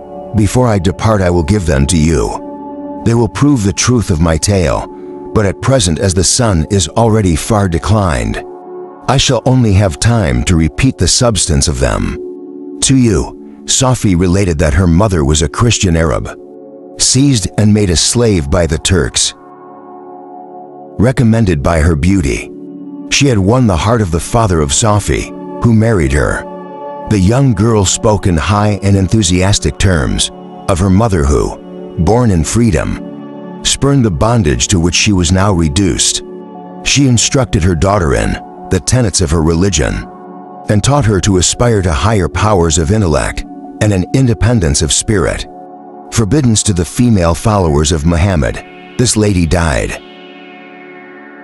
but her lessons were indelibly impressed on the mind of Sophie, who sickened at the prospect of again returning to Asia and being amused within the walls of a harem, allowed only to occupy herself with infantile amusements, ill-suited to the temper of her soul, now accustomed to grand ideas and a noble emulation for virtue. The prospect of marrying a Christian and remaining in a country where women were allowed to take a rank in society was enchanting to her. The day for the execution of the Turk was fixed, but on the night previous to it, he quitted his prison, and before morning was distant, many leagues from Paris. Felix had procured passports in the name of his father, sister, and himself. He had previously communicated his plan to the former, who aided the deceit by quitting his house under the pretense of a journey, and concealed himself with his daughter in an obscure part of Paris. Felix conducted the fugitives through France to Lyon and across Montenay to Leghorn, where the merchant had decided to wait a favorable opportunity of passing, and to some part of the Turkish dominions. Sophie resolved to remain with her father until the moment of his departure, before which time the Turk renewed his promise that she should be united to his deliverer, and Felix remained with them in expectation of that event, and in the meantime, he enjoyed the society of the Arabian, who exhibited towards him the simplest and tenderest affection. They converse with one another through the means of an interpreter, and sometimes with the interpretation of looks, and Sophie sang to him the divine airs of her native country. The Turk allowed this intimacy to take place, and encouraged the hopes of the youthful lovers, while in his heart he had formed far other plans. He loved the idea that his daughter should be united to a Christian, but he feared the resentment of Felix if he should appear lukewarm, for he knew that he was still in the power of his deliverer if he should choose to betray him to the Italian state, which they inhabited. He revolved 1,000 plans by which he should be unable to prolong the deceit until it might be no longer necessary, and secretly to take his daughter with him when he departed. His plans were facilitated by the news which arrived from Paris. The government of France were greatly enraged at the escape of their victim, and spared no pains to detect and punish his deliverer. The plot of Felix was quickly discovered, and Delacy and Agatha were thrown into prison. The news reached Felix and roused him from his dream of pleasure. His blind and aged father and his gentle sister lay in a noisome dungeon, while he enjoyed the free air and the society of her, whom he loved. This idea was torture to him. He quickly arranged with the Turk that if the latter should find a favorable opportunity for escape before Felix could return to Italy, Sophie should remain as a boarder at a convent at Leghorn, and then quitting the lovely Arabian, he hastened to Paris and delivered himself up to the vengeance of the law, hoping to free Deleuze and Agatha. By this proceeding, he did not succeed. They remained confined for 5 months before the trial took place, the result of which deprived them of their fortune and condemned them to a perpetual exile from their native country. They found a miserable asylum in the cottage in Germany, where I discovered them. Felix soon learned that the treacherous Turk, for whom he and his family endured such unheard of oppression, on discovering that his deliverer was thus reduced to poverty and ruin, became a traitor to good feeling and honor, and had quitted Italy with his daughter, insultingly sending Felix a pittance of money to aid him as he said in some plan of future maintenance. Such were the events that preyed on the heart of Felix, and rendered him, when I first saw him, the most miserable of his family. He could have endured poverty, and while this distress had been the meed of his virtue, he gloried in it. But the ingratitude of the Turk and the loss of his beloved Sophie were misfortunes more bitter and irreparable. The arrival of the Arabian now infused new life into his soul. When the news reached Leghorn that Felix was deprived of his wealth and rank, the merchant commanded his daughter to think no more of her lover, but to prepare to return to her native country. The generous nature of Sophie was outraged by this command. She attempted to expostulate with her father, but he left her angrily, reiterating his tyrannical mandate. A few days after, the Turk entered his daughter's apartment and told her hastily that he had reason to believe that his residence at Leghorn had been divulged, and that he should speedily be delivered up to the French government. He had consequently hired a vessel to convey him to Constantinople, for which city he should sail in a few hours. He intended to leave his daughter under the care of a confidential servant, to follow at her leisure with the greater part of his property, which had not yet arrived at Leghorn. When alone, Sophie resolved in her own mind the plan of conduct that it would become her to pursue in this emergency. A residence in Turkey was abhorrent to her. Her religion and her feelings were alike averse to it. By some papers of her father, which fell into her hands, she heard of the exile of her lover, and learnt the name of the spot where he then resided. She hesitated some time, but at length she formed her determination, taking with her some jewels that belonged to her. In a sum of money she quitted Italy with an attendant, a native of Leghorn, but who understood the common language of Turkey, and departed for Germany. She arrived in safety at a town about 20 leagues from the cottage of Deleuze. When her attendant fell dangerously ill, Sophie nursed her with the most devoted affection. But the poor girl died, and the Arabian was left alone, unacquainted with the language of the country, and utterly ignorant of the customs of the world. She fell, however, into good hands. The Italian had mentioned the name of the spot for which they were bound, and after her death, the woman of the house in which they had lived took care that Sophie should arrive in safety at the cottage of her lover. Chapter 15. Such was the history of my beloved cottages. It impressed me deeply. I learned from the views of social life, which it developed, to admire their virtues and to deprecate the vices of mankind. As yet I looked upon crime as a distant evil. Benevolence and generosity were ever present before me, inciting within me a desire to become an actor in the busy scene. where so many admirable qualities were called forth and displayed. But in giving an account of the progress of my intellect, I must not omit a circumstance which occurred in the beginning of the month of August of the same year. One night, during my custom visit to the neighboring wood, where I collected my own food and brought home firing for my protectors, I found on the ground 11 portmanteaux containing several articles of dress and some books. I eagerly seized the prize and returned with it to my oval. Fortunately, the books were written in the language. The elements of which I had acquired at the cottage. They consisted of Paradise Lost, a volume of Plutarch's Lives and the Sorrows of Werther. The possession of these treasures gave me extreme delight.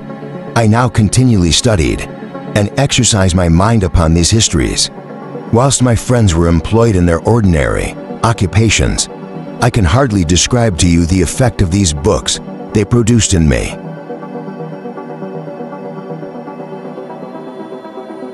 An infinity of new images and feelings that sometimes raised me to ecstasy, but more frequently sunk me into the lowest dejection in the sorrows of Werther. Besides the interest of its simple and affecting story, so many opinions are canvassed and so many lights thrown upon what had hitherto been to me obscure subjects that I found in it a never-ending source of speculation and astonishment. The gentle and domestic manners it described, combined with lofty sentiments and feelings, which had for their object something out of self, accorded well with my experience among my protectors, and with the wants which were forever alive in my own bosom. But I thought Werther himself a more divine being than I had ever beheld or imagined. His character contained no protection, but it sank deep. The disquisitions upon death and suicide were calculated to fill me with wonder. I did not pretend to enter into the merits of the case, yet I inclined towards the opinions of the hero, whose extinction I wept without precisely understanding it. As I read, however, I applied much personally to my own feelings and condition. I found myself similar yet at the same time strangely unlike to the beings concerning whom I read, and to whose conversation I was a listener. I sympathized with and partly understood them, but I was unformed in mind. I was dependent on none and related to none. The path of my departure was free, and there was none to lament my annihilation. My person was hideous and my stature gigantic. What did this mean? Who was I? What was I? Whence did I come?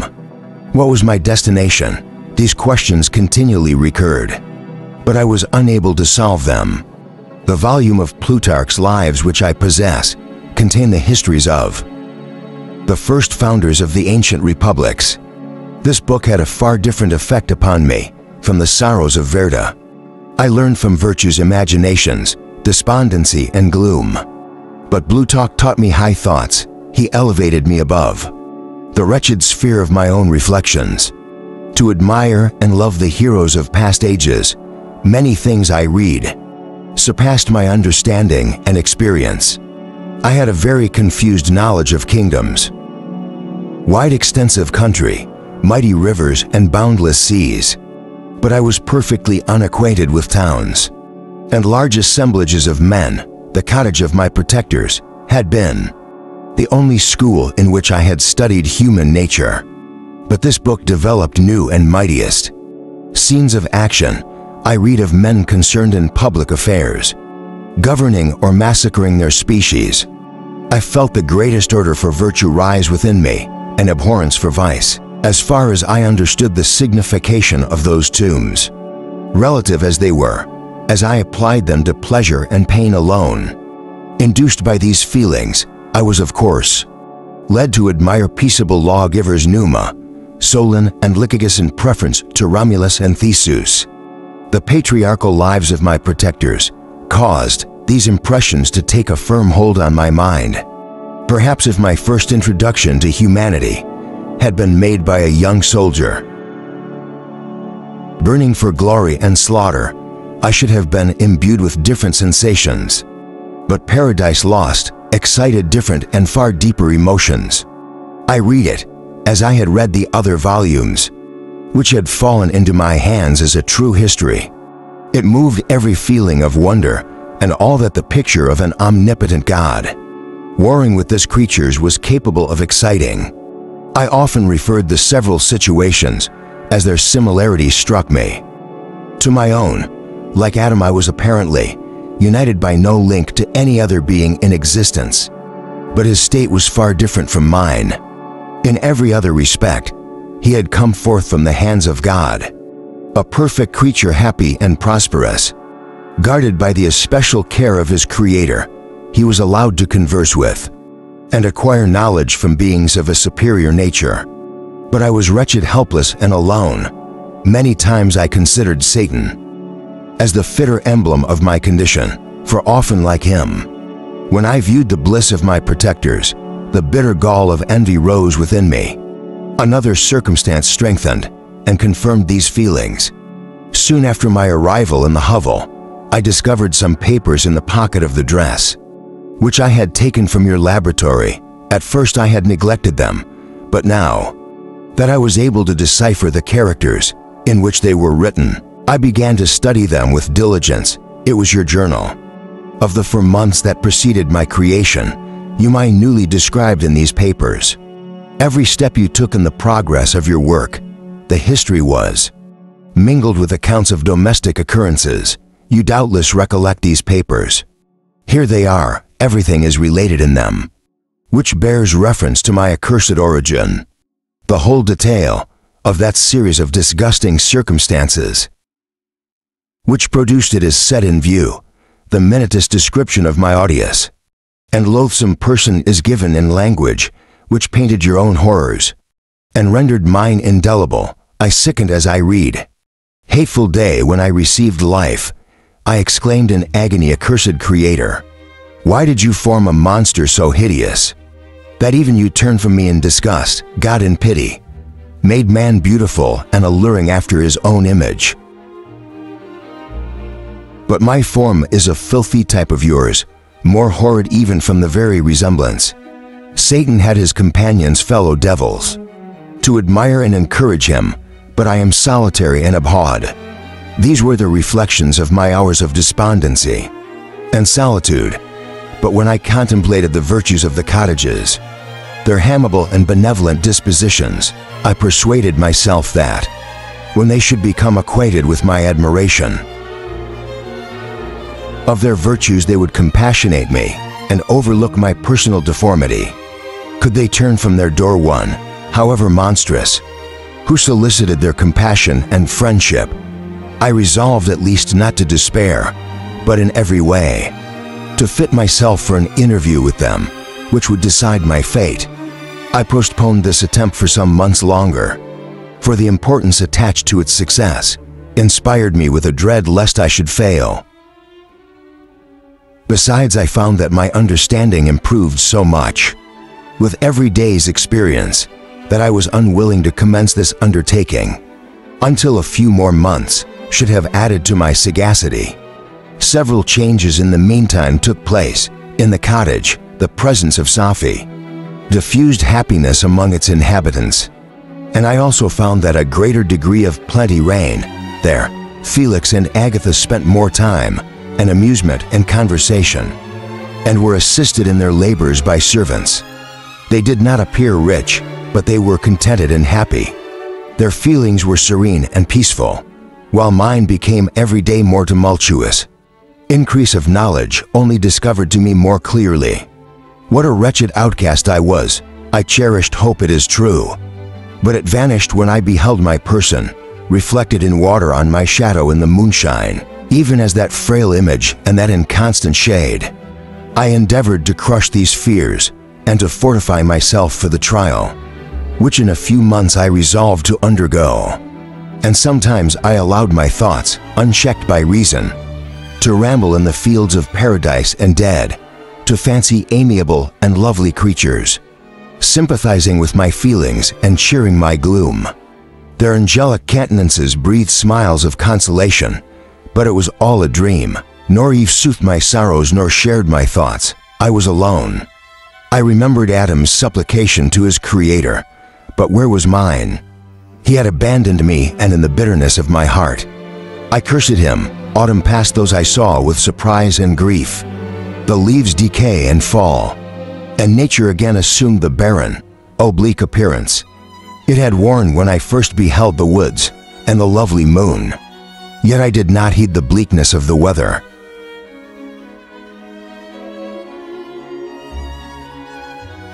I was better fitted by my conformation for the endurance of cold and heat. But my chief delights were the sight of the flowers, the birds, and all the gay apparel of summer. When those deserted me, I turned with more attention towards the cottages. Their happiness was not decreased by the absence of summer. They loved and sympathized with one another, and their joys, depending on each other, were not interrupted by the casualties that took place around them. The more I saw of them, the greater became my desire to claim their protection and kindness. My heart yearned to be known and loved by these amiable creatures. To see their sweet looks directed towards me with affection was the utmost limit of my ambition. I did not think that they would turn them from me with disdain and horror. The poor that stopped at their door were never driven away. I asked, it is true, for greater treasures than a little food or rest. I required kindness and sympathy, but I did not believe myself utterly unworthy of it. The winter advanced, and an entire revolution of the seasons had taken place since I walked into life. My attention at this time was solely directed towards my plan of introducing myself into the cottage. Of my protectors, I revolved many projects, but that on which I finally fixed was to enter the dwelling when the blind old man should be alone. I had sagacity enough to discover that the unnatural hideousness of my person was the chief object of horror. With those who would formerly beheld me, my voice, although harsh, had nothing terrible in it. I thought, therefore, that if in the absence of his children I could gain the goodwill and mediation of the old Dalhousie, I might by his means be tolerated by my younger protectors. One day, when the sun shone on the red leaves that strewed the ground in diffused cheerfulness, although it denied warmth, Sophie, Agatha, and Felix departed on a long country walk, and the old man, at his own desire, was left alone in the cottage. When his children had departed, he took up his guitar and played several mournful, but sweet as, more sweet and mournful than I had ever heard him play before. At first his countenance was illuminated with pleasure, but as he continued, thoughtfulness and sadness succeeded at length. Laying aside the instrument, he sat absorbed in reflection. My heart beat quick.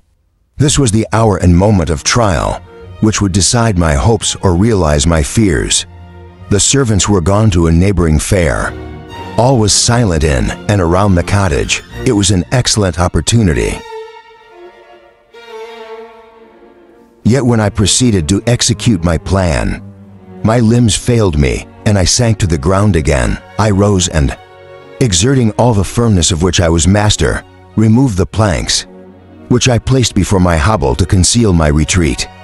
The fresh air revived me, and with renewed determination, I approached the door of their cottage. I knocked. "Who is there?" said the old man. "Come in." I entered. "Pardon this intrusion," said I. "I am a traveler in want of a little rest. You would greatly oblige me if you would allow me to remain a few minutes before the fire," and said Dalhousie, "and I will try in what manner I can to relieve your wants. But unfortunately my children are from home, and as I am blind, I am afraid I shall find it difficult to procure food for you. Do not trouble yourself, my kind horse. I have food, it is warmth and rest only that I need." I sat down and silence ensued.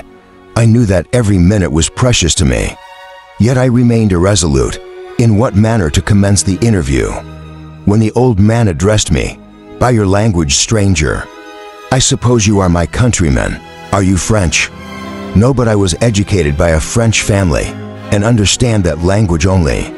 I am now going to claim the protection of some friends, whom I sincerely love, and of whose favor I have some hopes. Are they Germans? No, they are French, but let us change the subject. I am an unfortunate and deserted creature. I look around, and I have no relation or friend upon earth. These amiable people to whom I go have never seen me, and nor little of me. I am full of fears, for if I fail there, I am an outcast in the world forever. Do not despair. To be friendless is indeed to be unfortunate, but the hearts of men, when I'm prejudiced by any obvious self-interest, are full of brotherly love and charity. Rely therefore on your hopes. And if these friends are good and amiable, do not despair. They are kind. They are the most excellent creatures in the world. But unfortunately, they are prejudiced against me. I have good dispositions. My life has been hitherto harmless, and in some degree beneficial, but a fatal prejudice clouds their eyes. And where they ought to see a feeling and kind friend, they behold only a detestable monster. That is indeed unfortunate, but if you are really blameless, cannot you undeceive them? I am about to undertake that task, and it is on that account that I feel so many overwhelming terrors. I tenderly love these friends. I have, unknown to them, been for many months in the habits of daily kindness towards them. But they believe that I wish to injure them, and is that prejudice which I wish to overcome. Where do these friends reside near this spot? The old man paused and then continued, If you will unreservedly confide to me the particulars of your tale, I perhaps may be of use in undeceiving them. I am blind and cannot judge of your countenance, but there is something in your words which persuades me that you are sincere. I am poor and in exile, but it will afford me true pleasure to be in any way serviceable to a human creature. Excellent man, I thank you and accept your generous offer. You raise me from the dust by this kindness, and I trust that by your aid I shall not be driven from the society and sympathy of your fellow creatures. Heaven forbid, even if you were really criminal, for that can only drive you to desperation and not instigate you to virtue. I also am unfortunate. I and my family have been condemned, although innocent judge. Therefore, if I do not feel for your misfortunes, how can I thank you, my best and only benefactor, from your lips first? Have I heard the voice of kindness directed towards me? I shall be forever grateful, and your present humanity assures me of success. With those friends whom I am on the point of meeting, may I know the names and residence of those friends? I paused. This, I thought, was the moment of decision which was to rob me of, or bestow happiness on me forever. I struggled thinly for firmness sufficient to answer him, but the effort destroyed all my remaining strength. I sank on the chair and sobbed aloud.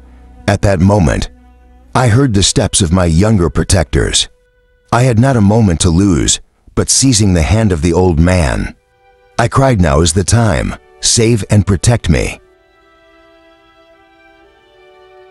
You and your family are the friends whom I seek. Do not you desert me in the hour of trial. Great God, exclaimed the old man, who are you? At that instant the cottage door was opened and Felix, Sophie, and Agatha entered. Who can describe their horror and consternation on beholding me? Agatha fainted, and Sophie, unable to attend to her friend, rushed out of the cottage. Felix darted forward and with supernatural force tore me from his father, to whose knees I clung. In a transport of fury he dashed me to the ground and struck me violently with a stick. I could have torn him limb from limb, as the lion rends the antelope, but my heart sank within me as with bitter sickness, and I refrained. I saw him on the point of repeating his blow, when, overcome by pain and anguish, I quitted the cottage and in the general tumult escaped unperceived to my hovel. Chapter 16. Cursed, cursed Creator! Why did I live? Why in that instant did I not extinguish the spark of existence which you had so wantedly bestowed? I know not, despair had not yet taken possession of me. My feelings were those of rage and revenge. I could with pleasure have destroyed the cottage and its inhabitants, and have glutted myself with their shrieks and misery. When night came, I quitted my retreat and wandered in the wood, and now no longer restrained by the fear of discovery, I give vent to my anguish and fearful howlings. I was like a wild beast that had broken the toils, destroying the objects that obstructed me, and ranging through the wood with a stag-like swiftness. Oh, what a miserable night I passed! The cold stars shine in mockery, and the bare trees wave their branches above me. Now and then the sweet voice of a bird burst forth. Amidst the universal stillness, all say if I were at rest or in enjoyment. I, like the arch-fiend, bore a hell within me, and finding myself unsympathized with, wish to tear up the trees, spread havoc and destruction around me, and then to have sat down and enjoyed the ruin. But this was a luxury of sensation that could not endure. I became fatigued with excessive bodily exertion, and sank on the damp grass in the sick impotence of despair.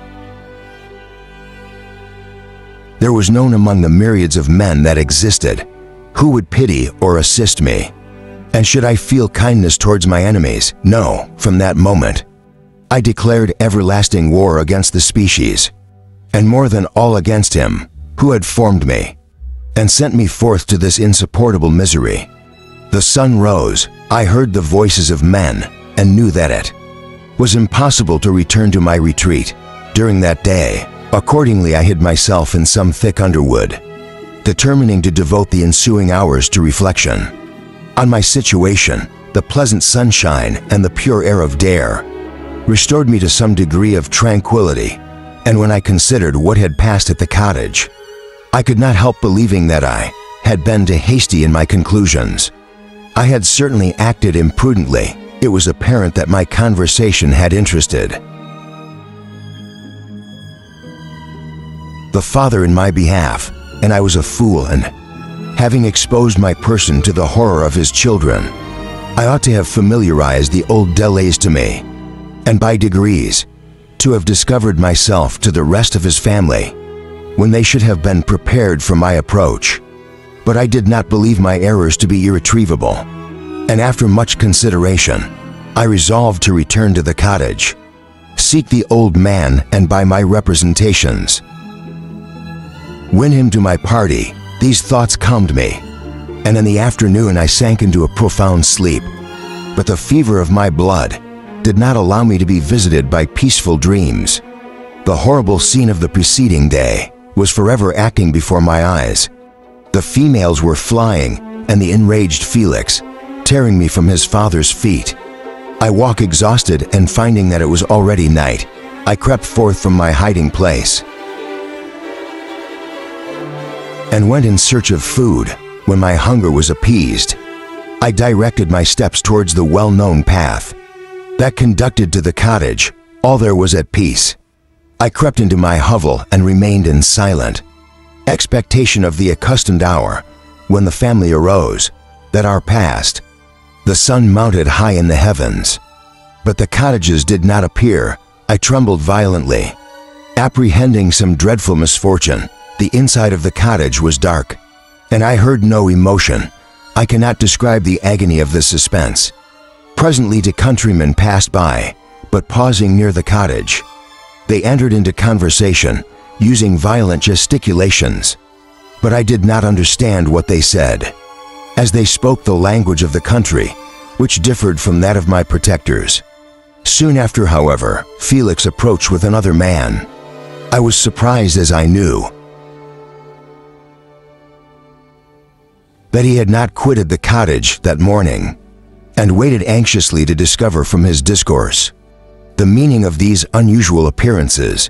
Do you consider, said his companion to him, that you will be obliged to pay 3 months' rent and lose the produce of your garden? I do not wish to take any unfair advantage, and I beg, therefore, that you will take some days to consider of your determination. "It is utterly useless," replied Felix. "We can never again inhabit your cottage. The life of my father is in the greatest danger, owing to the dreadful circumstance that I have related. My wife and my sister will never recover from their horror. I entreat you not to reason with me anymore. Take possession of your tenement and let me fly from this place." Felix trembled violently as he said this. He and his companion entered the cottage, in which they remained for a few minutes, and then departed. I never saw any of the family of Delesamore. I continued for the remainder of the day, in my hovel in a state of utter and stupid despair. My protectors had departed, and had broken the only link that held me to the world. For the first time, the feelings of revenge and hatred filled my bosom, and I did not strive to control them, but allowing myself to be borne away by the stream, I bent my mind towards injury and death. When I thought of my friends, of the mild voice of Deleuze, the gentle eyes of Agatha, and the exquisite beauty of the Arabian, these thoughts vanished, and a gush of tears somewhat soothed me. But again, when I reflected that they had spurned and deserted me, anger returned, a rage of anger, and unable to injure anything human, I turned my fury towards inanimate objects. As night advanced, I placed a variety of combustibles around the cottage, and after having destroyed every vestige of cultivation in the garden, I waited with forced impatience until the moon had sunk, to commence my operations. As the night advanced, a fierce wind arose from the woods and quickly dispersed the clouds that had lighted in the heavens. The blast tore along like a mighty avalanche, and produced a kind of insanity in my spirits that burst all bounds of reason and reflection. I lighted the dry branch of a tree and danced with fury around the devoted cottage, my eyes still fixed on the western horizon, the edge of which the moon nearly touched. A part of its orb was at length hid, and I waved my brand. It sank, and with a loud scream, I fired the straw and heath and bush which I had collected. The wind fanned the fire, and the cottage was quickly enveloped by the flames which clung to it, and licked it with their forked and destroying tongues. As soon as I was convinced that no assistance could save any part of the habitation, I quitted the scene and sought for refuge in the woods. And now, with the world before me, whither should I bend my steps? I resolved to fly far from the scene of my misfortunes. But to me, hated and despised, every country must be equally horrible. At length the thought of you crossed my mind. I learned from your papers that you were my father, my creator, and to whom could I apply with more fitness than to him, who had given me life?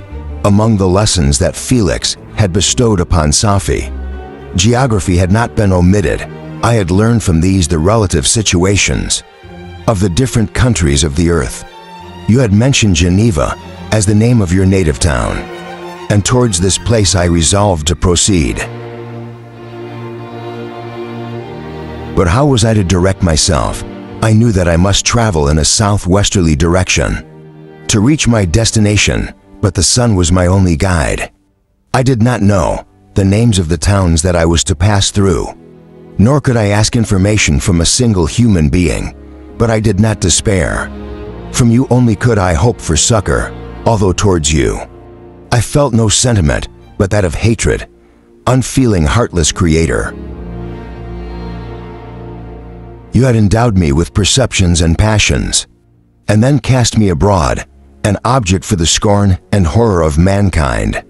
But on you only had I any claim for pity and redress, and from you I determined to seek that justice which I vainly attempted to gain from any other being that wore the human form. My travels were long, and the sufferings I endured intense. It was late in autumn when I quitted the district where I had so long resided. I traveled only at night, fearful of encountering the visage of a human being. Nature decayed around me, and the sun became heatless. Rain and snow poured around me. Mighty rivers were frozen. The surface of the earth was hard and chill and bare, and I found no shelter, O earth. How often did I implicate curses on the cause of my being? The mildness of my nature had fled, and all within me was turned to gall and bitterness. The nearer I approached to your habitation, the more deeply did I feel the spirit of revenge, and kindled in my heart. Snow fell and the waters were hardened, but I rested not. A few incidents now and then directed me, and I possessed a map of the country, but I often wandered wide from my path. The agony of my feelings allowed me no respite. No incident occurred from which my rage and misery could not extract its food. But a circumstance happened when I arrived on the confines of Switzerland, when the sun had recovered its warmth and the earth again began to look green, confirmed in an especial manner the bitterness and horror of my feelings. I generally rested during the day and traveled only when I was secured by night from the view of man. One morning, however, finding that my path lay through a deep wood, I ventured to continue my journey. After the sun had risen, the day, which was one of the first of spring, cheered even me by the loveliness of its sunshine and the balminess of the air. I felt emotions of gentleness and pleasure that had long appeared dead revive within me. Half surprised by the novelty of these sensations, I allowed myself to be borne away by them, and forgetting my solitude and deformity, dead to be happy, soft tears again bedewed my cheeks, and I even raised my humid eyes with thankfulness towards the blessed sun, which bestowed such joy upon me. I continued to wind among the paths of the wood until I came to its boundary, which was skirted by a deep and rapid river, into which many of the trees bent, their branches now budding with the fresh spring. Here I paused, not exactly knowing what path to pursue, when I heard the sound of voices that induced me to conceal myself. Under the shade of a cypress, I was scarcely hid, when a young girl came running towards the spot where I was concealed, laughing as if she ran from someone in sport. She continued her course along the precipitous sides of the river, when suddenly her foot slipped, and she fell into the rapid stream. I rushed from my hiding place, and with extreme labor from the force of the current, saved her and dragged her to shore. She was senseless, and I endeavored by every means in my power to restore animation, when I was suddenly interrupted by the approach of a rustic, who was probably the person from whom she had playfully fled. On seeing me, he darted towards me and, tearing the girl from my arms, hastened towards the deeper parts of the wood. I followed speedily. I hardly knew why, but when the man saw me draw near, he aimed a gun which he carried at my body and fired. I sank to the ground, and my injurer, with increased swiftness, escaped into the wood. This was then the reward of my benevolence. I had saved a human being from destruction, and as a recompense, I now writhed under the miserable pain of a wound, which shattered the flesh and borne the feelings of kindness and gentleness, which I had entertained but a few moments before, gave place to hellish rage and gnashing of teeth, inflamed by pain. I vowed eternal hatred and vengeance to all mankind. But the agony of my wound overcame me. My pulses paused, and I fainted. For some weeks I led a miserable life in the woods, endeavoring to cure the wound which I had received. The ball had entered my shoulder, and I knew not whether it had remained there or passed through. At any rate, I had no means of extracting it. My sufferings were augmented also by the oppressive sense of the injustice and ingratitude of their infliction.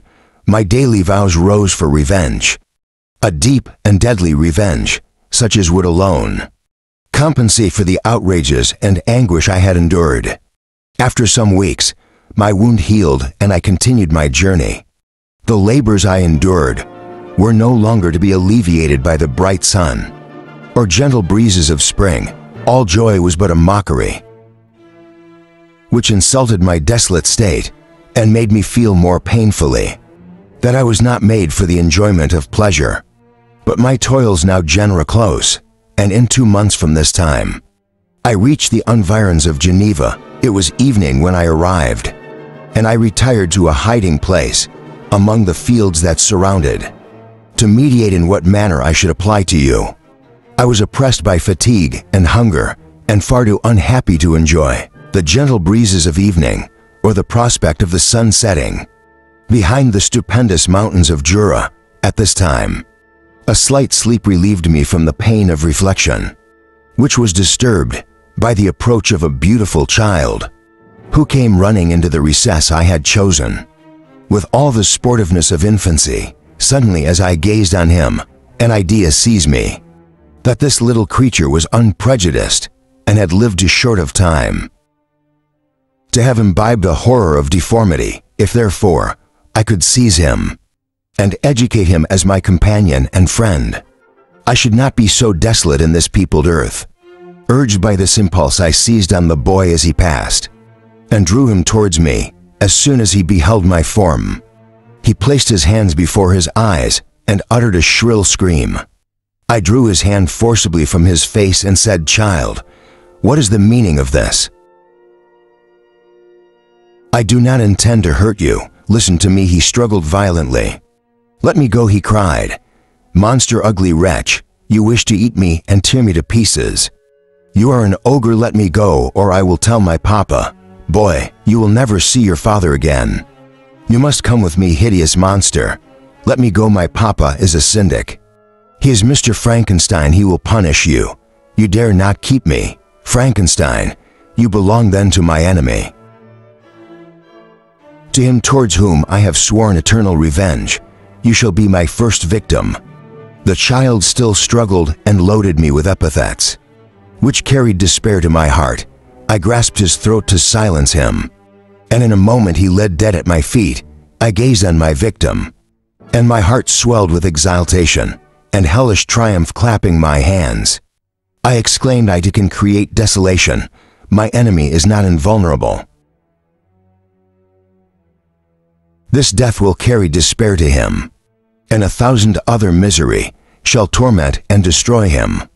As I fixed my eyes on the child, I saw something glittering on his breast.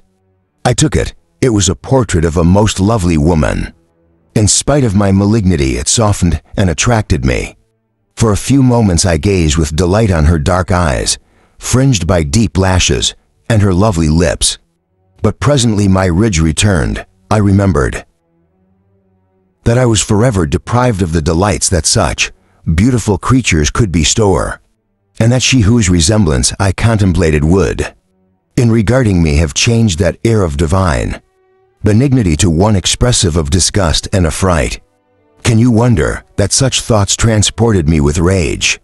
I only wondered that at that moment, instead of venting my sensations and exclamations and agony, I did not rush among mankind and perish in the attempt to destroy them.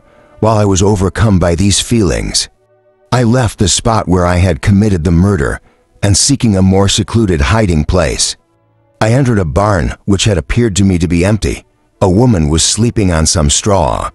She was young, not indeed so beautiful as her, whose portrait I held, but of an agreeable aspect, and blooming, and the loveliness of youth and health. Here I thought is one of those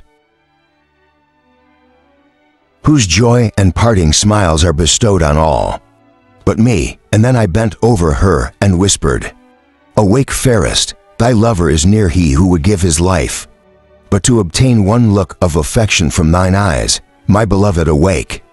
The sleeper stirred. A thrill of terror ran through me. Should she indeed awake and see me, and curse me and denounce the murderer?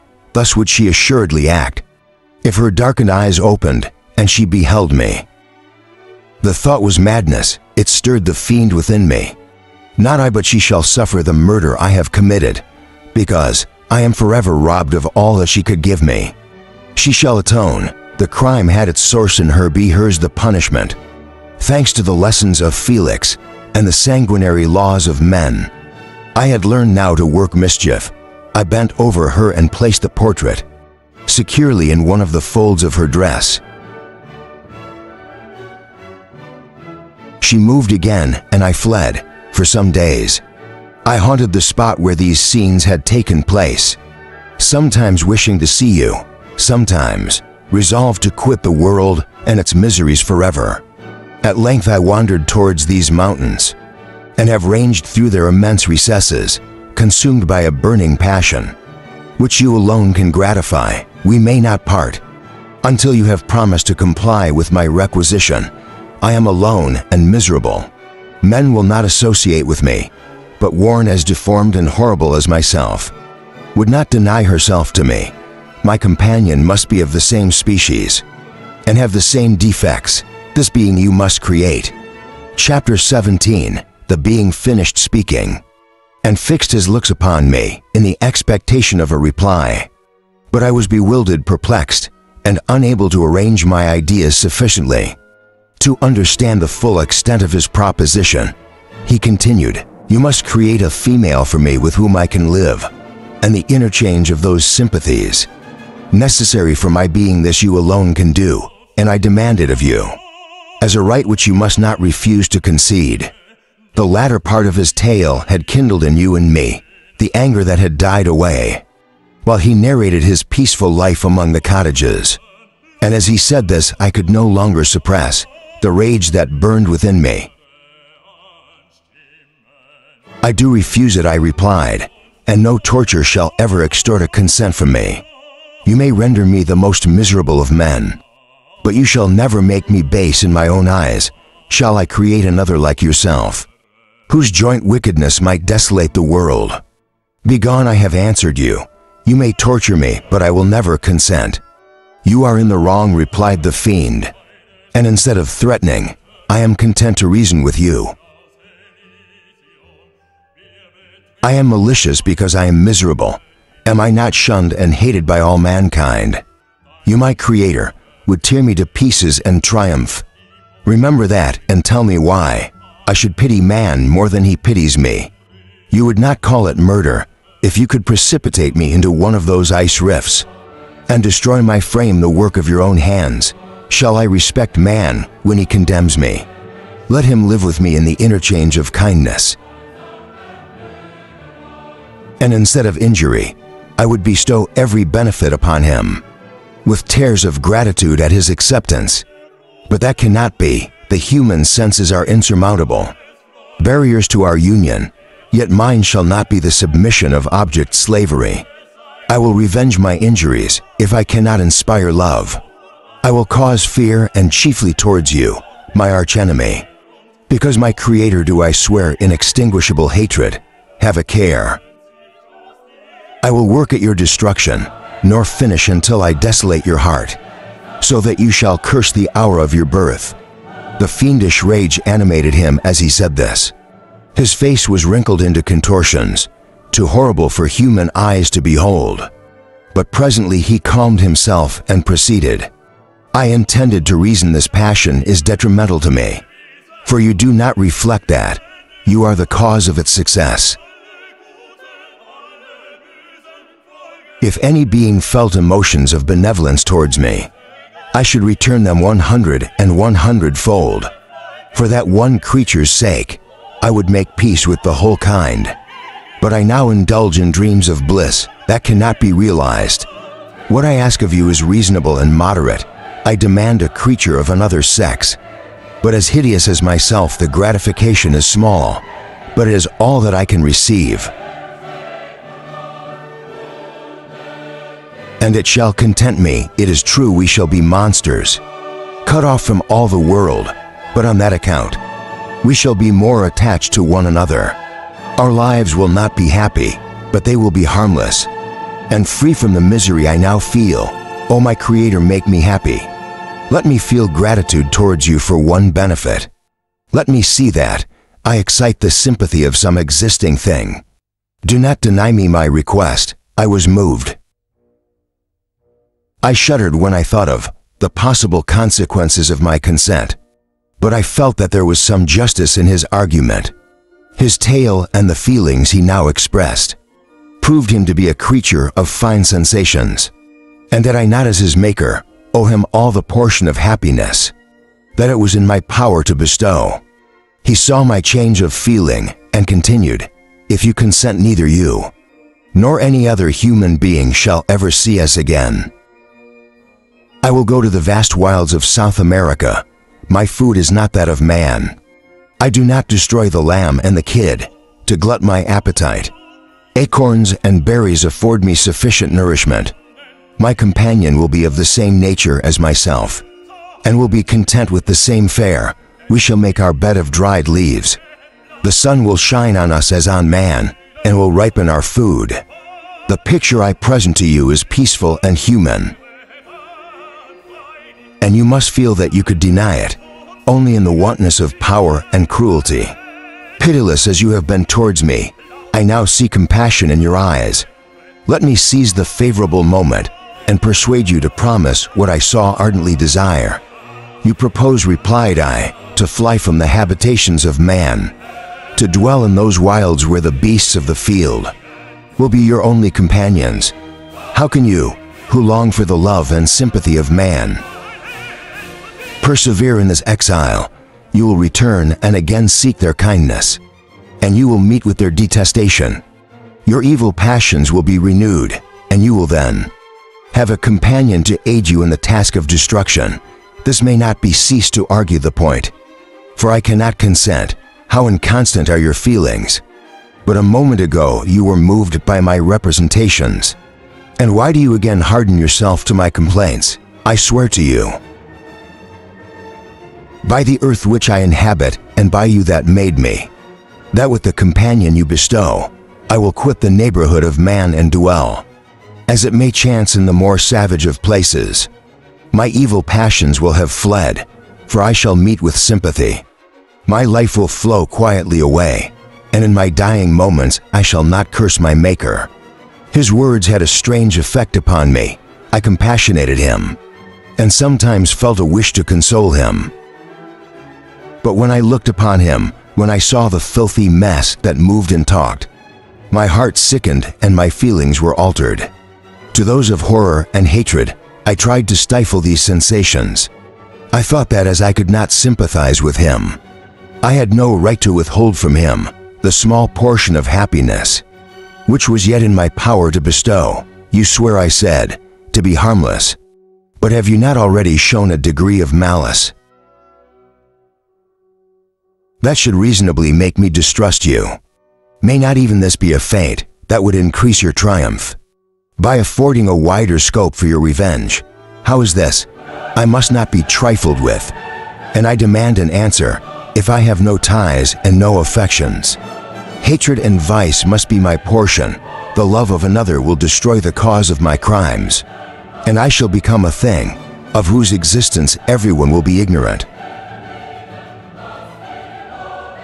My vices are the children of a forced solitude that I abhor, and my virtues will necessarily arise.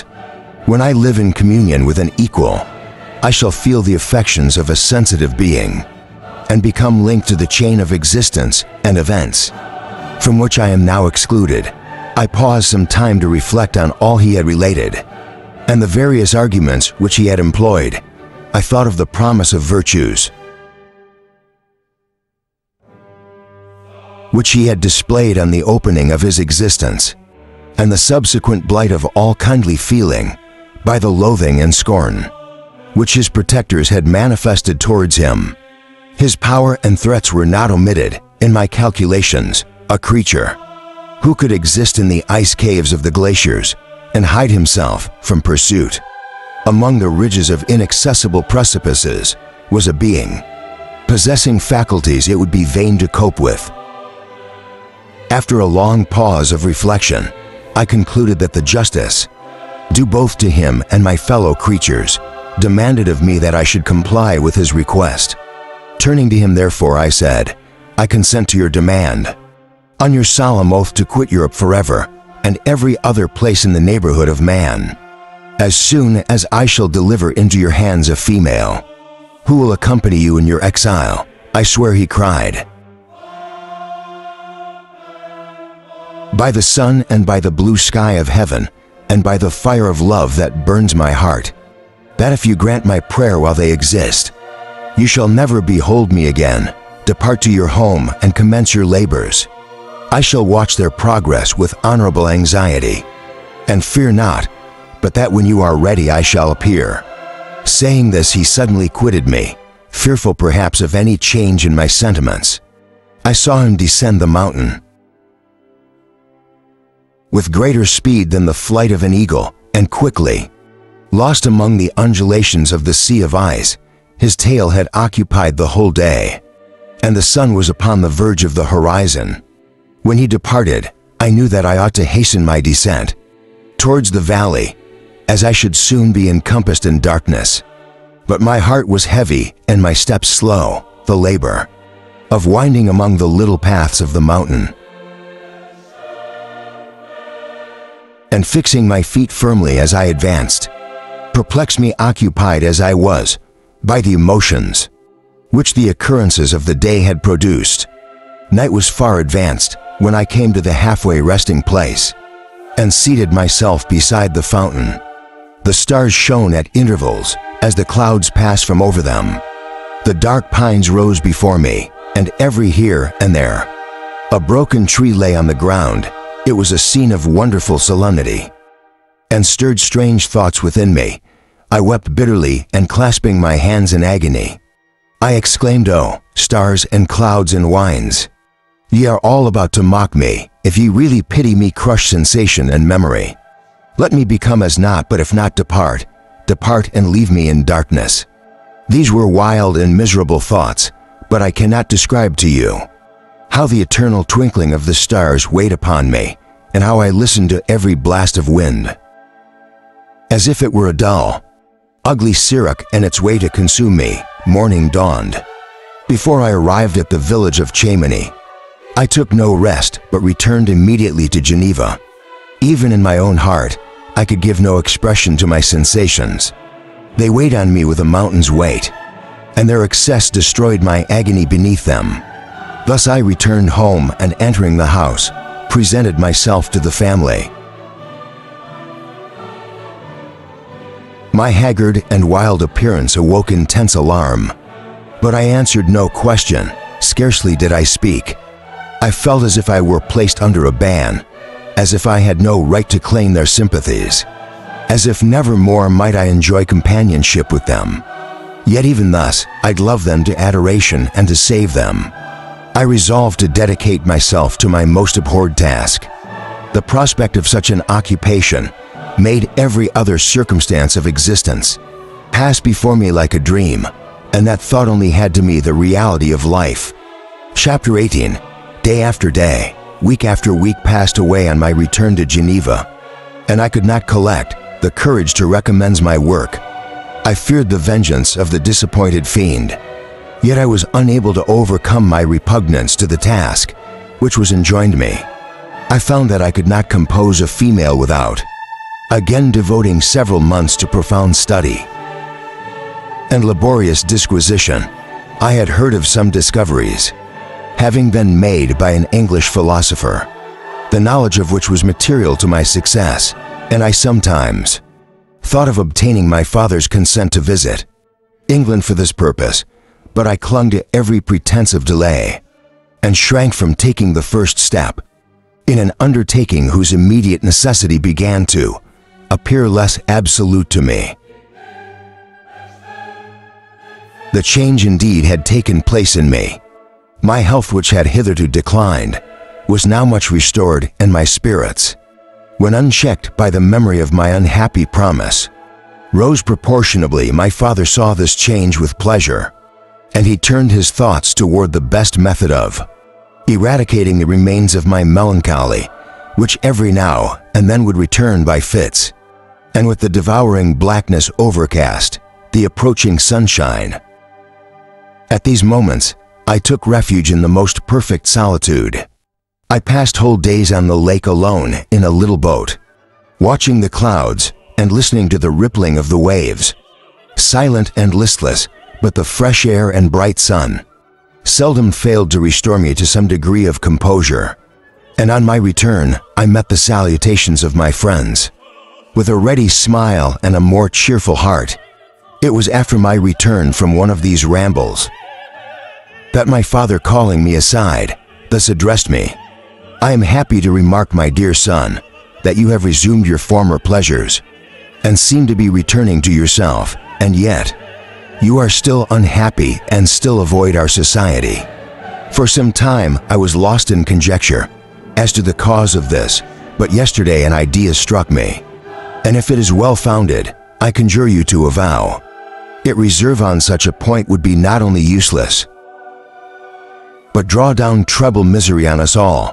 I trembled violently at his exordium, and my father continued, "I confess, my son, that I have always looked forward to your marriage with our dear Elizabeth at the tie of our domestic comfort and the stay of my declining years. You were attached to each other. From your earliest infancy, you studied together and appeared in dispositions and tastes entirely suited to one another. But so blind is the experience of man that what I conceived to be the best assistance to my plan may have entirely destroyed it. You perhaps regard her as your sister, without any wish that she might become your wife. You may have met with another whom you may love, and considering yourself as bound in honor to Elizabeth, this struggle may occasion the poignant misery which you appear to feel. My dear father, reassure yourself. I love my cousin tenderly and sincerely. I never saw any woman who excited as Elizabeth does. My warmest admiration and affection, my future hopes and prospects, are entirely bound up in the expectation of our union. The expression of your sentiments of this subject, my dear Victor, gives me more pleasure than I have for some time experienced. If you feel thus, we shall assuredly be happy. However, present events may cast a gloom over us, but it is this gloom which appears to have taken so strong a hold of your mind that I wish to dissipate. Tell me, therefore, whether you object to an immediate solemnization of the marriage. We have been unfortunate, and recent events have drawn us from that everyday tranquility befitting my years and infirmities. You are younger, yet I do not suppose, possessed as you are of a competent fortune, that an early marriage would at all interfere with any future plans of honor and utility that you may have formed. Do not suppose, however, that I wish to dictate happiness to you, or that a delay on your part would cause me any serious uneasiness. Interpret my words with candor and answer me, I conjure you, with confidence and sincerity." I listened to my father in silence and remained for some time incapable of offering any reply. I revolved rapidly in my mind a multitude of thoughts and endeavored to arrive at some conclusion. Alas, to me the idea of an immediate union with my Elizabeth was one of horror and dismay. I was bound by a solemn promise, which I had not yet fulfilled and dared not break. Or if I did, what manifold miseries might not impend over me and my devoted family, could I enter into a festival with this deadly weight yet hanging around my neck and bowing me to the ground. I must perform my engagement and let the monster depart with his mate before I allowed myself to enjoy the delight of a union from which I expected peace. I remembered also the necessity imposed upon me of either journeying to England or entering into a long correspondence with those philosophers of that country whose knowledge and discoveries were of indispensable use to me. In my present undertaking, the latter method of obtaining the desired intelligence was dilatory and unsatisfactory. Besides, I had an insurmountable aversion to the idea of engaging myself in my loathsome task in my father's house while in habits of familiar intercourse with those I loved. I knew that 1,000 fearful accidents might occur, the slightest of which would disclose a tale to thrill all connected with me with horror. I was aware also that I should often lose all self-command, all capacity of hiding the harrowing sensations that would possess me. During the progress of my unearthly occupation, I must absent myself from all I loved. While thus employed once commenced, it would quickly be achieved, and I might be restored to my family in peace and happiness. My promise fulfilled, the monster would depart forever, or so my fond fancy imaged. Some accident might meanwhile occur to destroy him and put an end to my slavery forever. These feelings dictated my answer to my father. I expressed a wish to visit England, but concealing the true reasons of this request, I clothed my desires under a guise which excited no suspicion. While I urged my desire with an earnestness that easily induced my father to comply, after so long a period of an absorbing melancholy that resembled madness in its intensity and effects, he was glad to find that I was capable of taking pleasure in the idea of such a journey, and he hoped that change of scene and varied amusement would, before my return, have restored me entirely to myself. The duration of my absence was left to my own choice. A few months or at most a year was the period contemplated. One paternal kind precaution he had taken to ensure my having a companion. Without previously communicating with me, he had, in concert with Elizabeth, arranged that Clarville should join me at Strasbourg. This interfered with the solitude I coveted for the prosecution of my task, yet at the commencement of my journey, the presence of my friend could in no way be an impediment, and truly, I rejoiced that thus I should be saved many hours of lonely, maddening reflection. May Henry might stand between me and the intrusion of my foe. If I were alone, would he not at times force his afford presence on me to remind me of my task or to contemplate its progress? To England, therefore, I was bound, and it was understood that my union with Elizabeth should take place immediately on my return. My father's age rendered him extremely adverse to delay. For myself, there was one reward I promised myself from my detested toils, one consolation from my unparalleled sufferings. It was the prospect of that day when, enfranchised from my miserable slavery, I might claim Elizabeth and forget the past. In my union with her, I now made arrangements for my journey, but one feeling haunted me, which filled me with fear and agitation. During my absence, I should leave my friends, unconscious of the existence of their enemy and unprotected from his attacks. Exasperated as he might be by my departure, but he had promised me to follow me wherever I might go. And would he not accompany me to England? This imagination was dreadful in itself, but soothing, and as much as it supposed the safety of my friends, I was agonized with the idea of the possibility that the reverse of this might happen. But through the whole period, during which I was the slave of my creature, I allowed myself to be governed by the impulses of the moment, and my present sensation strongly intimated that the fiend would follow me and exempt my family from the danger of his machinations. It was in the latter end of September that I again quitted my native country. My journey had been my own suggestion, and Elizabeth therefore acquiesced, but she was filled with disquiet at the idea of my suffering away from her the inroads of misery and grief. It had been her care which provided me a companion, and clever, and yet a man is blind to 1,000-minute circumstances which call forth a woman's sedulous attention. She longed to bid me hasten my return. 1,000 conflicting emotions rendered her mute as she bade me a tearful, silent farewell. I threw myself into the carriage that was to convey me away, hardly knowing whither I was going, and careless of what was passing around.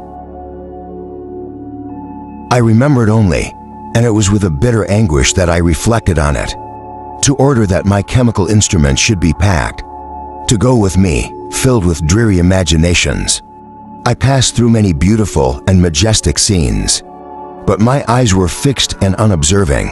I could only think of the bourne of my travels, and the work which was to occupy me whilst they endured. After some days spent in listless indolence, during which I traversed many leagues, I arrived at Strasbourg, where I waited to days for Clarville. He came, alas. How great was the contrast between us. He was alive to every new scene, joyful when he saw the beauties of the setting sun, and more happy when he beheld it rise. And recommends a new day, he pointed out to me, the shifting colors of the landscape, and the appearances of the sky. This is what it is to live. He cried, now I enjoy existence, but you, my dear Frankenstein, wherefore are you desponding and sorrowful? In truth, I was occupied by gloomy thoughts, and neither saw the descent of the evening star, nor the golden sunrise reflected in the Rhine, and you, my friend, would be far more amused with the Journal of Clarville, who observed the scenery with an eye of feeling and delight, than in listening to my reflections. I, a miserable wretch, haunted by a curse that shut up every avenue to enjoyment. We had agreed to descend the Rhine, and a boat from Strasbourg to Rotterdam, whence we might take shipping for London. During this voyage we passed many willowy islands, and saw several beautiful towns. We stayed a day at Mannheim, and on the 5th from our departure from Strasbourg, arrived at Mainz. The course of the Rhine below Mainz becomes much more picturesque. The river descends rapidly and winds between hills, not high but steep and of beautiful forms. We saw many ruined castles, standing on the edges of precipices, surrounded by blackwoods, high and inaccessible. This part of the Rhine, indeed, presents a singularly variegated landscape. In one spot you view rugged hills, ruined castles overlooking tremendous precipices, with the dark Rhine rushing beneath, and on the sudden turn of a promontory, flourishing vineyards with green, sloping banks under meandering river, and populous towns occupy the scene. We traveled at the time of the vintage, and heard the song of the laborers. As we glided down the stream, even I depressed in mind, and my spirits continually agitated by gloomy feelings. Even I was pleased. I lay at the bottom of the boat, and as I gazed on the cloudless blue sky, I seemed to drink in a tranquility to which I had long been a stranger. And if these were my sensations, who can describe those of Henry? He felt as if he had been transported to fairyland, and enjoyed a happiness seldom tasted by man. I have seen, he said, the most beautiful scenes of my own country. I have visited the lakes of Lucerne and Uri, where the snowy mountains descend, almost perpendicularly to the water, casting black and impenetrable shades, which would cause a gloomy and mournful appearance, were not for the most verdant islands that relieve the eye by their gay appearance. I have seen this lake agitated by a tempest, when the wind tore up whirlwinds of water, and gave you an idea of what the water's spout must be.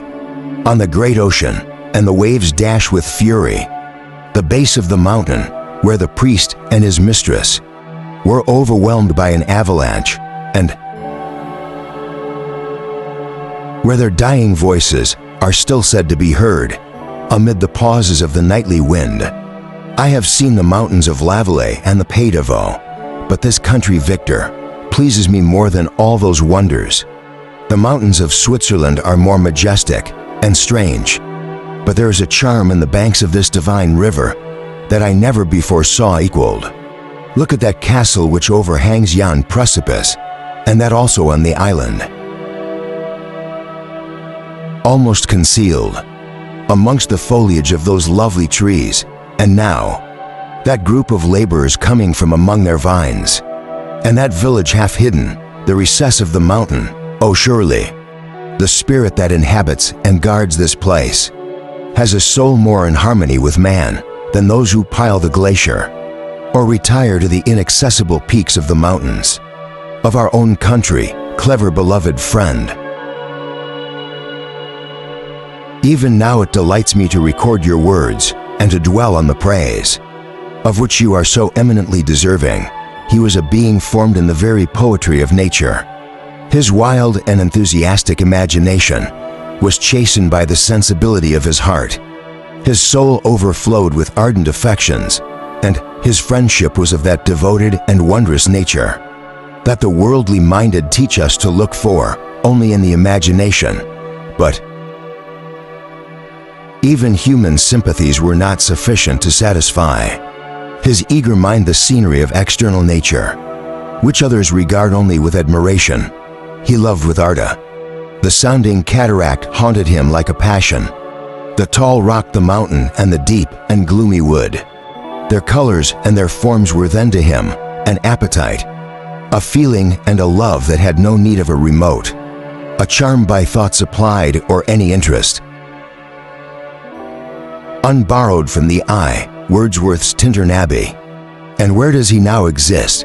Is this gentle and lovely being lost forever? Has this mind so replete with ideas, imaginations fanciful and magnificent, which formed a world whose existence depended on the life of its creator, has this mind perished? Does it now only exist in my memory? No, it is not thus. Your form so divinely wrought and beaming with beauty has decayed, but your spirit still visits and consoles your unhappy friend. Pardon this gush of sorrow. These ineffectual words are but a slight tribute to the unexampled worth of Henry, but they soothe my heart, overflowing with the anguish which his remembrance creates. I will proceed with my tale. Beyond Cologne we descended to the plains of Holland, and we resolved to post the remainder of our way, for the wind was contrary, and the stream of the river was too gentle to aid us. Our journey here lost the interest arising from beautiful scenery, but we arrived in a few days at Rotterdam, whence we proceeded by sea to England. It was on a clear morning, in the latter days of December, that I first saw the white cliffs of Britain. The banks of the Thames presented a new scene. They were flat but fertile, and almost every town was marked by the remembrance of some story. We saw Tilbury Fort and remember the Spanish Armada, Gravesend, Woolwich, and Greenwich, places which I'd heard of even in my country. At length we saw the numerous steeples of London, St. Paul's towering above all on the Tower, famed in English history. Chapter 19. London was our present point of rest. We determined to remain several months in this wonderful and celebrated city. Clavel desired the intercourse of the men of genius and talent who flourished at this time, but this was with me a secondary object. I was principally occupied with the means of obtaining the information necessary for the completion of my promise, and quickly availed myself of the heartfelt letters of introduction that I had brought with me, addressed to the most distinguished natural philosophers. If this journey had taken place during my days of study and happiness,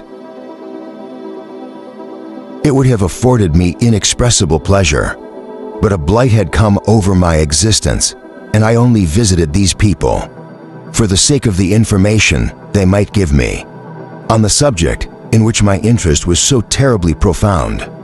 Company was awesome to me. When alone, I could fill my mind with the sights of heaven and earth. The voice of Henry soothed me, and I could thus cheat myself into a transitory peace, but busy, uninteresting. Joyous faces brought back despair to my heart. I saw an insurmountable barrier placed between me and my fellow men. This barrier was sealed with the blood of William and Justine, and to reflect on the events connected with those names filled my soul with anguish. But in Clever I saw the image of my former self. He was inquisitive and anxious to gain experience and instruction. The difference of manners which he observed was to him an inexhaustible source of instruction and amusement. He was also pursuing an object he had long had in view. His design was to visit India in the belief that he had, in his knowledge of its various languages, and in the views he had taken of its society, the means of materially assisting the progress of European colonization and trade in Britain. Only could he further the execution of his plan. He was forever busy, and the only check to his enjoyments was my sorrowful and dejected mind.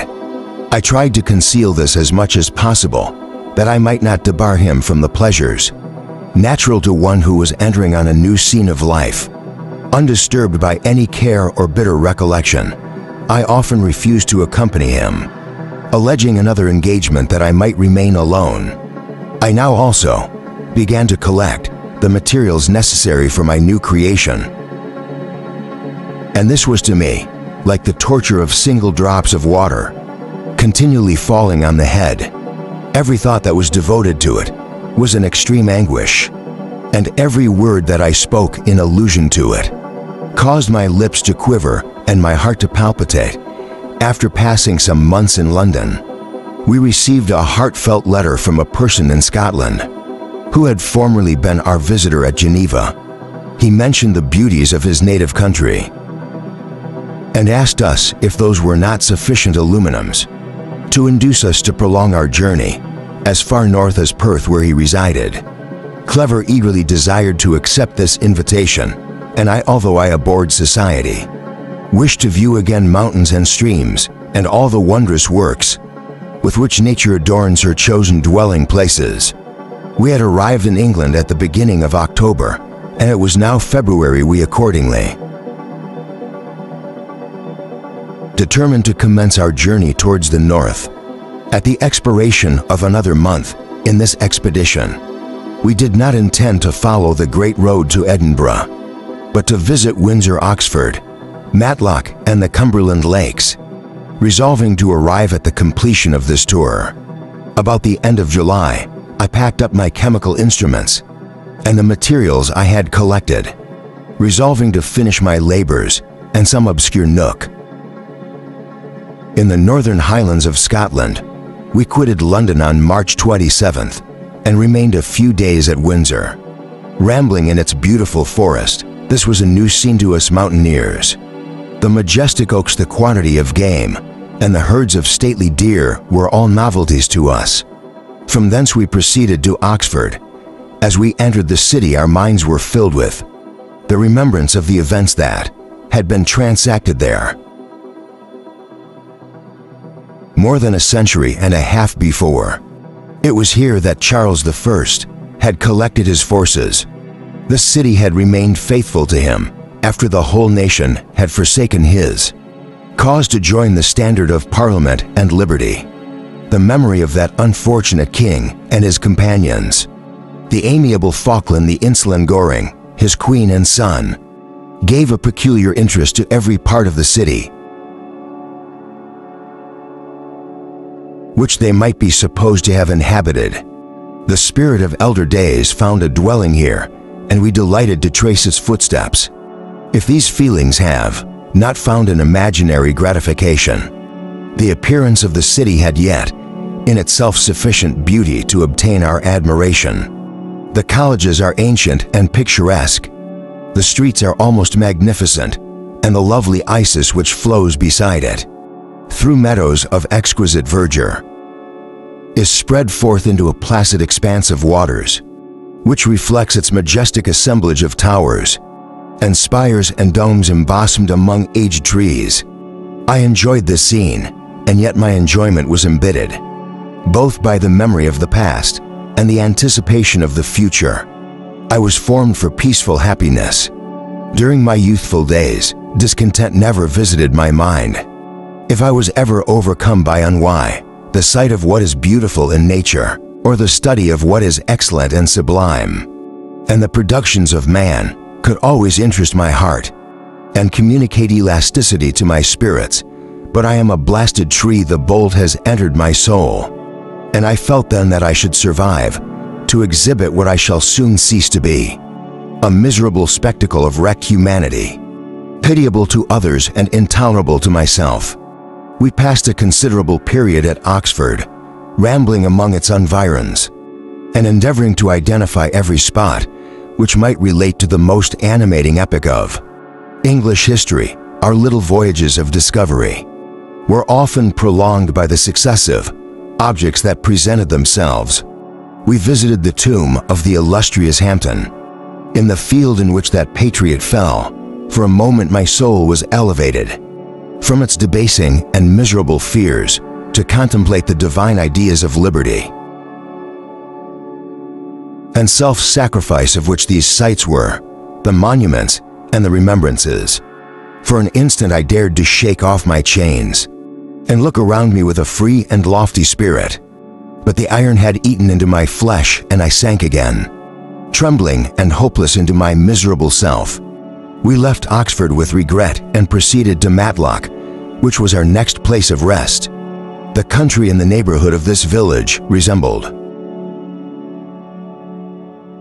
to a greater degree, the scenery of Switzerland, but everything is on a lower scale, and the green hills want the crown of distant, white Alps which always attend.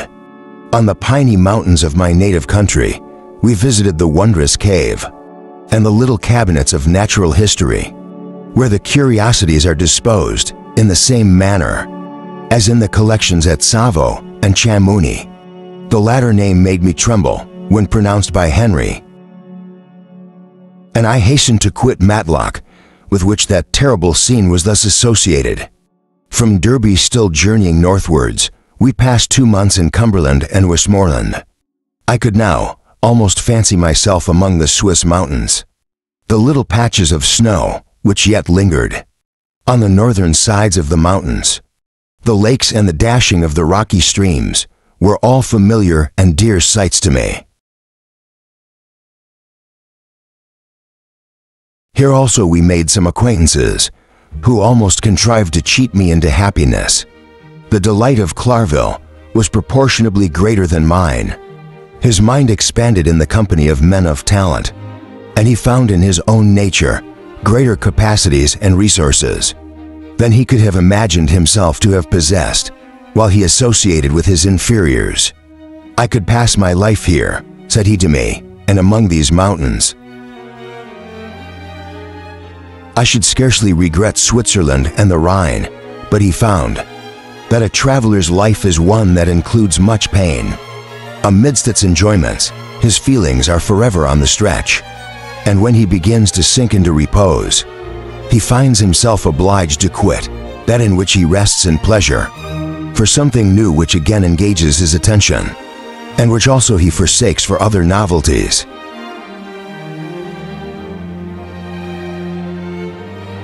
We had scarcely visited the various lakes of Cumberland and Westmoreland, and conceived an affection for some of the inhabitants, when the period of our appointment with our Scotch friend approached, and we left them to travel on. For my own part, I was not sorry. I had now neglected my promise for some time, and I feared the effects of the demon's disappointment. He might remain in Switzerland and wreak his vengeance on my relatives.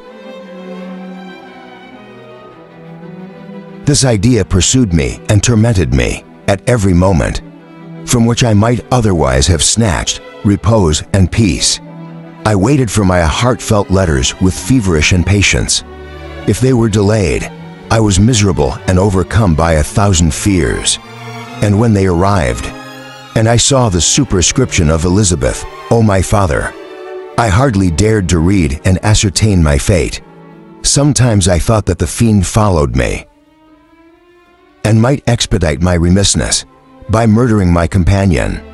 When these thoughts possessed me, I would not quit Henry for a moment, but followed him as his shadow, to protect him from the fancied rage of his destroyer. I felt as if I had committed some great crime, the consciousness of which haunted me. I was guiltless, but I had indeed drawn down a horrible curse upon my head. As mortal as that of crime, I visited Edinburgh with language, eyes and mind, and yet that city might have interested. The most unfortunate being, Clover did not like it so well as Oxford, for the antiquity of the latter city was more pleasing to him, but the beauty and regularity of the new town of Edinburgh, its romantic castle and its environs, the most delightful in the world. Arthur's Seat, St. Bernard's Well, and the Pentland Hills compensated him for the change and filled him with cheerfulness and admiration, but I was impatient to arrive. At the termination of my journey, we left Edinburgh in a week, passing through Cooper, St. Andrews, and along the banks of the Tay to Perth, where our friend expected us. But I was in no mood to laugh and talk with strangers or enter into their feelings or plans, with the good humor expected from a guest, and accordingly I told Clarville that I wished to make the tour of Scotland alone. "Do you," said I, "enjoy yourself and let this be our rendezvous, and maybe absent a month or two. But do not interfere with my motions, I entreat you. Leave me to peace and solitude for a short time. And when I return, I hope it will be with a lighter heart, more congenial to your own temper." Henry wished to dissuade me, but seeing me bent on this plan ceased to demonstrate. He entreated me to write often.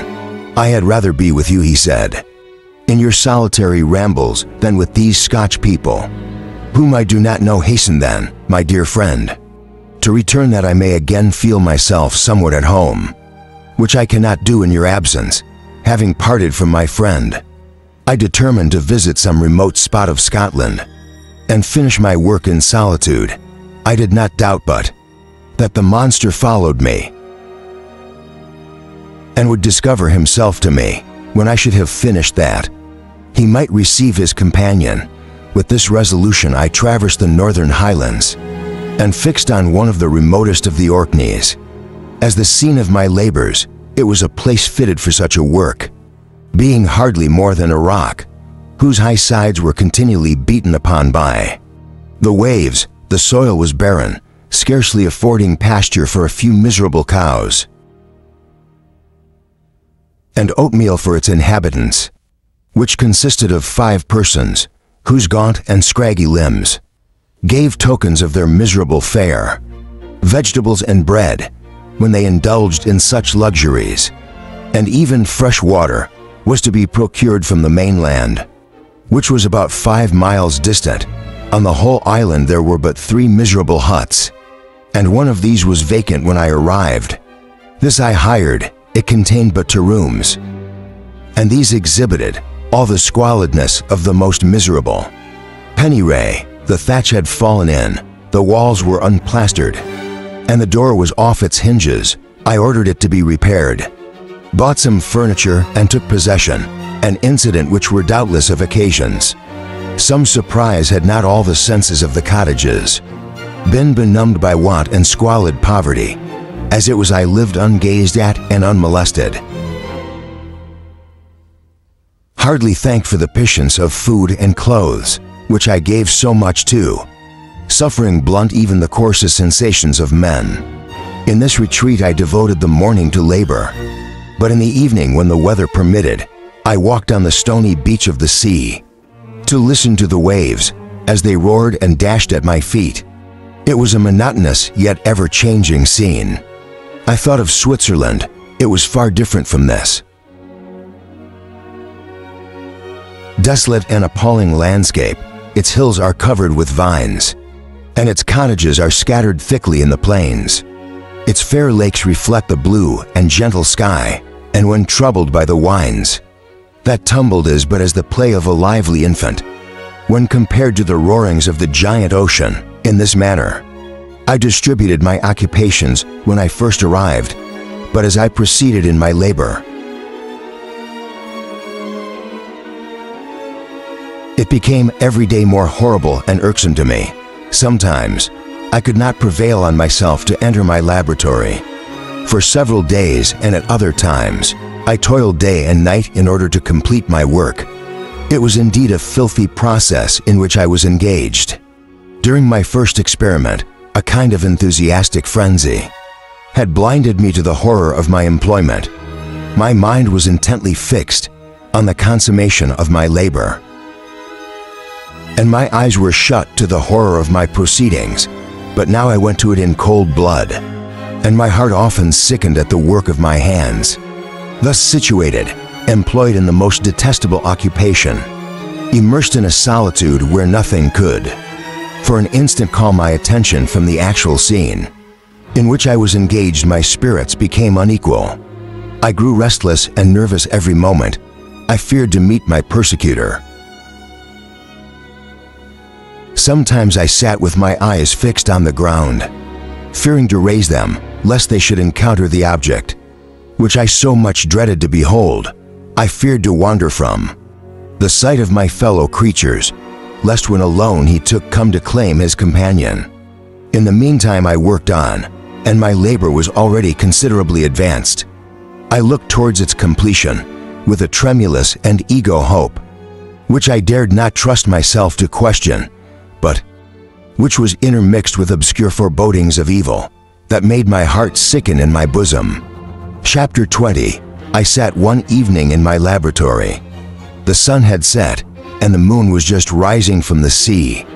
I had not sufficient light for my employment, and I remained idle in a pause of consideration of whether I should leave my labor for the night, or hasten its conclusion by an unremitting attention to it. As I sat, a train of reflection occurred to me, which led me to consider the effects of what I was now doing. 3 years before, I was engaged in the same manner and had created a fiend whose unparalleled barbarity had desolated my heart and filled it forever with the bitterest remorse. I was now about to form another being, of whose dispositions I was alike ignorant. She might become 10,000 times more malignant than her mate, and delight for its own sake in murder and wretchedness.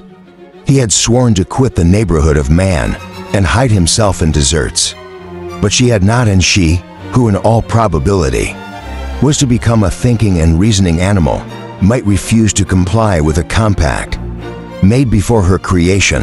They might even hate each other. The creature who already lived loathed his own deformity, and might he not conceive a greater abhorrence for it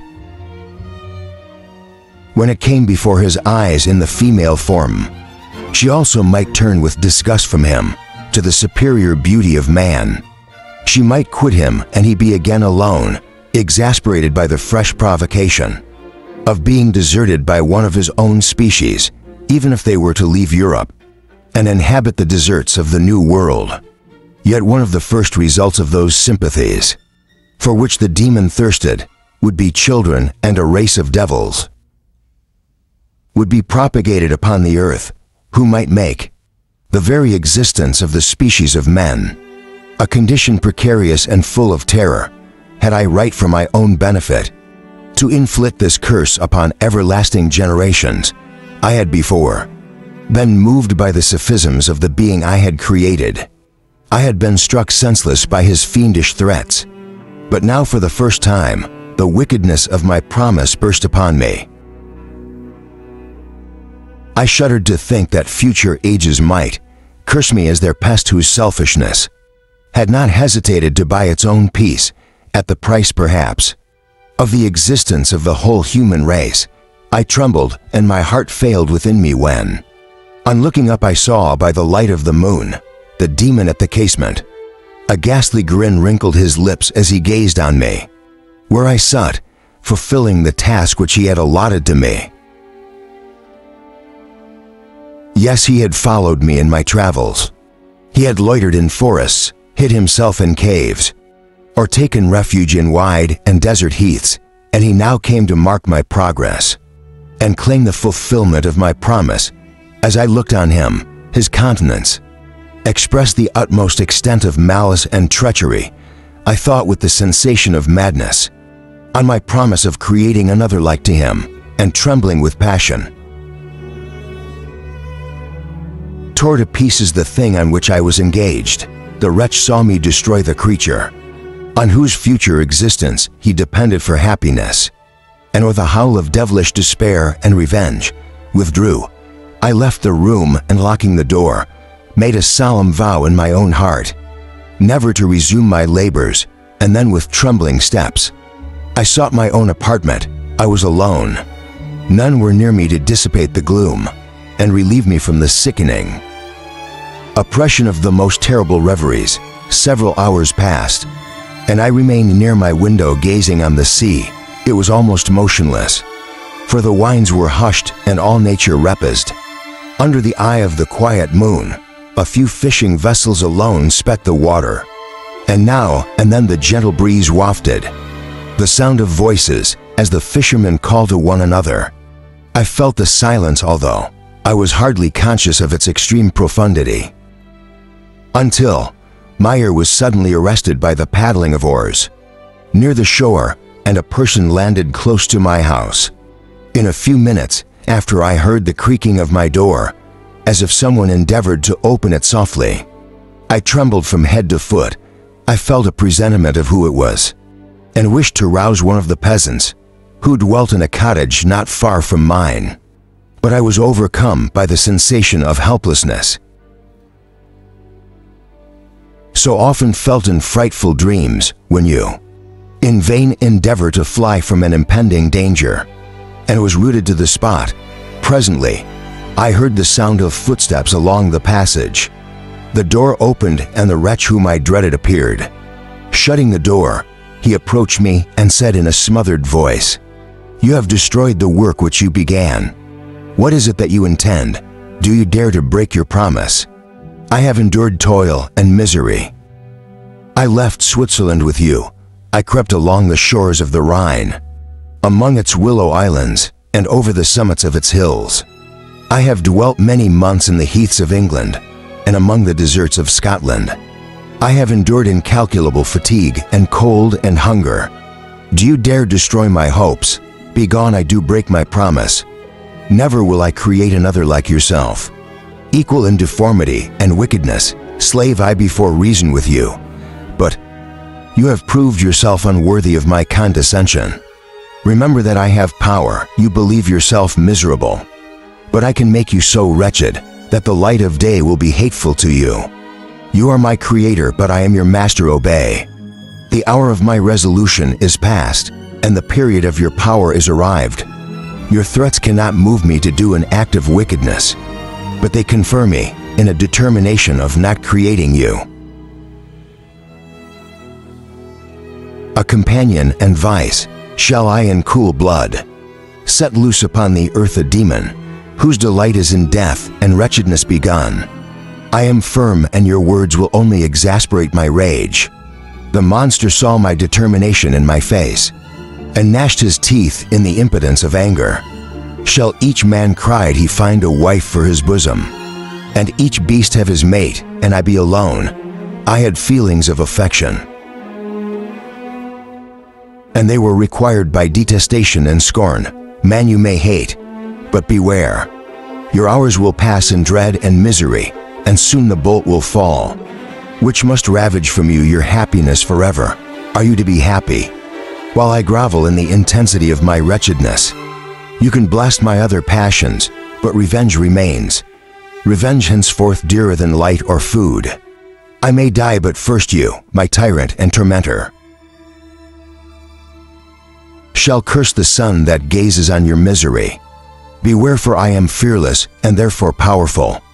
I will watch with the wildness of a snake, that I may sting with its venom. Man, you shall repent of the injuries you inflict. Devil, cease, and do not poison the air with these sounds of malice. I have declared my resolution to you, and I am no coward to bend beneath words. Leave me, I am inexorable. It is well, I go. But remember, I shall be with you on your wedding night. I started forward and exclaimed, villain, before you sign my death warrant, be sure that you are yourself safe. I would have seized him, but he eluded me, and quitted the house with precipitation. In a few moments I saw him in his boat, which shot across the waters with an arrowy swiftness, and was soon lost amidst the waves. All was again silent, but his words rang in my ears. I burned with rage to pursue the murderer of my peace and precipitate him into the ocean. I walked up and down my room hastily and perturbed, while my imagination conjured up 1,000 images to torment and sting me. Why had I not followed him and closed with him in mortal strife? But I had suffered him to depart, and he had directed his cause towards the mainland. I shuddered to think who might be the next victim, sacrificed to his insatiate revenge. And then I thought again of his words, I will be with you on your wedding night. That then was the period fixed for the fulfillment of my destiny, in that hour I should die, and at once satisfy and extinguish his malice. The prospect did not move me to fear, Yet when I thought of my beloved Elizabeth, of her tears and endless sorrow, when she should find her lover so barbarously snatched from her. Tears the first I had shed for many months streamed from my eyes, and I, resolved not to fall before my enemy without a bitter struggle. The night passed away and the sun rose from the ocean. My feelings became calm, if it may be called calmness. When the violence of rage sinks into the depths of despair, I left the house, the horrid scene of the last night's contention, and walked on the beach of the sea, which I almost regarded as an insuperable barrier between me and my fellow creatures. Nay, a wish that such should prove the fact stole across me. I desired that I might pass my life on that barren rock, wearily, it is true, but uninterrupted by any sudden shock of misery. If I returned, it was to be sacrificed, or to see those whom I most loved die under the grasp of a demon whom I had myself created. I walked about the isle like a restless specter, separated from all that loved, and miserable in this separation. When it became noon and the sun rose higher, I laid down on the grass and was overpowered by a deep sleep. I had been awake the whole of the preceding night. My nerves were agitated, and my eyes inflamed by watching and misery. The sleep into which I now sank refreshed me, and when I awoke, I again felt as if I belonged to a race of human beings like myself, and I began to reflect upon what had passed. With greater composure, yet still the words of the fiend rang in my ears. Like a death knell they appeared like a dream, yet distinct and oppressive as a reality. The sun had far descended, and I still sat on the shore, satisfying my appetite which had become ravenous with an oaten cake, when I saw a fishing boat land close to me, and one of the men brought me a packet. It contained a heartfelt letters from Geneva, and one from Clairville entreating me to join him. He said that he was wearing away his time fruitlessly where he was, that a heartfelt letters from the friends he had formed in London desired his return to complete the negotiation they had entered into for his Indian enterprise. He could not any longer delay his departure, but as his journey to London might be followed even sooner than he now conjectured by his longer voyage, he entreated me to bestow as much of my society on him as I could spare. He besought me therefore to leave my solitary island to meet him at Perth, that we might proceed southwards together. This a heartfelt letter in a degree recalled me to life, and I determined to quit my island at the expiration of 2 days. Yet before I departed there was a task to perform, on which I shuddered to reflect. I must pack up my chemical instruments, and for that purpose I must enter the room which had been the scene of my odious work, and I must handle those utensils, the sight of which was sickening to me. The next morning at daybreak, I summoned sufficient courage and unlocked the door of my laboratory. The remains of the half-finished creature whom I had destroyed lay scattered on the floor, and I almost felt as if I had mangled the living flesh of a human being. I paused to collect myself and then entered the chamber with trembling hand. I conveyed the instruments out of the room, but I reflected that I ought not to leave the relics of my work to excite the horror and suspicion of the peasants, and I accordingly put them into a basket, the great quantity of stones, and laying them up, determined to throw them into the sea that very night. And in the meantime I sat upon the beach, employed in cleaning and arranging my chemical apparatus. Nothing could be more complete than the alteration that had taken place in my feelings since the night of the appearance of the demon. I had before regarded my promise with a gloomy despair, as a thing that with whatever consequences must be fulfilled, but I now felt as if a film had been taken from before my eyes, and that I for the first time saw clearly the idea of renewing my labors. did not for one instant occur to me. The threat I had heard weighed on my thoughts.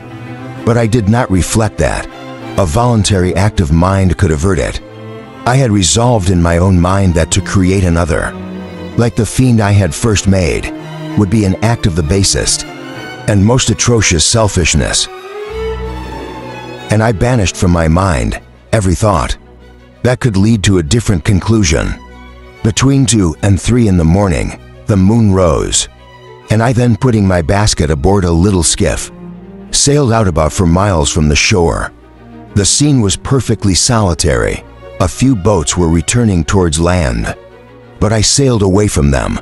I felt as if I was about the commission of a dreadful crime, and avoided with shuddering anxiety any encounter with my fellow creatures. At one time the moon, which had before been clear, was suddenly overspread by a thick cloud, and I took advantage of the moment of darkness and cast my basket into the sea. I listened to the gurgling sound as it sank, and then sailed away from the spot. The sky became clouded, but the air was pure, although chilled by the northeast breeze that was then rising.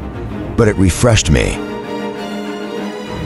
and filled me with such agreeable sensations that I resolved to prolong my stay on the water, and fixing the rudder in a direct position, stretched myself at the bottom of the boat. Clouds hit the moon, everything was obscure, and I heard only the sound of the boat. As its keel cut through the waves, the murmur lulled me, and in a short time I slept soundly. I do not know how long I remained in this situation, but when I awoke, I found that the sun had already mounted considerably. The wind was high and the waves continually threatened the safety of my little skiff. I found that the wind was northeast, and must have driven me far from the coast from which I had embarked. I endeavored to change my course, but quickly found that if I again made the attempt the boat would be instantly filled with water. Thus situated, my only resource was to drive before the wind. I confess that I felt a few sensations of terror. I had no compass with me, and was so slenderly acquainted with the geography of this part of the world that the sun was of little benefit to me.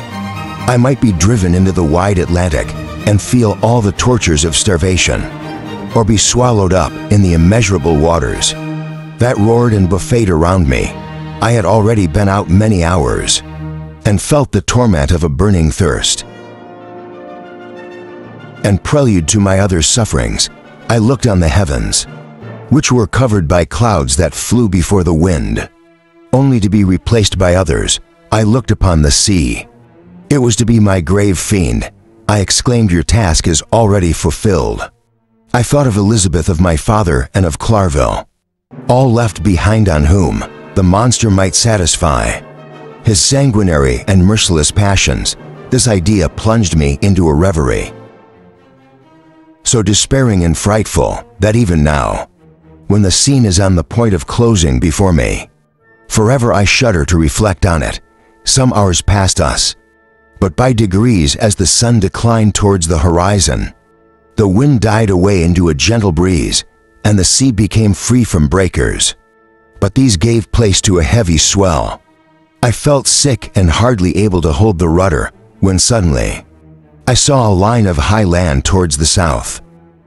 Almost spent, as I was by fatigue and the dreadful suspense I endured for several hours, the sudden certainty of life rushed like a flood of warm joy to my heart, and tears gushed from my eyes. How mutable are our feelings, and how strange is that clinging love we have of life, even in the excess of misery. I constructed another sail with a part of my dress, and eagerly steered my course towards the land. It had a wild and rocky appearance, but as I approached nearer, I easily perceived the traces of cultivation. I saw vessels near the shore, and found myself suddenly transported back to the neighborhood of civilized man. I carefully traced the windings of the land, and hailed a steeple which I at length saw issuing from behind a small promontory. As I was in a state of extreme debility, I resolved to sail directly towards the town, as a place where I could mostly procure nourishment. Fortunately, I had money with me. As I turned the promontory, I perceived a small, neat town and a good harbor which I entered, my heart bounding with joy at my unexpected escape. As I was occupied in fixing the boat and arranging the sails, several people crowded towards the spot. They seemed much surprised at my appearance, but instead of offering me any assistance, whispered together with gestures that, at any other time, might have produced in me a slight sensation of alarm. As it was, I merely remarked that they spoke English, and I therefore addressed them in that language.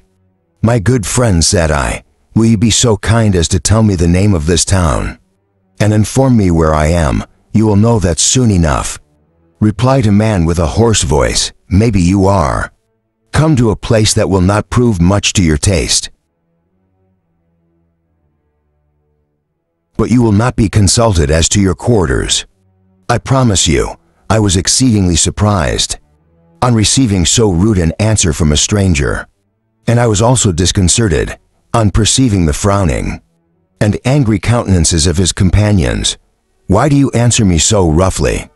I replied, "Surely it is not the custom of Englishmen to receive strangers so inhospitably." "I do not know," said the man, "what the custom of the English may be, but it is the custom of the Irish. They hate villains." While this strange dialogue continued, I perceived the crowd rapidly increase. Their faces expressed a mixture of curiosity and anger, which annoyed and in some degree alarmed me. I inquired the way to the inn, but no one replied. I then moved forward, and a murmuring sound arose from the crowd as they followed and surrounded me, when an ill-looking man approaching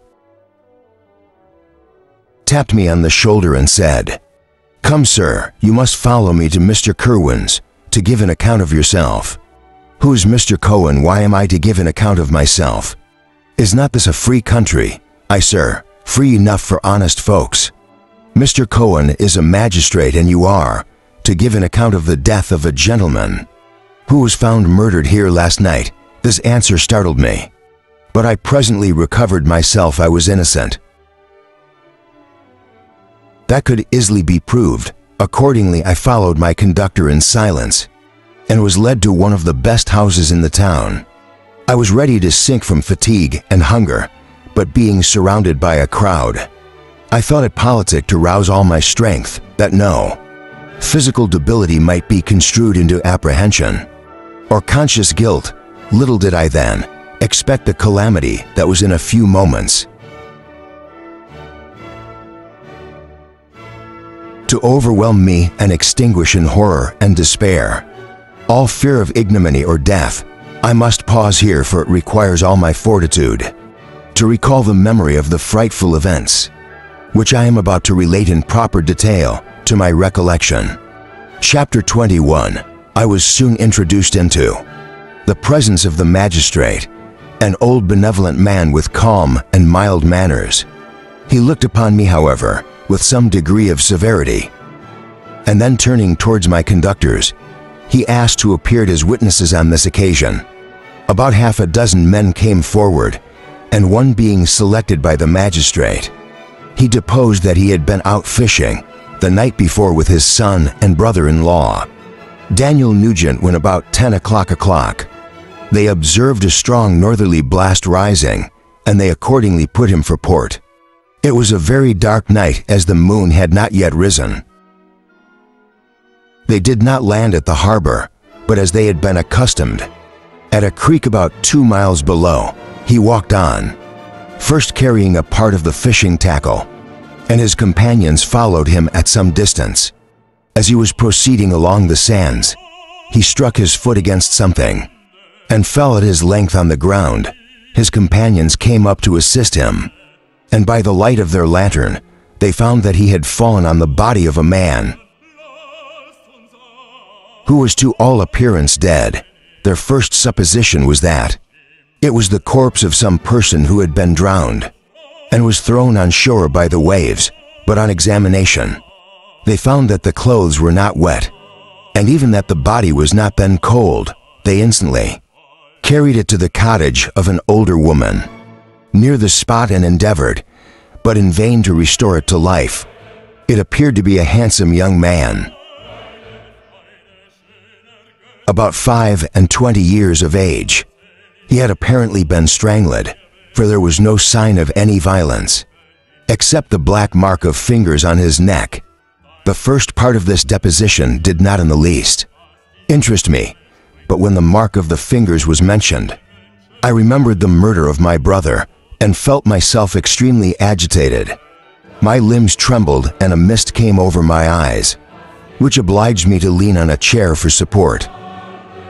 The magistrate observed me with a keen eye and, of course, drew an unfavorable augury from my manner. The son confirmed his father's account, but when Daniel Nugent was called, he swore positively that, just before the fall of his companion, he saw a boat with a single man in it, at a short distance from the shore, and as far as he could judge by the light of a few stars, it was the same boat in which I had just landed. A woman deposed that she lived near the beach and was standing at the door of her cottage, waiting for the return of the fishermen. About an hour before, she heard of the discovery of the body, when she saw a boat with only one man in its push, off from that part of the shore where the corpse was afterwards found. Another woman confirmed the account of the fishermen having brought the body into her house.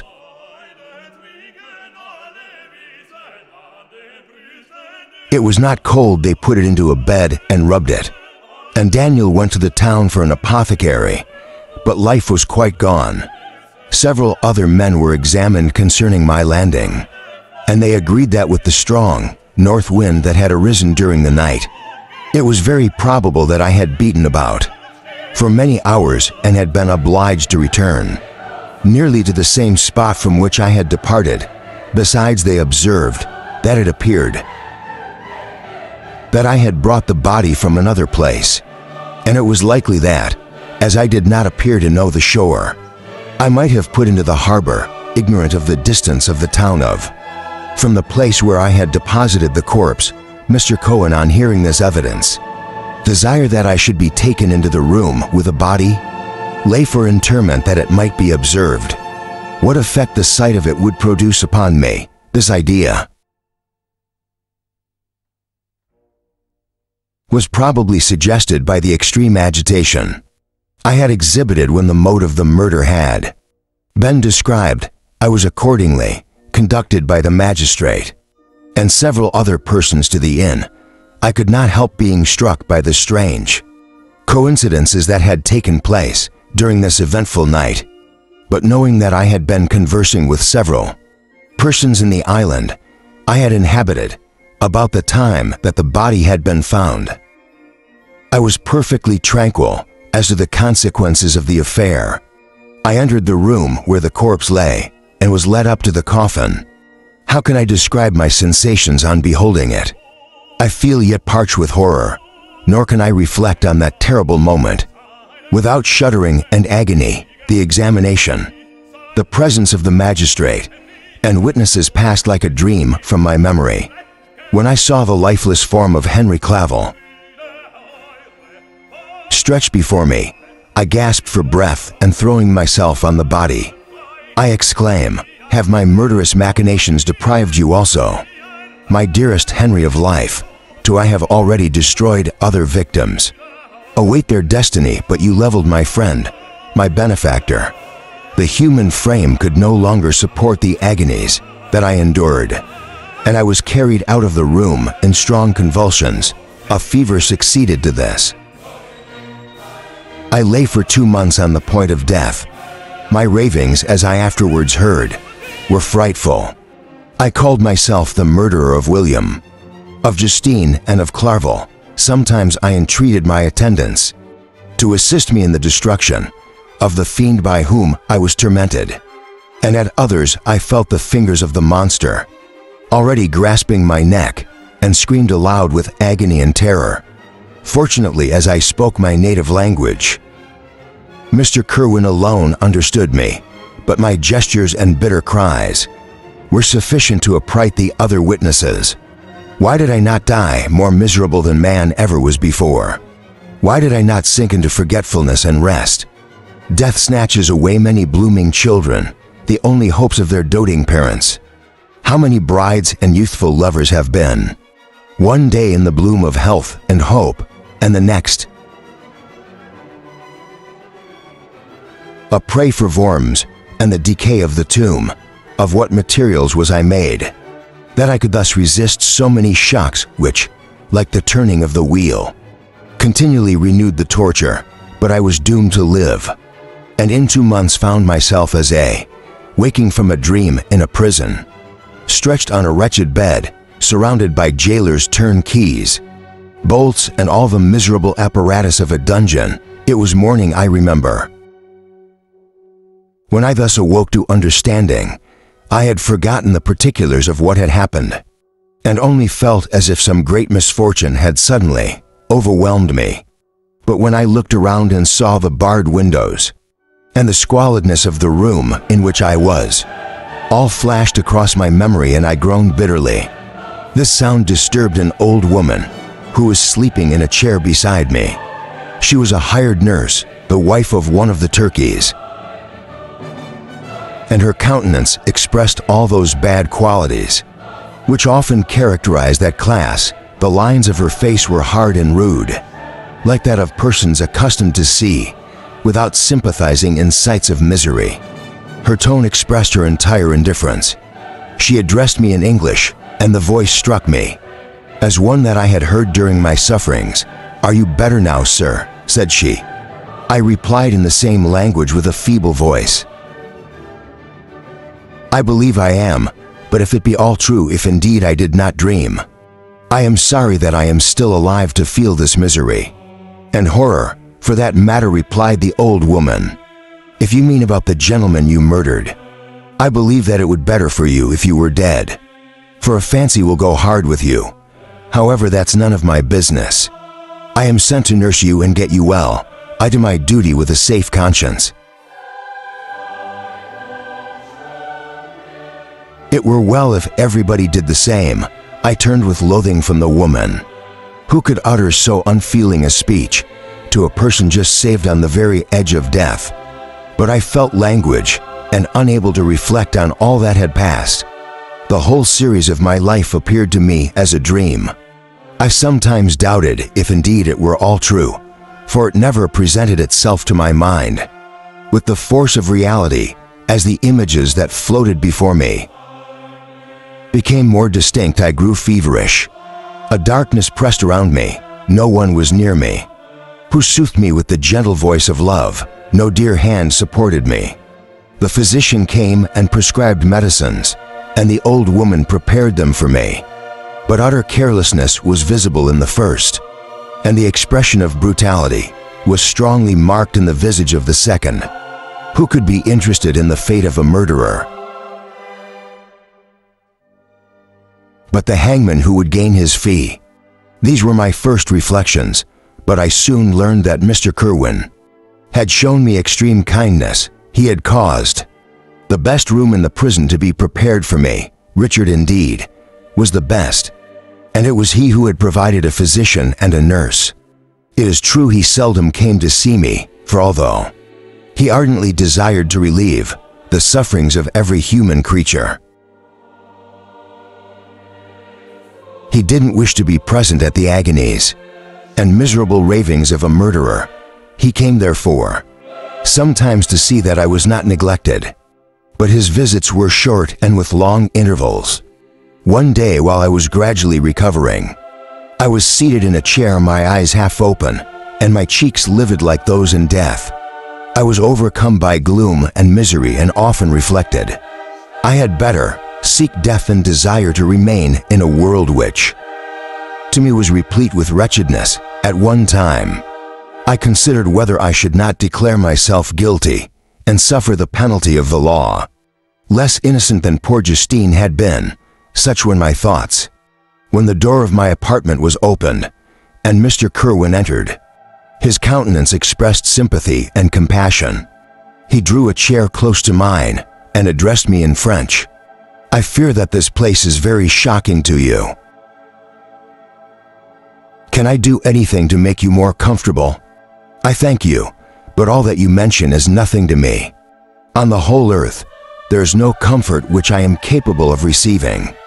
I know that the sympathy of a stranger can be bought, of little relief to one, borne down as you are, by so strange misfortune, but you will, I hope, soon quit this melancholy abode. For doubtless evidence can easily be brought to free you from the criminal charge. That is my least concern. I am by a course of strange events, become the most miserable of mortals, persecuted and tortured as I am and have been. Can death be any evil to me? Nothing indeed could be more unfortunate and agonizing than the strange chances that have lately occurred. You were thrown by some surprising accident on this shore renowned for its hospitality, seized immediately and charged with murder.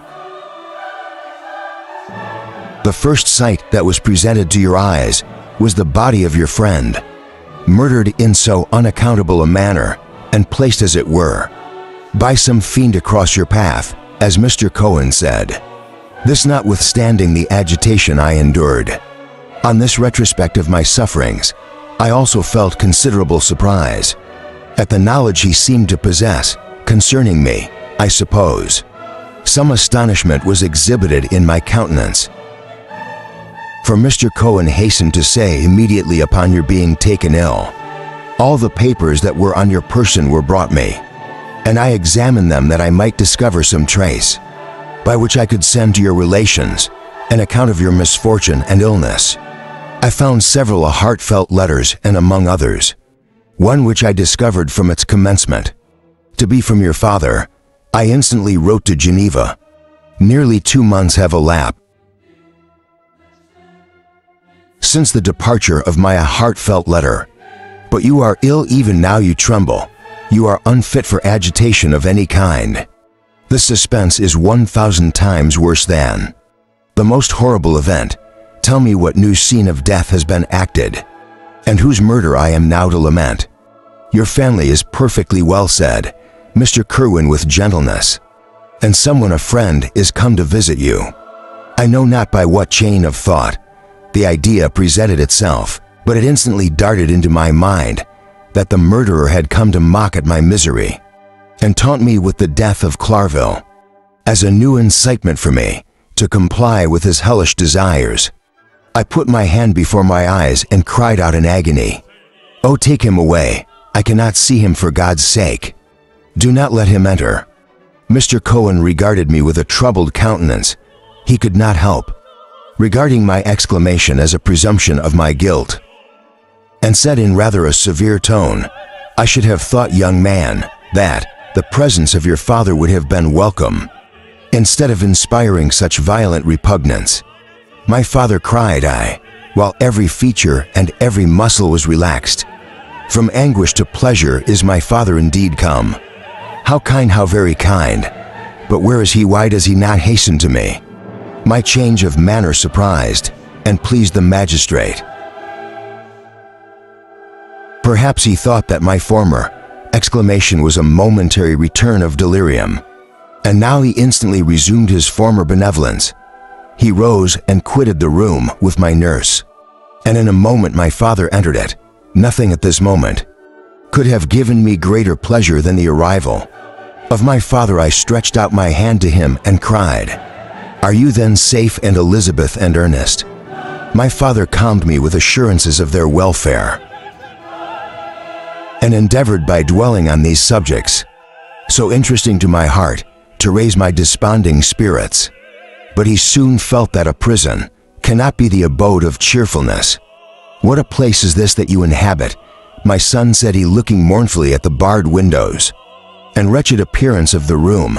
"You traveled to seek happiness, but a fatality seems to pursue you, and poor Clever, the name of my unfortunate and murdered friend, was an agitation too great to be endured. In my weak state I shed tears at last." "Yes, my father," replied I, "some destiny of the most horrible kind hangs over me, and I must live to fulfill it, or surely I should have died on the coffin of Henry."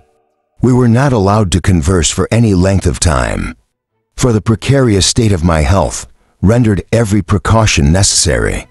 That could ensure tranquility, Mr. Cohen came in and insisted that my strength should not be exhausted by too much exertion. But the appearance of my father was to me like that of my good angel, and I gradually recovered my health as my sickness quitted me. I was absorbed by a gloomy and black melancholy that nothing could dissipate. The image of Clarville was forever before me. Ghastly and murdered more than once, the agitation into which these reflections threw me made my friends dread a dangerous relapse. Alas, why did they preserve so miserable and detested alive? It was surely that I might fulfill my destiny, which is now drawing to a close soon, oh very soon. Will death extinguish these throbbings and relieve me from the mighty weight of anguish that bears me to the dust, and in executing the award of justice, I shall also sink to rest. Then the appearance of death was distant, although the wish was ever present to my thoughts, and I often sat for hours motionless and speechless, wishing for some mighty revolution that might bury me and my destroyer in its ruins. The season of the assizes approached. I had already been 3 months in prison, and although I was still weak and in continual danger of a relapse, I was obliged to travel nearly 100 miles to the country town where the court was held. Mr. Cohen charged himself with every care of collecting witnesses and arranging my defense. I was spared the disgrace of appearing publicly as a criminal, as the case was not brought before the court that decides on life and death. The grand jury rejected the bill on its being proved that I was on the Orkney Islands at the hour the body of my friend was found, and a fortnight after my removal, I was liberated from prison. My father was enraptured on finding me free from the vexations of a criminal charge, that I was again allowed to breathe the fresh atmosphere and permitted to return to my native country. I did not participate in these feelings, for to me, the walls of a dungeon or a palace were alike hateful. The cup of life was poisoned forever, and although the sun shine upon me, as upon the happy and gay of heart, I saw around me nothing but a dense and frightful darkness, penetrated by no light, but the glimmer of 2 eyes that glared upon me. Sometimes they were the expressive eyes of Henry, languishing in death, the dark orbs nearly covered by the lids and the long black lashes that fringed them. Sometimes it was the watery, clouded eyes of the monster, as I first saw them in my chamber at Ingolstadt. My father tried to awaken in me the feelings of affection. He talked of Geneva, which I should soon visit, of Elizabeth and Ernest, but these words only drew deep groans from me. Sometimes indeed, I felt a wish for happiness, and thought with melancholy delight of my beloved cousin, or longed with a devouring melody to see once more the blue lake and rapid Rhone that had been so dear to me in early childhood. But my general state of feeling was a topper, in which a prison was as welcome a residence as the divine is seen in nature, and these fits were seldom interrupted, but by paroxysms of anguish and despair. At these moments I often endeavored to put an end to the existence I loathed, and it required unceasing attendance and vigilance to restrain me from committing some dreadful act of violence. Yet one duty remained to me, the recollection of which finally triumphed over my selfish despair. It was necessary that I should return without delay to Geneva, there to watch over the lives of those I so fondly loved, and to lie and wait for the murderer, that, if any chance led me to the place of his concealment, or if he dared again to blast me by his presence, I might with unfailing aim put an end to the existence of the monstrous image which I had endured. With the mockery of a soul still more monstrous, my father still desired to delay our departure, fearful that I could not sustain the fatigues of a journey, for I was a shattered wreck, the shadow of a human being. My strength was gone. I was a mere skeleton, and fevered night and day preyed upon my wasted frame, still as I urged our leaving island. With such inquietude and impatience, my father thought it best to yield. We took our passage on board a vessel, bound for Havre de Grace, and sailed with a fair wind from the Irish shores. It was midnight. I lay on the deck, looking at the stars, and listening to the dashing of the waves. I hailed the darkness that shut island from my sight, and my pulse beat with a feverish joy when I reflected that I should soon see Geneva. The past appeared to me in the light of a frightful dream, yet the vessel in which I was, the wind that blew me from the detested shore of Ireland, and the sea which surrounded me told me forcibly that I was deceived by no vision, and that Clever, my friend and dearest companion, had fallen a victim to me and the monster of my creation. I repassed in my memory my whole life, my quiet happiness, while residing with my family in Geneva. The death of my mother and my departure for Ingolstadt, I remembered shuddering. The mad enthusiasm that hurried me onto the creation of my hideous enemy, and I called to mind the night in which he first lived. I was unable to pursue the train of thought. 1,000 feelings pressed upon me, and I wept bitterly. Ever since my recovery from the fever, I had been in the custom of taking every night too small quantity of laudanum, for it was by means of this drug only that I was unable to gain the rest necessary for the preservation of life, oppressed by the recollection of my various misfortunes, and now swallowed double my usual quantity, and soon slept profoundly. But sleep did not afford me respite from thought and misery. My dreams presented 1,000 objects that scared me. Towards morning, I was possessed by a kind of nightmare. I felt the fiend's grasp in my neck, and could not free myself from it. Groans and cries rang in my ears. My father, who was watching over me, perceiving my restlessness, awoke me. The dashing waves were around the cloudy sky above.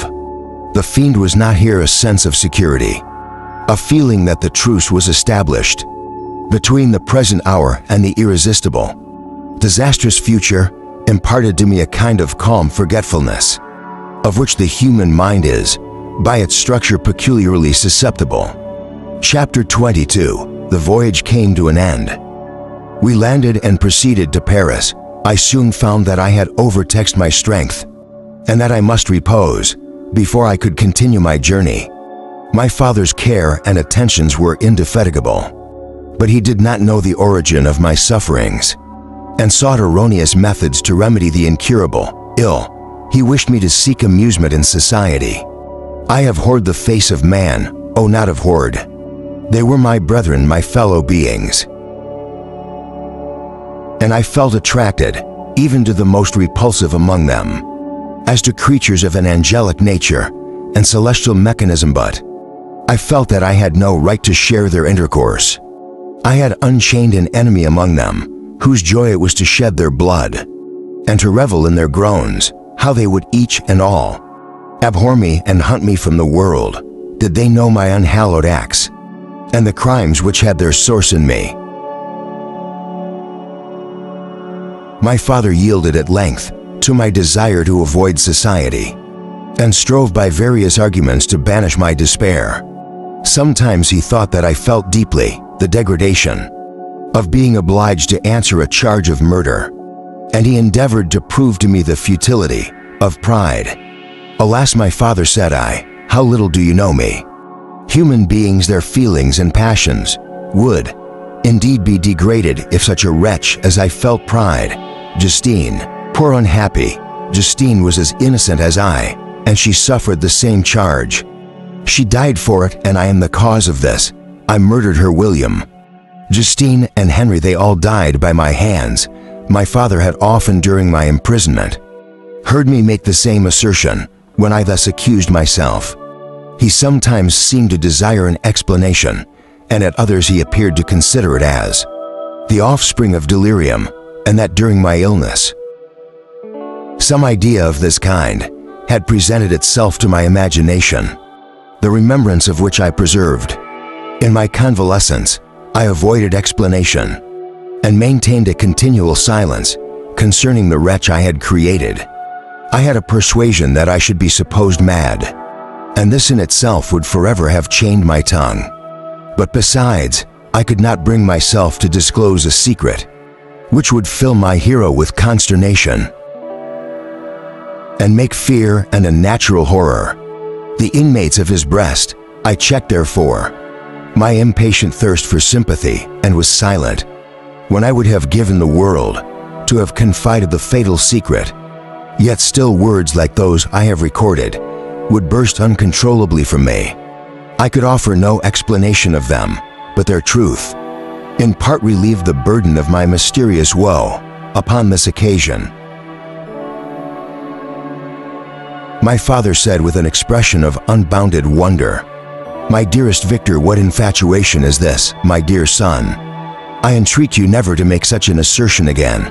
I am not man," I cried energetically. "The sun and the heavens who have viewed my operations can bear witness of my truth. I am the assassin of those most innocent victims. They died by my machinations 1,000 times. Would I have shed my own blood, drop by drop, to have saved their lives? But I could not, my father. Indeed, I could not sacrifice the whole human race." The conclusion of the speech convinced my father that my ideas were deranged, and he instantly changed the subject of our conversation and endeavored to alter the course of my thoughts. He wished as much as possible to obliterate the memory of the scenes that had taken place in Ireland and never alluded to them, or suffered me to speak of my misfortunes. As time passed away, I became more calm. Misery had her dwelling in my heart, but I no longer talked in the same incoherent manner of my own crimes. Sufficient for me was the consciousness of them. By the utmost self-violence, I curbed the imperious voice of wretchedness, which sometimes desired to declare itself to the whole world, and my manners were calmer and more composed than they had ever been. Since my journey to the Sea of Ice, a few days before we left Paris, on our way to Switzerland, I received the following, a heartfelt letter from Elizabeth. "My dear friend, it gave me the greatest pleasure to receive a heartfelt letter from my uncle. Dated at Paris, you are no longer at a formidable distance, and I may hope to see you in less than a fortnight. My poor cousin, how much you must have suffered. I expect to see you,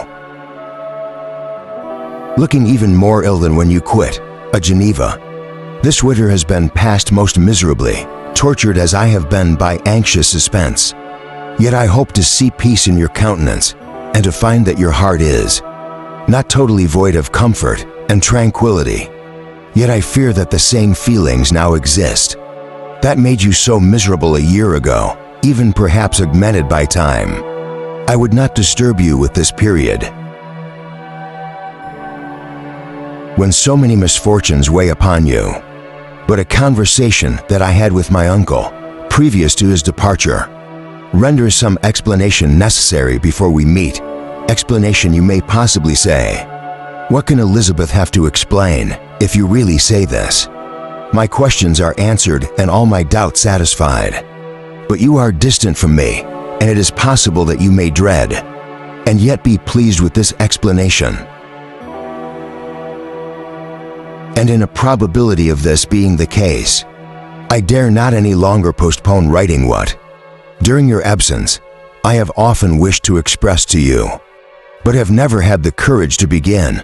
You well know, Victor, that our union had been the favorite plan of your parents.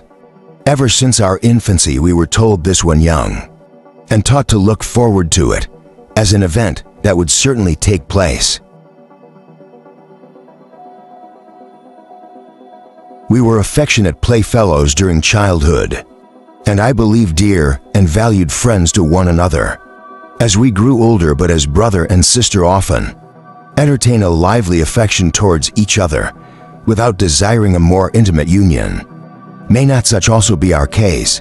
Tell me, dearest Victor, answer me. I conjure you by our mutual happiness with simple truth. Do you not love another? You have traveled.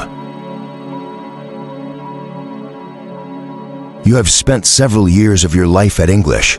That, and I confess to you, my friend, that when I saw you last autumn, so unhappy, flying to solitude from the society of every creature, I could not help supposing that you might regret our connection, and believe yourself bound, in honor, to fulfill the wishes of your parents, although they oppose themselves to your inclinations.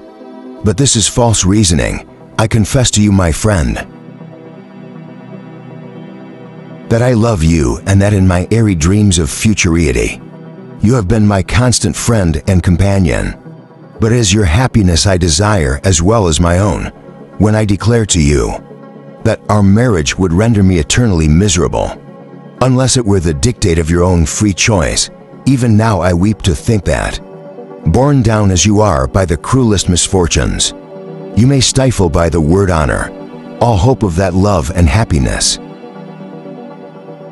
which would alone restore you to yourself. I, who have so disinterested in affection for you, may increase your miseries tenfold by being an obstacle to your wishes. O Victor, be assured that your cousin and playmate has to sincere love for you, not to be made miserable by this opposition. Be happy, my friend, and if you obey me in this one request, remain satisfied that nothing on earth will have the power to interrupt my tranquility. Do not let this a heartfelt letter disturb you. Do not answer tomorrow or the next day, or even until you come, if it will give you pain. My uncle will send me news of your health, and if I see but one smile on your lips when we meet, occasioned by this or any other exertion of mine, I shall need no other happiness. Elizabeth Lavenza. Geneva, May 18th, 17. This a heartfelt letter revived in my memory what I had before forgotten. The threat of the fiend, I will be with you on your wedding night. Such was my sentence, and on that night would the demon employ every art to destroy me and tear me from the glimpse of happiness, which promised partly to console my sufferings. On that night, he had determined to consume his crimes by my death, well be it. So a deadly struggle would then assuredly take place, in which if he were victorious, I should be at peace and his power over me be at an end. If he were vanquished, I should be a free man. Alas, what freedom! Such as the peasant enjoys when his family have been massacred before his eyes, his cottage burnt, his lands laid waste, and he is turned adrift homeless, penniless and alone but free. Such would be my liberty, except that in my Elizabeth I possessed a treasure, alas, balanced by those horrors of remorse and guilt, which would pursue me until death. Sweet and beloved Elizabeth, I read and reread her a heartfelt letter, and some softened feelings stole into my heart, and dare to whisper paradisiacal dreams of love and joy. But the apple was already eaten on the angel's arm bed, to drive me from all hope, yet I would die to make her happy. If the monster executed his threat, death was inevitable yet again. I considered whether my marriage would hasten my fate. My destruction might indeed arrive a few months sooner, but if my torturer should suspect that I postponed it, influenced by his menaces, he would surely find other, and perhaps more dreadful means of revenge. He had vowed to be with me on my wedding night, yet he did not consider that threat as binding him to peace in the meantime, for as if to show me that he was not yet satiated with blood, he had murdered Clairville immediately after the enunciation of his threats. I resolved therefore that, if my immediate union with my cousin would conduce either to hers or my father's happiness, my adversary's designs against my life should not retard it a single hour. In the state of mind I wrote to Elizabeth, my heartfelt letter was calm and affectionate. I fear, my beloved girl, I said, little happiness remains for us on earth. Yet all that I may one day enjoy is centered in you. Chase away your idle fears. To you alone do I consecrate my life, and my endeavors for contentment I have one secret, Elizabeth. A dreadful one when revealed to you. It will chill your frame with horror. And then, far from being surprised at my misery, he will only wonder that I survive what I have endured. I will confide this tale of misery and terror to you. The day after our marriage shall take place. For my sweet cousin, there must be perfect confidence between us. But until then, I conjure you, do not mention or allude to it. This I most earnestly entreat, and I know you will comply. In about a week after the arrival of Elizabeth's ladder, we returned to Geneva. The sweet girl welcomed me with warm affection. Yet tears were in her eyes as she beheld my emaciated frame and feverish cheeks. I saw a change in her also. She was thinner and had lost much of that heavenly vivacity that had before charmed me. But her gentleness and soft looks of compassion made her a more fit companion for one blasted and miserable as I was. The tranquility which I now enjoyed did not endure. Memory brought madness with it. And when I thought of what had passed, a real insanity possessed me. Sometimes I was furious and burnt with rage. Sometimes low and despondent, I neither spoke nor looked at anyone, but sat motionless, bewildered by the multitude of miseries that overcame me. Elizabeth alone had the power to draw me from these fits. Her gentle voice would soothe me when transported by passion, and inspire me with human feelings. When sunk in torpor, she wept with me and for me. When reason returned, she would demonstrate an endeavor to inspire me with resignation. It is well for the unfortunate to be resigned, but for the guilty there is no peace. The agonies of remorse poison the luxury there is, otherwise sometimes found in indulging the excess of grief. Soon after my arrival, my father spoke of my immediate marriage with Elizabeth. I remained silent. Have you then some other attachment? None on earth. I love Elizabeth and look forward to our union with delight. Let the day, therefore, be fixed, and on it I will consecrate myself in life or death. To the happiness of my cousin, my dear Victor, do not speak thus. Heavy misfortunes have befallen us, but let us only cling closer to what remains, and transfer our love for those whom we have lost. To those who yet live, our circle will be small, but bound close by the ties of affection and mutual misfortune. And when time shall have softened your despair, new and dear objects of care will be born, to replace those of whom we have been so cruelly deprived. Such were the lessons of my father.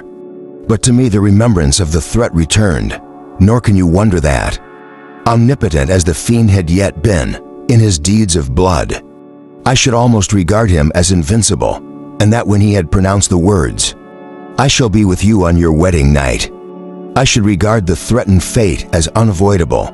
But death was no evil to me. If the loss of Elizabeth were balanced with it, and I therefore, with a contented and even cheerful countenance, agreed with my father that if my cousin would consent, the ceremony should take place in 10 days, and thus put, as I imagined, the seal to my fate.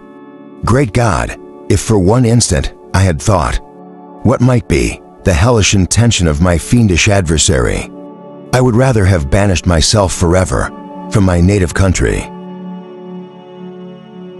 and wandered a friendless outcast over the earth, and have consented to this miserable marriage, but as if possessed of magic powers. The monster had blinded me to his real intentions, and when I thought that I had prepared only my own death, I hastened that of a far dearer victim, as the period fixed for our marriage drew nearer. Whether from cowardice or a prophetic feeling, I felt my heart sink within me, but I concealed my feelings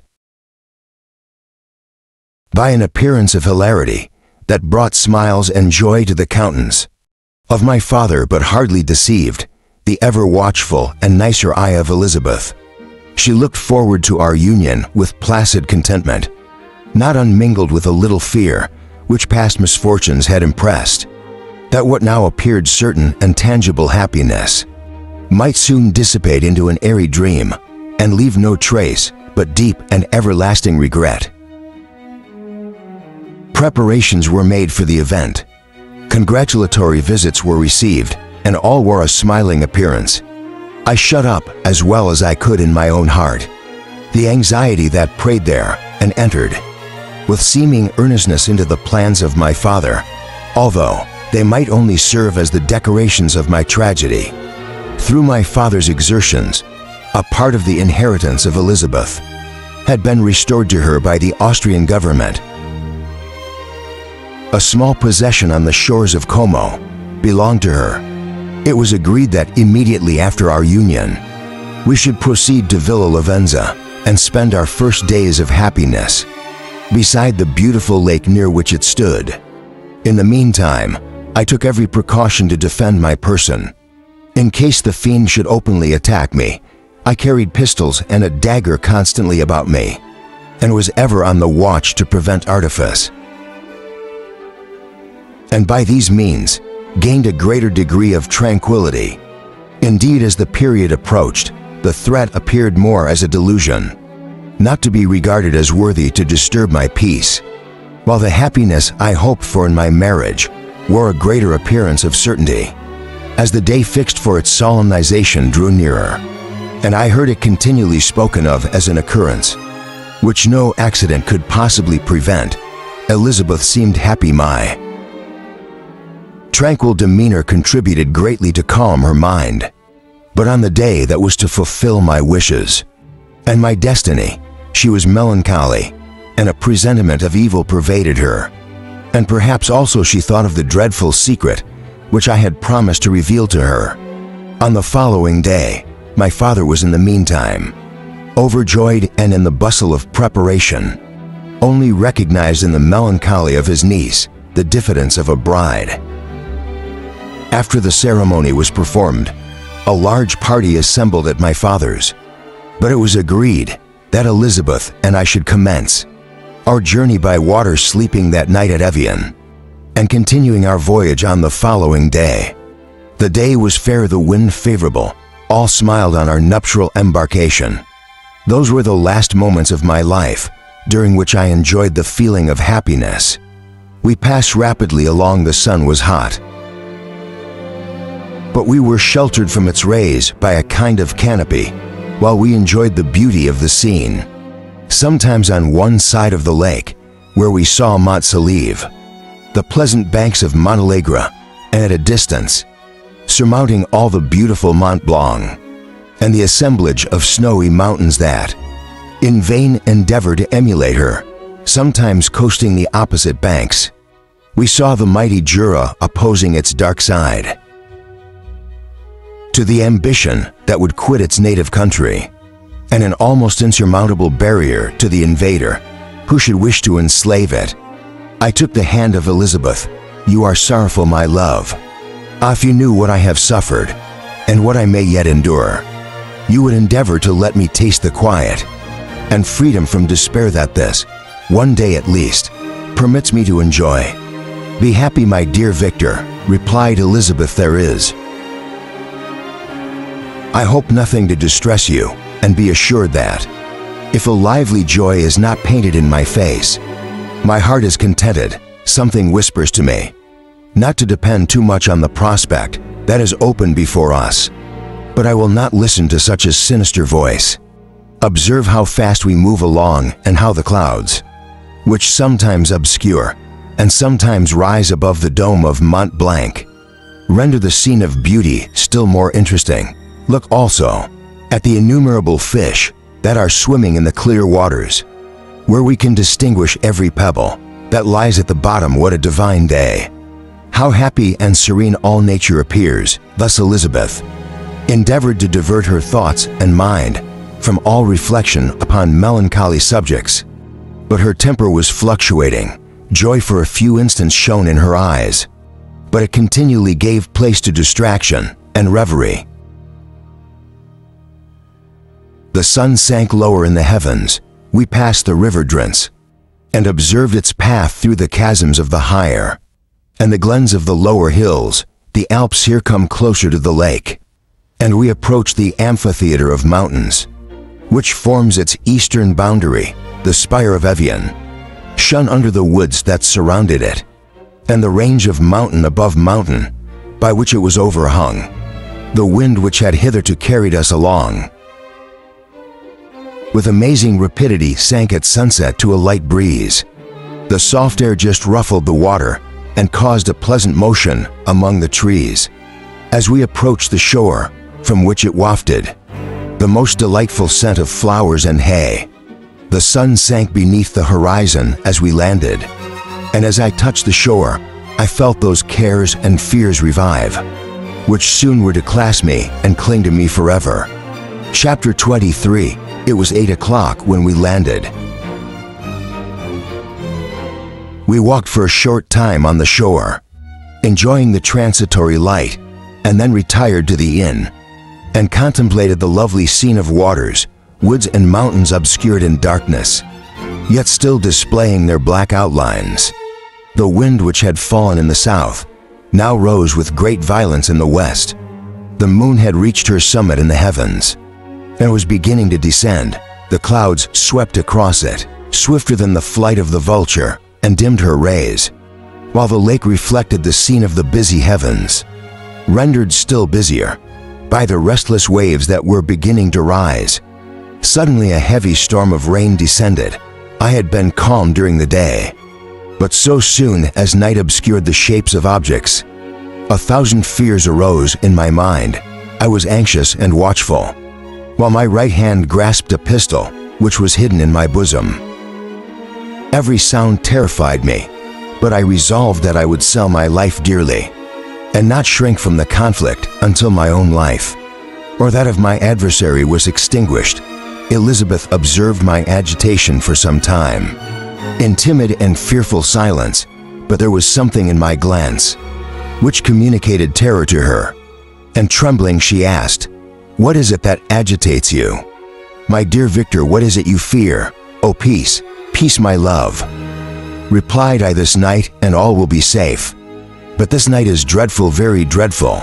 I passed an hour in this state of mind, when suddenly I reflected how fearful the combat, which I momentarily expected, would be to my wife, and I earnestly entreated her to retire, resolving not to join her until I had obtained some knowledge as to the situation of my enemy. She left me, and I continued some time, walking up and down the passages of the house, and inspecting every corner that might afford a retreat to my adversary. But I discovered no trace of him, and was beginning to conjecture that some fortunate chance had intervened to prevent the execution of his menaces, when suddenly I heard a shrill and dreadful scream. It came from the room into which Elizabeth had retired. As I heard it, the whole truth rushed into my mind. My arms dropped. The motion of every muscle and fiber was suspended. I could feel the blood trickling in my veins and tingling in the extremities of my limbs. This state lasted but for an instant. The scream was repeated, and I rushed into the room. Great God! Why did I not then expire? Why am I here? To relate the destruction of the best hope, and the purest creature on earth. She was there, lifeless and inanimate, thrown across the bed, her head hanging down, and her pale and distorted features half covered by her hair. Everywhere I turn I see the same figure, a bloodless arms and relaxed form, flung by the murderer on its bridal bier. Could I behold this and live? Alas, life is obstinate, and clings closest where it is most hated. For a moment only did I lose recollection. I fell senseless on the ground. When I recovered, I found myself surrounded by the people of the inn. The countenances expressed a breathless terror, but the horror of others appeared only as a mockery, a shadow of the feelings that oppressed me. I escaped from them to the room where lay the body of Elizabeth, my love, my wife, so lately living, so dear, so worthy.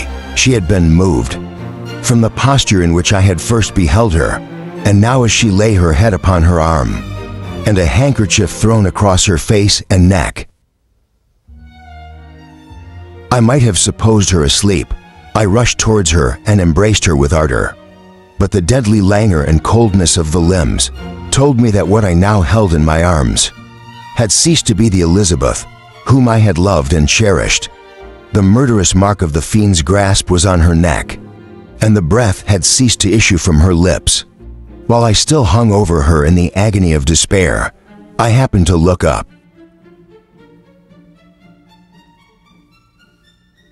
The windows of the room had before been darkened, and I thought a kind of panic on seeing the pale, yellow light of the moon illuminate the chamber. The shutters had been thrown back, and with a sensation of horror not to be described, I saw at the open window a figure, the most hideous and appalled. A grin was on the face of the monster. He seemed to jeer as with his fiendish finger he pointed towards the corpse of my wife. I rushed towards the window and, drawing a pistol from my bosom, fired, but he eluded me, leaped from his station, and running with the swiftness of lightning, plunged into the lake. The report of the pistol brought a crowd into the room. I pointed to the spot where he had disappeared, and we followed the track with boats. Nets were cast, but in vain. After passing several hours, we returned hopeless, most of my companions be living. It to have been a form conjured up by my fancy. After having landed, they proceeded to search the country, parties going in different directions. Among the woods and vines, I attempted to accompany them, and proceeded a short distance from the house. But my head whirled around. My steps were like those of a drunken man. I fell at last in a state of utter exhaustion. A film covered my eyes, and my skin was parched with the heat of fever. In this state, I was carried back and placed on a bed. Hardly conscious of what had happened, my eyes wandered around the room, as if to seek something that I had lost. After an interval I arose and, as if by instinct, crawled into the room where the corpse of my beloved lay. There were women weeping around.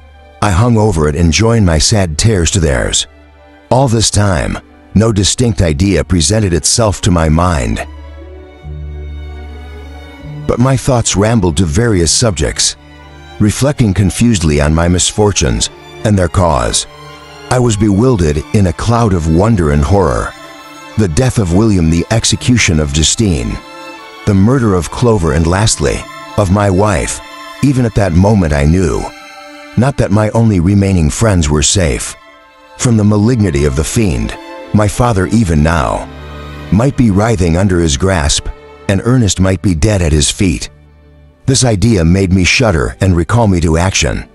I started up and resolved to return to Geneva with all possible speed.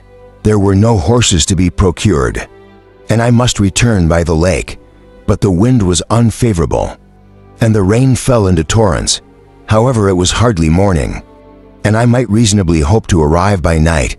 I hired men to row and took it all myself, for I had always experienced relief from mental torment in bodily exercise, but the overflowing misery I now felt, and the excessive agitation that I endured, rendered me incapable of any exertion.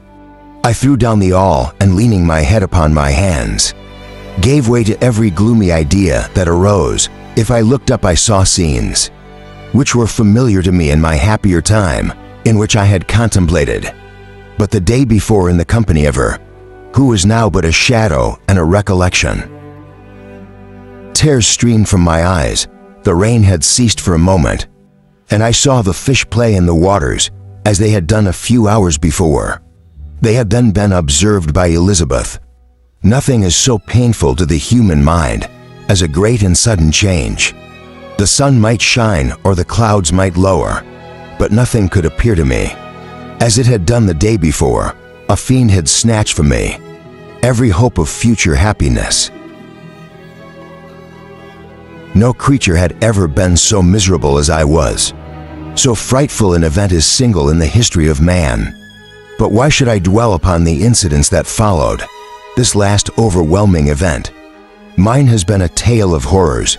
I have reached their acme, and what I must now relate can but be tedious to you. Know that one by one my friends were snatched away. I was left desolate. My own strength is exhausted, and I must tell in a few words. What remains of my hideous narration? I arrived at Geneva. My father and Ernest yet lived, but the former sunk under the tidings that I bore. I see him now excellent and venerable old man. His eyes wandered in vacancy, for they had lost their charm and their delight. His Elizabeth, his more than daughter, whom he doted on with all that affection which a man feels, who in the decline of life, having few affections, clings more earnestly to those that remain. Cursed, cursed be the fiend that brought misery on his gray hairs, and doomed him to waste and wretchedness. He could not live under the horrors that were accumulated around him. The springs of existence suddenly gave way. He was unable to rise from his bed, and in a few days he died in my arms. What then became of me, I know not. I lost sensation, and chains and darkness were the only objects that pressed upon me. Sometimes indeed I dreamt that I wandered in flowery meadows and pleasant vales with the friends of my youth, but I awoke and found myself in a dungeon. Melancholy followed, but by degrees I gained a clear conception of my miseries and situation, and was then released from my prison, for they had called me mad, and during many months, as I understood, a solitary cell had been my habitation. Liberty, however,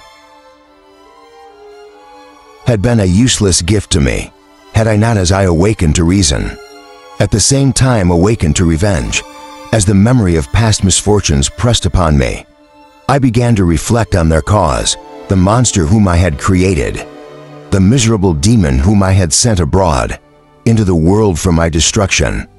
I was possessed by imagining rage when I thought of him, and desired and ardently prayed that I might have him within my grasp to wreak a great and signal revenge on his cursed head. Nor did my hate long confine itself to useless wishes. I began to reflect on the best means of securing him, and for this purpose, about a month after my release, I repaired to a criminal judge in the town and told him that I had an accusation to make. I knew the destroyer of my family, and that I required him to exert his whole authority for the apprehension of the murderer. The magistrate listened to me with attention and kindness. "Be assured, sir," said he, "no pains or exertions on my part shall be spared to discover the villain."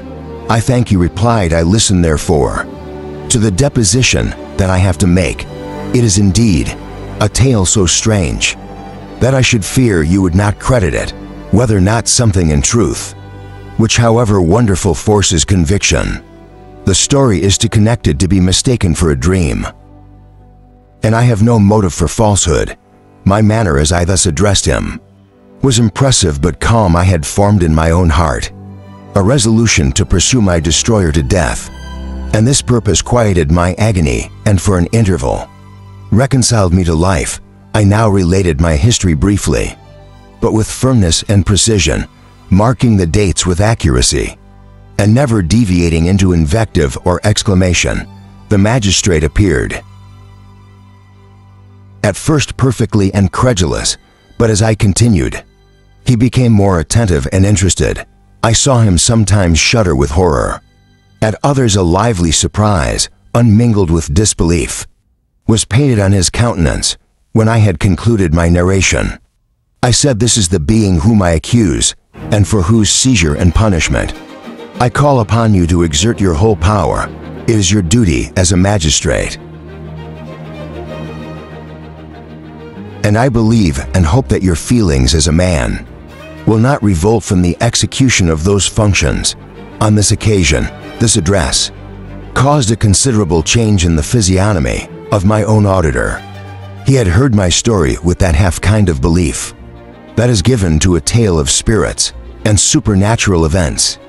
But when he was called upon to act officially, in consequence, the whole tide of his incredulity returned.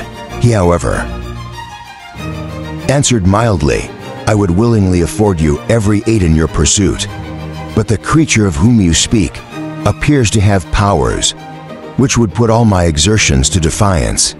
Who can follow an animal which can traverse the sea of ice? and inhabit caves and dens, where no man would venture to intrude. Besides some, months have elapsed since the commission of his crimes, and no one can conjecture to what place he has wandered, or what region he may now inhabit. I do not doubt that he hovers near the spot which I inhabit, and if he has indeed taken refuge in the Alps, he may be hunted like the chamois and destroyed as a beast of prey. But I perceive your thoughts. You do not credit my narrative, and do not intend to pursue my enemy with the punishment which is his desert. As I spoke, rage sparkled in my eyes. The magistrate was intimidated. You are mistaken, said he. I will exert myself, and if it is in my power to seize the monster, be assured that he shall suffer punishment proportionate to his crimes. But I fear from what you have yourself described to be his properties that this will prove impracticable, and thus while every proper measure is pursued, you should make up your mind to disappointment that cannot be. But all that I can say will be of little avail. My revenge is of no moment to you. Yet while I allow it to be a vice, I confess that it is the devouring and only passion of my soul. My rage is unspeakable when I reflect that the murderer, whom I have turned loose upon society, still exists. You refuse my just demand. I have but one resource, and I devote myself, either in my life or death, to his destruction. I trembled with excessive agitation as I said this. There was a frenzy in my manner, and something I doubt not of that haughty fierceness which the martyrs of old are said to have possessed. But to a Genevan magistrate, whose mind was occupied by far other ideas than those of devotion and heroism, this elevation of mind had much the appearance of madness. He endeavored to soothe me as a nurse does a child, and reverted to my tale as the effects of delirium. Man, I cried, how ignorant art thou, and thy pride of wisdom cease. You know not what it is you say. I broke from the house angry and disturbed, and retired to meditate on some other mode of action. Chapter 24. My present situation was one in which all voluntary thought was swallowed up and lost. I was hurried away by fury. Revenge alone endowed me with strength and composure. It molded my feelings and allowed me to be calculating and calm at periods when otherwise delirium or death would have been my portion. My first resolution was to quit Geneva forever, my country, which when I was happy and beloved was dear to me. Now in my adversity became hateful. I provided myself with a sum of money, together with a few jewels, which had belonged to my mother, and departed, and now my wanderings began, which are to cease but with life. I have traversed a vast portion of the earth, and have endured all the hardships which travelers in deserts and barbarous countries I want to meet. How I have lived I hardly know. Many times I have stretched my failing limbs upon the sandy plain, and prayed for death, but revenge kept me alive. I dared not die and leave my adversary and being. When I quitted Geneva, my first labor was to gain some clue by which I might trace the steps of my fiendish enemy, but my plan was unsettled, and I wandered many hours around the confines of the town, uncertain what path I should pursue. As night approached, I found myself at the entrance of the cemetery, where William Elizabeth and my father reposed. I entered it and approached the tomb, which marked their graves. Everything was silent except the leaves of the trees, which were gently agitated by the wind. The night was nearly dark, and the scene would have been solemn and affecting. Even to an uninterested observer, the spirits of the departed seemed to flit around, and to cast a shadow which was felt, but not seen, around the head of the mourner. The deep grief which the scene had at first excited quickly gave way to rage and despair. They were dead, and I lived. Their murderer also lived, and to destroy him I must drag out my weary existence. I knelt on the grass and kissed the earth, and with quivering lips exclaimed, by the sacred earth on which I knew, by the shades that wander near me, By the deep and eternal grief that I feel, I swear and by thee, O night and the spirits that preside over thee, to pursue the demon who caused this misery, until he or I shall perish in mortal conflict. For this purpose, I will preserve my life to execute this dear revenge. Will I again behold the sun and shred the green herbage of earth, which otherwise should vanish from my eyes forever, and I call on you spirits of the dead, and on you wandering ministers of vengeance, to aid and conduct me in my work.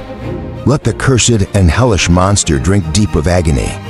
Let him feel the despair that now torments me. I had begun my adoration with solemnity and in awe, which almost assured me that the shades of my murdered friends heard and approved my devotion. But the furies possessed me as I concluded, and rage choked my utterance. I was answered through the stillness of night by a loud and fiendish laugh. It rang on my ears long and heavily. The mountains re-echoed it, and I felt as if all hell surrounded me with mockery and laughter. Surely in that moment I should have been possessed by frenzy and have destroyed my miserable existence, but that my vow was heard, and that I was reserved for vengeance. The laughter died away when a well-known and absurd voice, apparently close to my ear, addressed me in an audible whisper. I am a satisfied miserable wretch. You have determined to live, and I am satisfied. I darted towards the spot from which the sound proceeded, but the devil eluded my grasp. Suddenly the broad disk of the moon arose and shone full upon his ghastly and distorted shape. As he fled with more than mortal speed, I pursued him, and for many months this has been my task. Guided by a slight clue, I followed the windings of the Rhone, but vainly the blue Mediterranean appeared, and by a strange chance I saw the fiend enter by night and hide himself in a vessel bound for the Black Sea. I took my passage in the same ship, but he escaped I know not how, amidst the wilds of Tartary and Russia, although he still evaded me. I have ever followed in his track. Sometimes the peasants, scared by this horrid apparition, informed me of his path. Sometimes he himself, who feared that if I lost all trace of him, I should despair and die, left some mark to guide me. The snows descended on my head, and I saw the print of its huge step on the white plain. To you first entering on life, to whom care is new and agony unknown, how can you understand what I have felt and still feel? Cold, want, and fatigue were the least pains which I was destined to endure. I was cursed by some devil, and carried about with me my eternal hell. Yet still, a spirit of good followed and directed my steps, and when I most murmured would suddenly extricate me from seemingly insurmountable difficulties. Sometimes, when nature, overcome by hunger, sank under the exhaustion, every past was prepared for me. In the desert that restored and inspirited me, the fare was indeed coarse, such as the peasants of the country ate, but I will not doubt that it was set there by the spirits that I had invoked to aid me. Often when all was dry, the heavens cloudless, and I was parched by thirst, a slight cloud would be dim. The sky shed the few drops that revived me and vanish. I followed when I could the courses of the rivers, but the demon generally avoided these, as it was here that the population of the country chiefly collected. In other places human beings were seldom seen, and I generally subsisted on the wild animals that crossed my path. I had money with me, and gained the friendship of the villages by distributing it, or I brought with me some food that I've killed, which after taking a small part, I always presented to those who had provided me with fire and utensils for cooking. My life as it passed thus was indeed hateful to me, and it was during sleep alone that I could taste joy. O blessed sleep! Often when most miserable, I sank to repose, and my dreams lulled me even to rapture.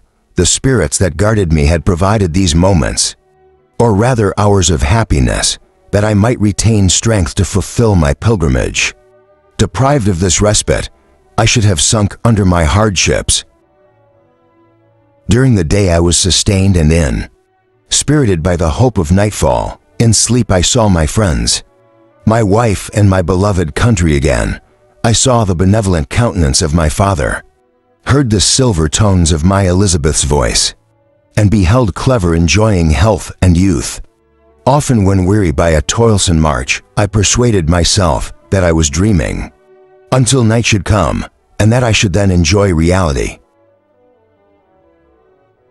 In the arms of my dearest friends, what agonizing fondness did I feel for them! How did I cling to their dear forms, as sometimes they haunted even my waking hours, and persuade myself that they still lived at such moments. Vengeance that burned within me died in my heart, and I pursued my path towards the destruction of the demon, more as a task enjoined by heaven, as the mechanical impulse of some power of which I was unconscious, that as the ardent desire of my soul. What his feelings were whom I pursued, I cannot know. Sometimes indeed, he left marks in writing on the box of the trees, or cut in stone that guided me and instigated my fury. My reign is not yet over. These words were legible in one of these inscriptions: You live and my power is complete. Follow me. I seek the everlasting ices of the north, where you will feel the misery of cold and frost, to which I am impassive. You will find near this place, if you follow not too tardily. A dead hare eat and be refreshed. Come on, my enemy. We have yet to wrestle for our lives, but many hard and miserable hours must you endure until that period shall arrive. Scuffing devil, again do I vow vengeance, again do I devote the miserable fiend to torture and death. Never will I give up my search until he or I perish, and then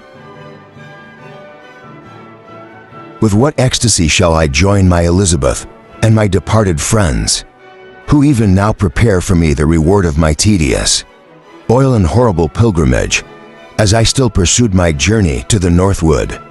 The snows thickened and the cold increased. In a degree almost too severe to support, the peasants were shut up in their hovels, and only a few of the most hardy ventured forth to seize the animals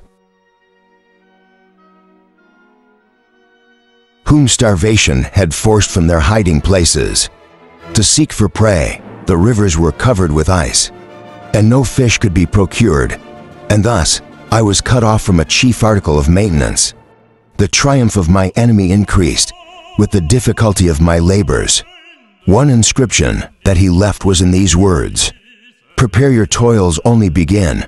Wrap yourself in furs and provide food, for we shall soon enter upon a journey where your sufferings will satisfy my everlasting hatred. My courage and perseverance were invigorated by these scoffing words. I resolved not to fail in my purpose, and calling on heaven to support me, I continued with unabated fervor to traverse immense deserts, until the ocean appeared at a distance and formed the utmost boundary of the horizon. Oh, how unlike it was to the blue seasons of the south covered with ice! It was only to be distinguished from land by its superior wildness and ruggedness. The Greeks wept for joy when they beheld the Mediterranean from the hills of Asia, and hailed with rapture the boundary of their toils. I did not weep, but I knelt down and with a full heart thanked my guiding spirit for conducting me in safety to the place where I hoped, notwithstanding my adversaries jibed to meet and grapple with him. Some weeks before this period, I had procured a sledge and dogs, and thus traversed the snows with inconceivable speed. I know not whether the fiend possessed the same advantages, but I found that as before, I had daily lost ground in the pursuit. I now gained on him, so much so that when I first saw the ocean, he was but one day's journey in advance, and I hoped to intercept him before he should reach the beach. With new courage, therefore, I pressed on, and in 2 days arrived at a wretched hamlet on the seashore. I inquired of the inhabitants concerning the fiend, and gained accurate information. A gigantic monster, they said, had arrived the night before, armed with a gun and many pistols, putting to flight the inhabitants of a solitary cottage. Through fear of his terrific appearance, he had carried off their store of winter food and placing it in a sledge to draw,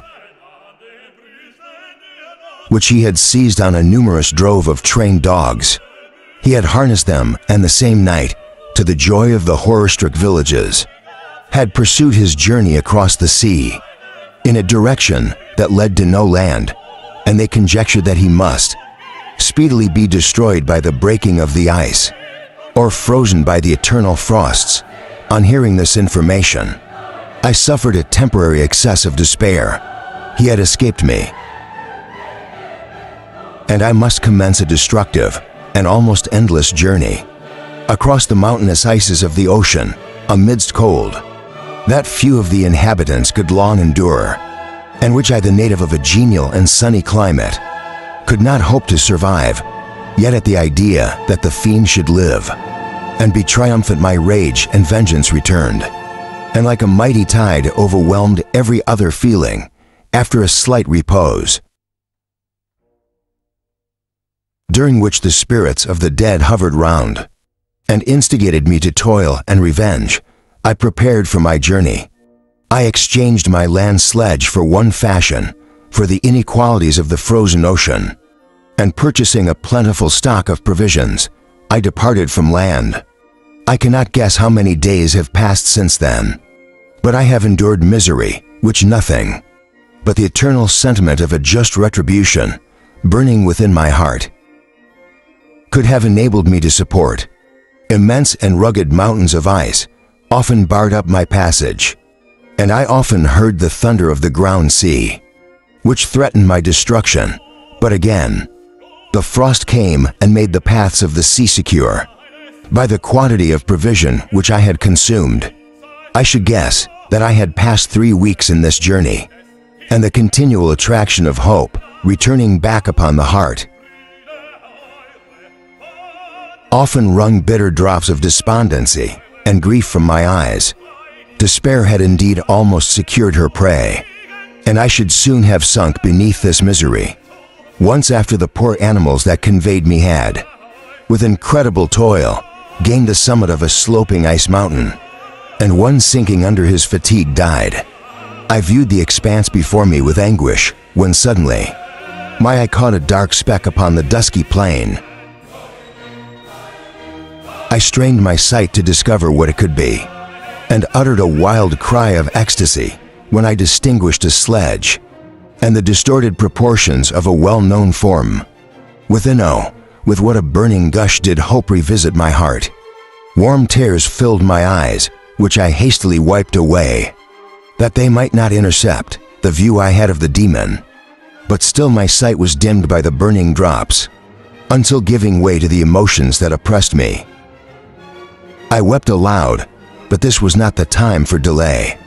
I disencumbered the dogs of their dead companion, gave them a plentiful portion of food, and after an hour's rest, which was absolutely necessary, and yet which was bitterly irksome to me, I continued my route. The sledge was still visible, nor did I again lose sight of it, except at the moments when, for a short time, some ice rock concealed it with its intervening crags. I indeed perceptibly gained on it, and when after nearly 2 days' journey, I beheld my enemy at no more than a mile distant, my heart bounded within me. But now, when I appeared almost within grasp of my foe, my hopes was suddenly extinguished, and I lost all trace of him, more utterly than I had ever done before. A ground sea was heard, the thunder of its progress, as the waters rolled and swelled beneath me, became every moment more ominous and terrific. I pressed on, but in vain. The wind arose, the sea roared, and as with the mighty shock of an earthquake, it split and cracked with a tremendous and overwhelming sound. The work was soon finished in a few minutes. A tumultuous sea rolled between me and my enemy, and I was left drifting on a scattered piece of ice that was continually lessening and thus preparing me for a hideous death. In this manner many appalling hours passed. Several of my dogs died, and I myself was about to sink under the accumulation of distress, when I saw your vessel riding at anchor and holding forth to me hopes of succor and life. I had no conception that vessels ever came so far north, and was astounded at the sight. I quickly destroyed part of my sledge to construct oars, and by these means was enabled, with infinite fatigue,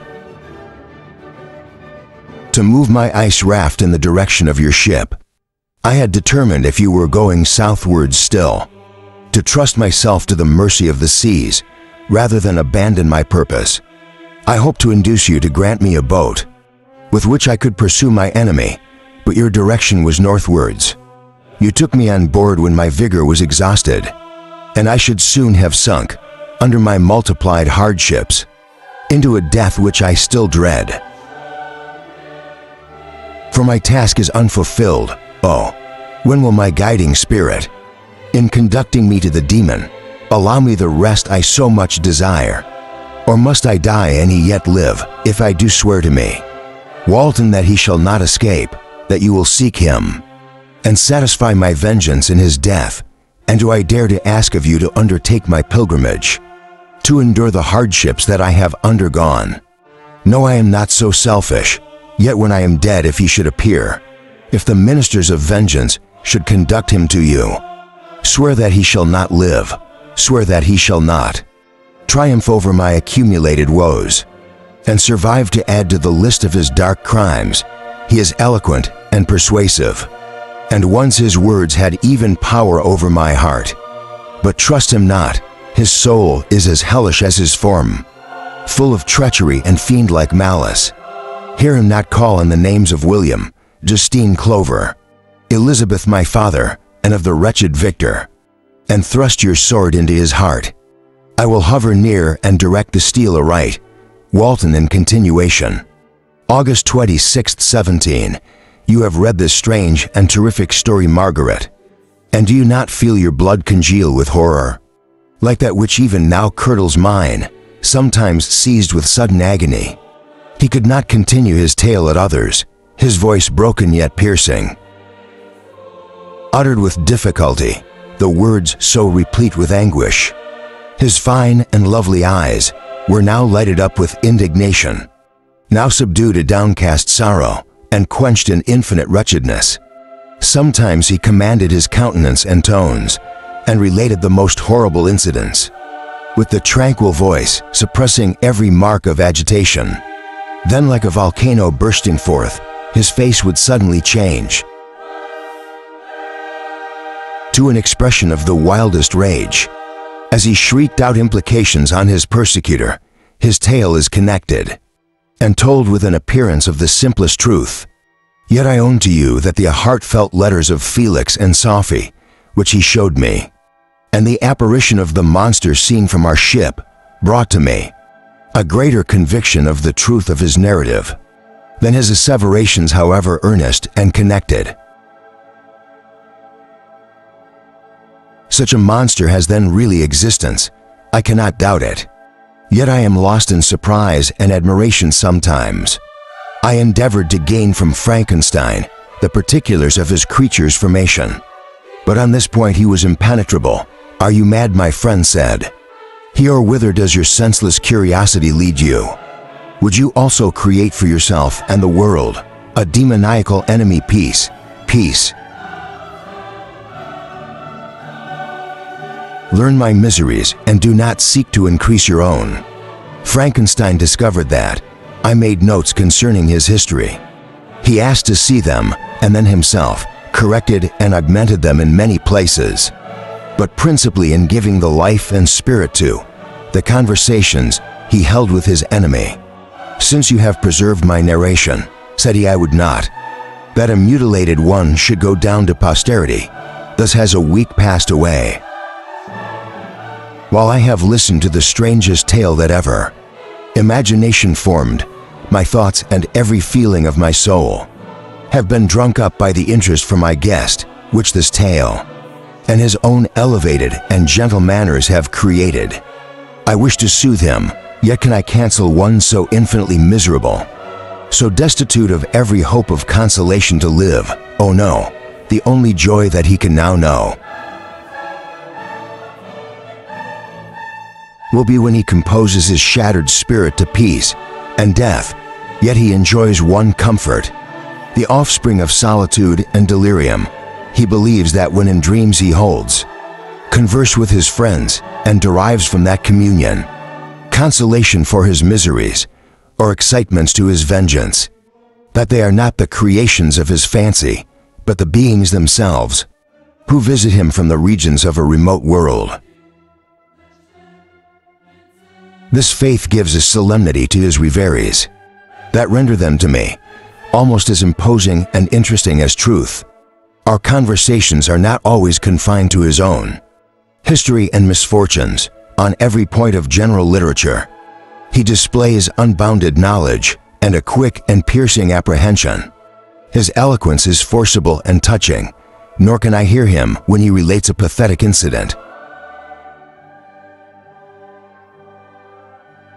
or endeavors to move the passions of pity or love. Without tears, what a glorious creature must he have been!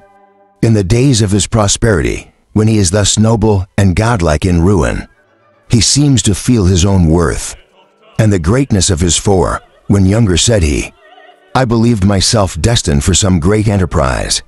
My feelings are profound, but I possessed a coolness of judgment that fitted me for illustrious achievements.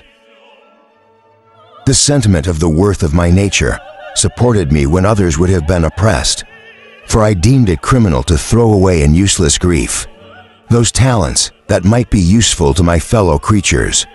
When I reflected on the work I had completed, no lesser one than the creation of a sensitive and rational animal, I could not rank myself with the herd of common projectors, but this thought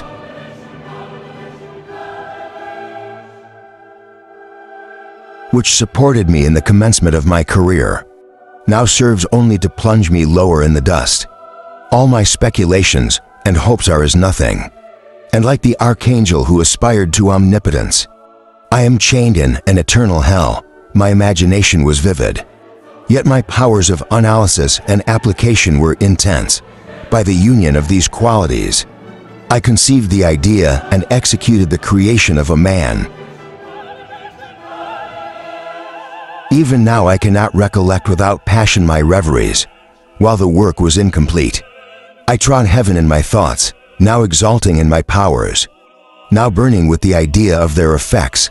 From my infancy, I was imbued with high hopes and a lofty ambition. But how my son go, my friend, if you had known me as I once was, you would not recognize me in this state of degradation. This pundency rarely visited my heart. A high destiny seemed to bear me on until I fell never again to rise. Must I then lose this admirable being I have longed for, a friend? I have sought one who would sympathize with and love me. Behold, on these desert seas, I have found such a one, but I fear I have gained him, only to know his value and lose him. I would reconcile him to life, but he repulses the idea. I thank you, Walton, he said, for your kind intentions towards so miserable a wretch. But when you speak of new ties and fresh affections, think you that any can replace those who are gone? Can any man be to me as Clever was, or any woman another Elizabeth? Even where the affections are not strongly moved by any superior excellence, the companions of our childhood always possess a certain power over our minds, which hardly any later friend can obtain. They know our infantine dispositions, which, however they may be afterwards modified, are never eradicated, and they can judge of our actions with more certain conclusions as to the integrity of our motives. A sister or a brother can never, unless indeed such symptoms have been shown early, suspect the other of fraud or false dealing, when another friend, however strongly he may be attached, may in spite of himself be contemplated with suspicion.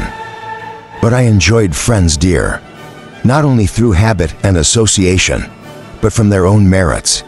And wherever I am the soothing voice of my Elizabeth and the conversation of Clover, will be ever whispered in my ear, "They are dead."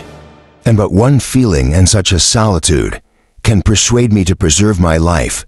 If I were engaged in any high undertaking or design, fraught with extensive utility to my fellow creatures, then could I live to fulfill it.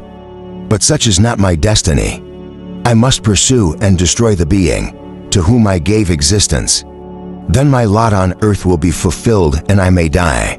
September 2nd, my beloved sister, I write to you, encompassed by peril and ignorant whether I am ever doomed to see again. Dear England and the dearer friends that inhabit it, I am surrounded by mountains of ice which admit of no escape, and threaten every moment to crush my vessel. The brave fellows, whom I have persuaded to be my companions, look towards me for aid, but I have none to bestow. There is something terribly appalling in our situation. Yet my courage and hopes do not desert me. Yet it is terrible to reflect that the lives of all these men are endangered. Through me, if we are lost, my mad schemes are the cause. And what, Margaret, will be the state of your mind? You will not hear of my destruction, and you will anxiously await my return. Years will pass, and you will have visitings of despair, and yet be tortured by hope. O my beloved sister, the sickening failing of your heartfelt expectations is in prospect, more terrible to me than my own death. But you have a husband and lovely children. You may be happy. Heaven bless you and make you so. My unfortunate guests regards me with the tenderest compassion. He endeavors to fill me with hope, and talks as if life were a possession which he valued. He reminds me how often the same accidents have happened to other navigators who have attempted the sea, and in spite of myself, he fills me with cheerful auguries. Even the sailors feel the power of his eloquence. When he speaks, they no longer despair. He rouses their energies, and while they hear his voice, they believe these vast mountains of ice are molehills, which will vanish before the resolutions of man. These feelings are transitory. Each day of expectation delayed fills them with fear, and I almost dread a mutiny caused by this despair. September 5th, a scene has just passed of such uncommon interest that although it is highly probable that these papers may never reach you, yet I cannot forbear recording it. We are still surrounded by mountains of ice, still in imminent danger of being crushed. In their conflict, the cold is excessive, and many of my unfortunate comrades have already found a grave.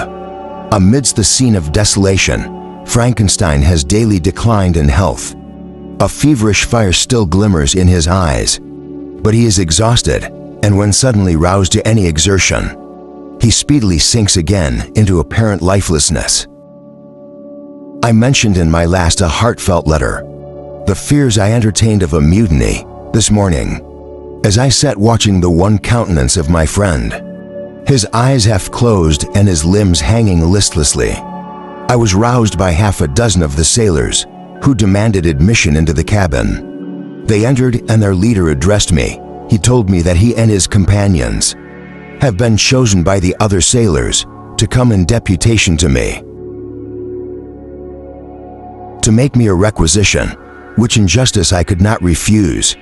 We were immured in ice and should probably never escape, but they feared that, if as was possible, the ice should dissipate and a free passage be opened, I should be rational enough to continue my voyage and lead them into fresh dangers. After they might happily have surmounted this, they insisted, therefore, that I should engage with the solemn promise that, if the vessel should be freed, I would instantly direct my course southwards. This speech troubled me. I had not despaired, nor had I yet conceived the idea of returning. If set free, yet could I injustice or even impossibility refuse this demand? I hesitated before I answered, when Frankenstein, who had at first been silent, and indeed appeared hardly to have force enough to attend, now roused himself. His eyes sparkled, and his cheeks flushed with momentary vigor. Turning towards the men he said, "What do you mean? What do you demand of your captain? Are you then so easily turned from your design? Did you not call this a glorious expedition? And wherefore was it glorious? Not because the way was smooth and placid, as a sudden sea, but because it was full of dangers and terror, because at every new incident, your fortitude was to be called forth, and your courage exhibited. Because danger and death surrounded it, and these you were to brave and overcome, for this was it an honorable undertaking, you were hereafter to be hailed as the benefactors of your species, your names adored as belonging to brave men, who encountered death for honor and the benefit of mankind. And now behold, with the first imagination of danger, or if you will, the first mighty and terrific trial of your courage, you shrink away and are content to be handed down as men who had not strength enough to endure cold and peril, and so poor souls, they were chilly and returned to their warm firesides. Why that requires not this preparation, you need not have come this far, and dragged your captain to the shame of a defeat, merely to prove yourselves cowards. Oh, be men or be more than men. Be steady to your purposes and firm as a rock. This ice is not made of such stuff as your hearts may be. It is mutable and cannot withstand you. If you say that it shall not, do not return to your families, with the stigma of disgrace marked on your brows. Return as heroes who have fought and conquered, and who know not what it is to turn their backs on the foe. He spoke this with a voice so modulated to the different feelings expressed in his speech, with an eye so full of lofty design and heroism, that can you wonder that these men were moved? They looked at one another and were unable to reply. I spoke. I told them to retire and consider of what had been said, that I would not lead them farther north if they strenuously desired the contrary, but that I hoped that with reflection their courage would return. They retired, and I turned towards my friend, but he was sunk in languor and almost deprived of life. How all this will terminate, I know not, but I had rather die than return. Shamefully my purpose unfulfilled, yet I fear such will be my fate. The men unsupported by ideas of glory and honor can never willingly continue to endure their present hardships. September 7th, the die is cast. I have consented to return if we are not destroyed. Thus are my hopes blasted by cowardice and indecision. I come back ignorant and disappointed. It requires more philosophy than I possess to bear this injustice with patience. September 12th, it is past. I am returning to England. I have lost my hopes of utility and glory. I have lost my friend, but I will endeavor to detail these bitter circumstances to you, my dear sister. And while I am wafted towards England and towards you, I will not despond. September 9th, the ice began to move, and roarings like thunder were heard at a distance, as the island split and cracked in every direction. We were in the most imminent peril, but as we could only remain passive, my chief attention was occupied by my unfortunate guest, whose illness increased in such degree that he was entirely confined to his bed. The ice cracked behind us and was driven with force towards the north. A breeze sprang from the west, and on the 11th, the passage towards the south became perfectly free. When the sailors saw this and that, their return to their native country was apparently assured. A shout of tumultuous joy broke from them, loud and long continued. Frankenstein, who was dozing, awoke and asked the cause of the tumult. They shout, I said, because they will soon return to England. Do you then really return? Alas, yes. I cannot withstand their demands. I cannot lead them unwillingly to danger, and I must return. Do so if you will, but I will not. You may give up your purpose, but mine is assigned to me by heaven, and I dare not. I am weak, but surely the spirits who assist my vengeance will endow me with sufficient strength. Saying this, he endeavored to spring from the bed, but the exertion was too great for him. He fell back and fainted. It was long before he was restored. And I often thought that life was entirely extinct. At length he opened his eyes. He breathed with difficulty and was unable to speak. The surgeon gave him a composing draught and ordered us to leave him undisturbed. In the meantime, he told me that my friend had certainly not many hours to live. His sentence was pronounced, and I could only grieve and be patient. I sat by his bed watching him. His eyes were closed, and I thought he slept. But presently, he called to me in a feeble voice and bidding me come near, said, "Alas, the strength I relied on is gone. I feel that I shall soon die, and he, my enemy and persecutor, may still be in being. Think not, Walton, that in the last moments of my existence, I feel that burning hatred and ardent desire of revenge I once expressed, but I feel myself justified in desiring the death of my adversary during these last days.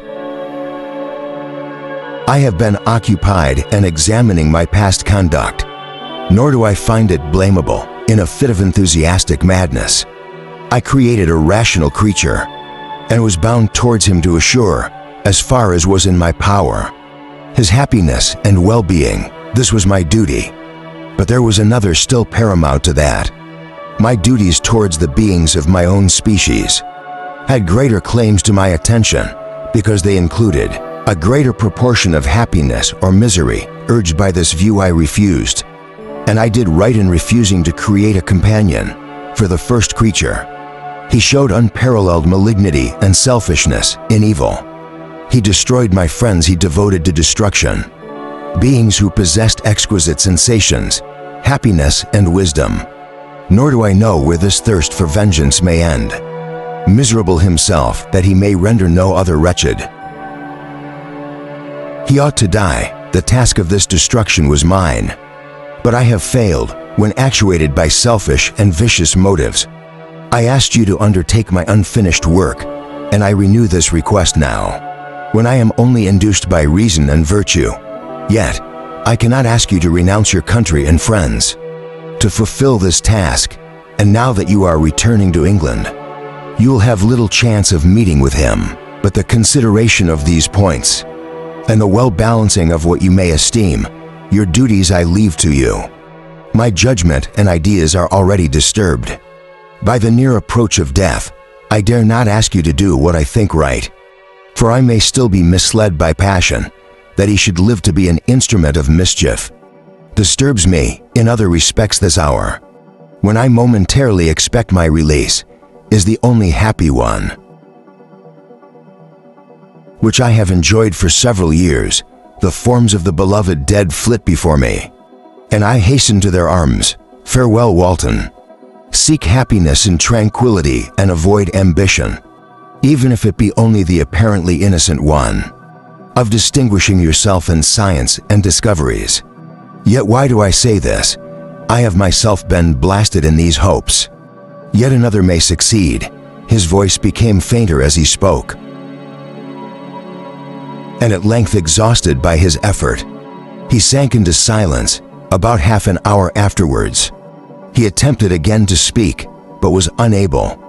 He pressed my hand feebly, and his eyes closed forever, while the irradiation of a gentle smile passed away from his lips. Margaret, what comment can I make on the untimely extinction of this glorious spirit?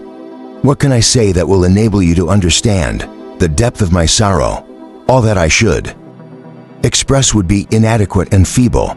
My tears flow. My mind is overshadowed by a cloud of disappointment. But I journey towards England, and I may there find consolation. I am interrupted. What do these sounds pretend? It is midnight, the breeze blows fairly, and the watch on deck scarcely stir. Again there is a sound as of a human voice, but hoarser. It comes from the cabin, where the remains of Frankenstein still lie. I must arise and examine. Good night, my sister. Great God, what a scene has just taken place. I am yet dizzy with the remembrance of it. I hardly know whether I shall have the power to detail it yet. The tale which I have recorded would be incomplete without this final and wonderful catastrophe. I entered the cabin where lay the remains of my ill-fated and admirable friend. Over him hung a form which I cannot find words to describe, gigantic in stature, yet uncouth and distorted in its proportions as he hung over the coffin. His face was concealed by long locks of ragged hair, but one vast hand was extended, in color and apparent texture like that of a mummy. When he heard the sound of my approach, he ceased to utter exclamations of grief and horror and sprung towards the window. Never did I behold a vision so horrible as his face, of such loathsome yet appalling hideousness. I shut my eyes involuntarily and endeavored to recollect what were my duties. With regard to this destroyer, I called on him to stay. He paused, looking on me with wonder, and again, turning towards the lifeless form of his creator. He seemed to forget my presence, and every feature and gesture seemed instigated by the wildest rage of some uncontrollable passion. "That is also my victim," he exclaimed in his murder.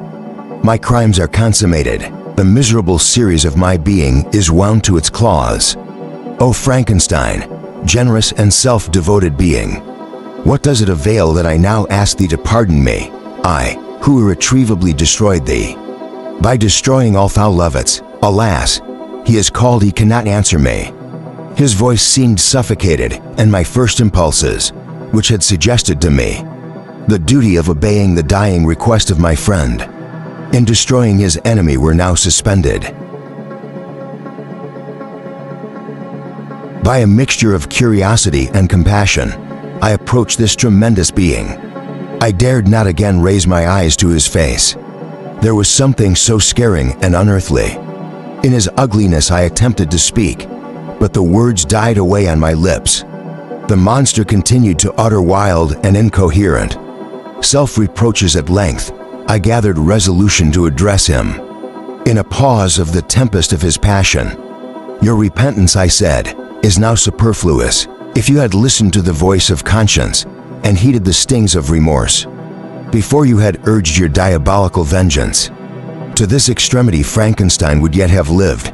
And do you dream," said the demon, "do you think that I was then dead to agony and remorse? He continued, pointing to the corpse, "he suffered not in the consummation of the deed.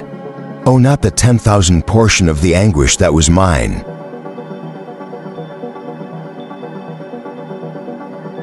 During the lingering detail of its execution, a frightful selfishness hurried me on. While my heart was poisoned with remorse, think you that the groans of Clover were music to my ears? My heart was fashioned to be susceptible of love and sympathy, and when wrenched by misery, to vice and hatred. It did not endure the violence of the change. Without torture such as you cannot even imagine, after the murder of Clarville, I returned to Switzerland heartbroken and overcome. I pitied Frankenstein. My pity amounted to horror.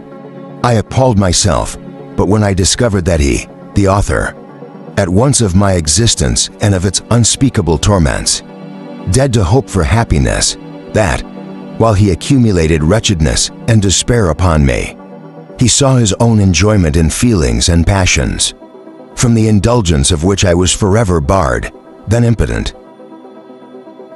Envy and bitter indignation filled me with an insatiable thirst for vengeance. I recollect in my threat and resolve that it should be accomplished. I knew that I was preparing for myself a deadly torture, but I was the slave, not the master, of an impulse which I detested, yet could not disobey. Yet when she died near, then I was not miserable. I had cast off all feelings, subdued all anguish, to riot in the excess of my despair. Evil henceforth became my good. Urged thus far, I had no choice but to adapt my nature to an element which I had willingly chosen. The completion of my demoniacal design became an insatiable passion. And now it is ended. There is my last victim. I was at first touched by the expressions of his misery. Yet when I call to mind what Frankenstein had said of his powers of eloquence and persuasion, and when I again cast my eyes on the lifeless form of my friend. Indignation was rekindled within me.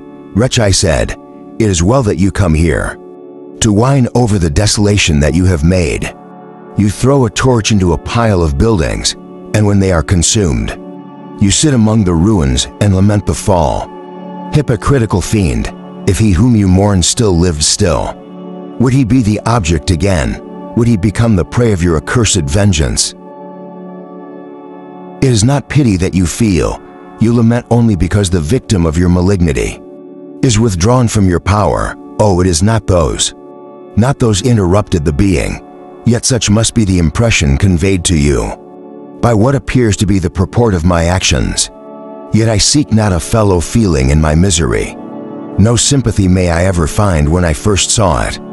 It was the love of virtue, the feelings of happiness and affection, with which my whole being overflowed, that I wished to be participated. But now that virtue has become to me a shadow, and that happiness and affection are turned into bitter and loathing despair, in what should I seek for sympathy? I am content to suffer alone, while my suffering shall endure. When I die, I am well satisfied that abhorrence and a program should load my memory.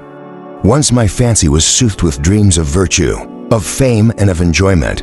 Once I falsely hoped to meet with beings who, pardoning my outward form, would love me for the excellent qualities which I was capable of unfolding. I was nourished with high thoughts of honor and devotion, but now, crime has degraded me beneath the meanest animal. No guilt, no mischief, no malignity, no misery can be found comparable to mine.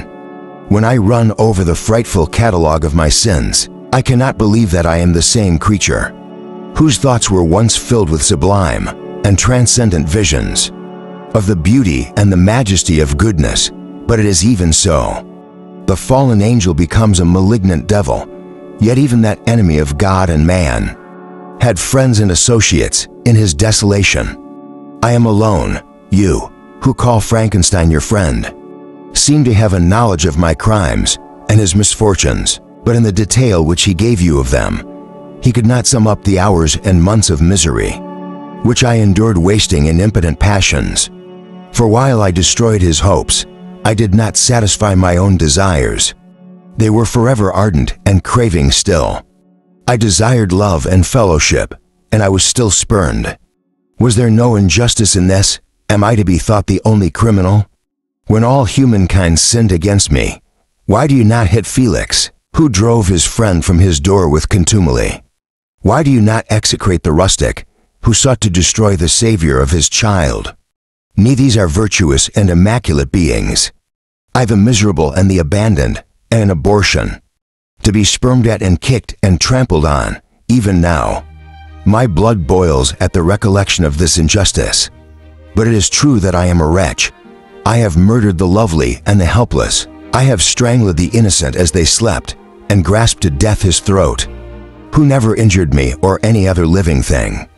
I have devoted my Creator, the select specimen of all that is worthy of love and admiration among men, to misery. I have pursued him even to that irremediable ruin. There he lies white and cold in death. You hate me, but your abhorrence cannot equal that with which I regard myself. I look on the hands which executed the deed. I think on the heart, in which the imagination of it was conceived, and long for the moment when these hands will meet my eyes, when that imagination will haunt my thoughts no more. Fear not that I shall be the instrument of future mischief. My work is nearly complete. Neither yours nor any man's death is needed to consume it. The series of my being and accomplish that which must be done, but it requires my own. Do not think that I shall be slow. To perform this sacrifice, I shall quit your vessel on the ice raft, which brought me thither, and shall seek the most northern extremity of the globe. I shall collect my funeral pile, and consume to ashes this miserable frame, that its remains may afford no light to any curious and unhallowed wretch. Who would create such another as I have been? I shall die. I shall no longer feel the agonies which now consume me, or be the prayer of feelings unsatisfied, yet unquenched. He is dead who called me into being. And when I shall be no more, the very remembrance of us both will speedily vanish. I shall no longer see the sun or stars, or feel the winds play on my cheeks. Light feeling and sense will pass away. And in this condition must I find my happiness. Some years ago, when the images which this world affords first opened upon me, when I felt the cheering warmth of summer, and heard the rustling of the leaves and the wobbling of the birds, and these were all to me I should have wept to die. Now it is my only consolation. Polluted by crimes and torn by the bitterest remorse, where can I find rest but in death? Farewell, I leave you and in you, the last of humankind whom these eyes will ever behold. Farewell, Frankenstein, if thou were yet alive, and yet cherished a desire of revenge against me. It would be better satiated in my life than in my destruction. But it was not so thou didst seek my extinction, that I might not cause greater wretchedness, and if yet in some mode unknown to me. Thou hadst not ceased to think and feel, thou would not desire against me a vengeance greater than that which I feel. Blasted as thy word, my agony was still superior to thine, for the bitter sting of remorse will not cease to wrinkle in my wounds, until death shall close them forever. But soon, he cried with sad and solemn enthusiasm, I shall die, and what I now feel be no longer felt. Soon these burning miseries will be extinct. I shall ascend my funeral pile triumphantly, and exult in the agony of the torturing flames. The light of that conflagration will fade away. My ashes will be swept into the sea by the winds. My spirit will sleep in peace. Or if it thinks, it will not surely think thus. Farewell. He sprang from the cabin window. As he said this upon the ice, raft which lay close to the vessel, he was soon borne away by the waves and lost in darkness and distance.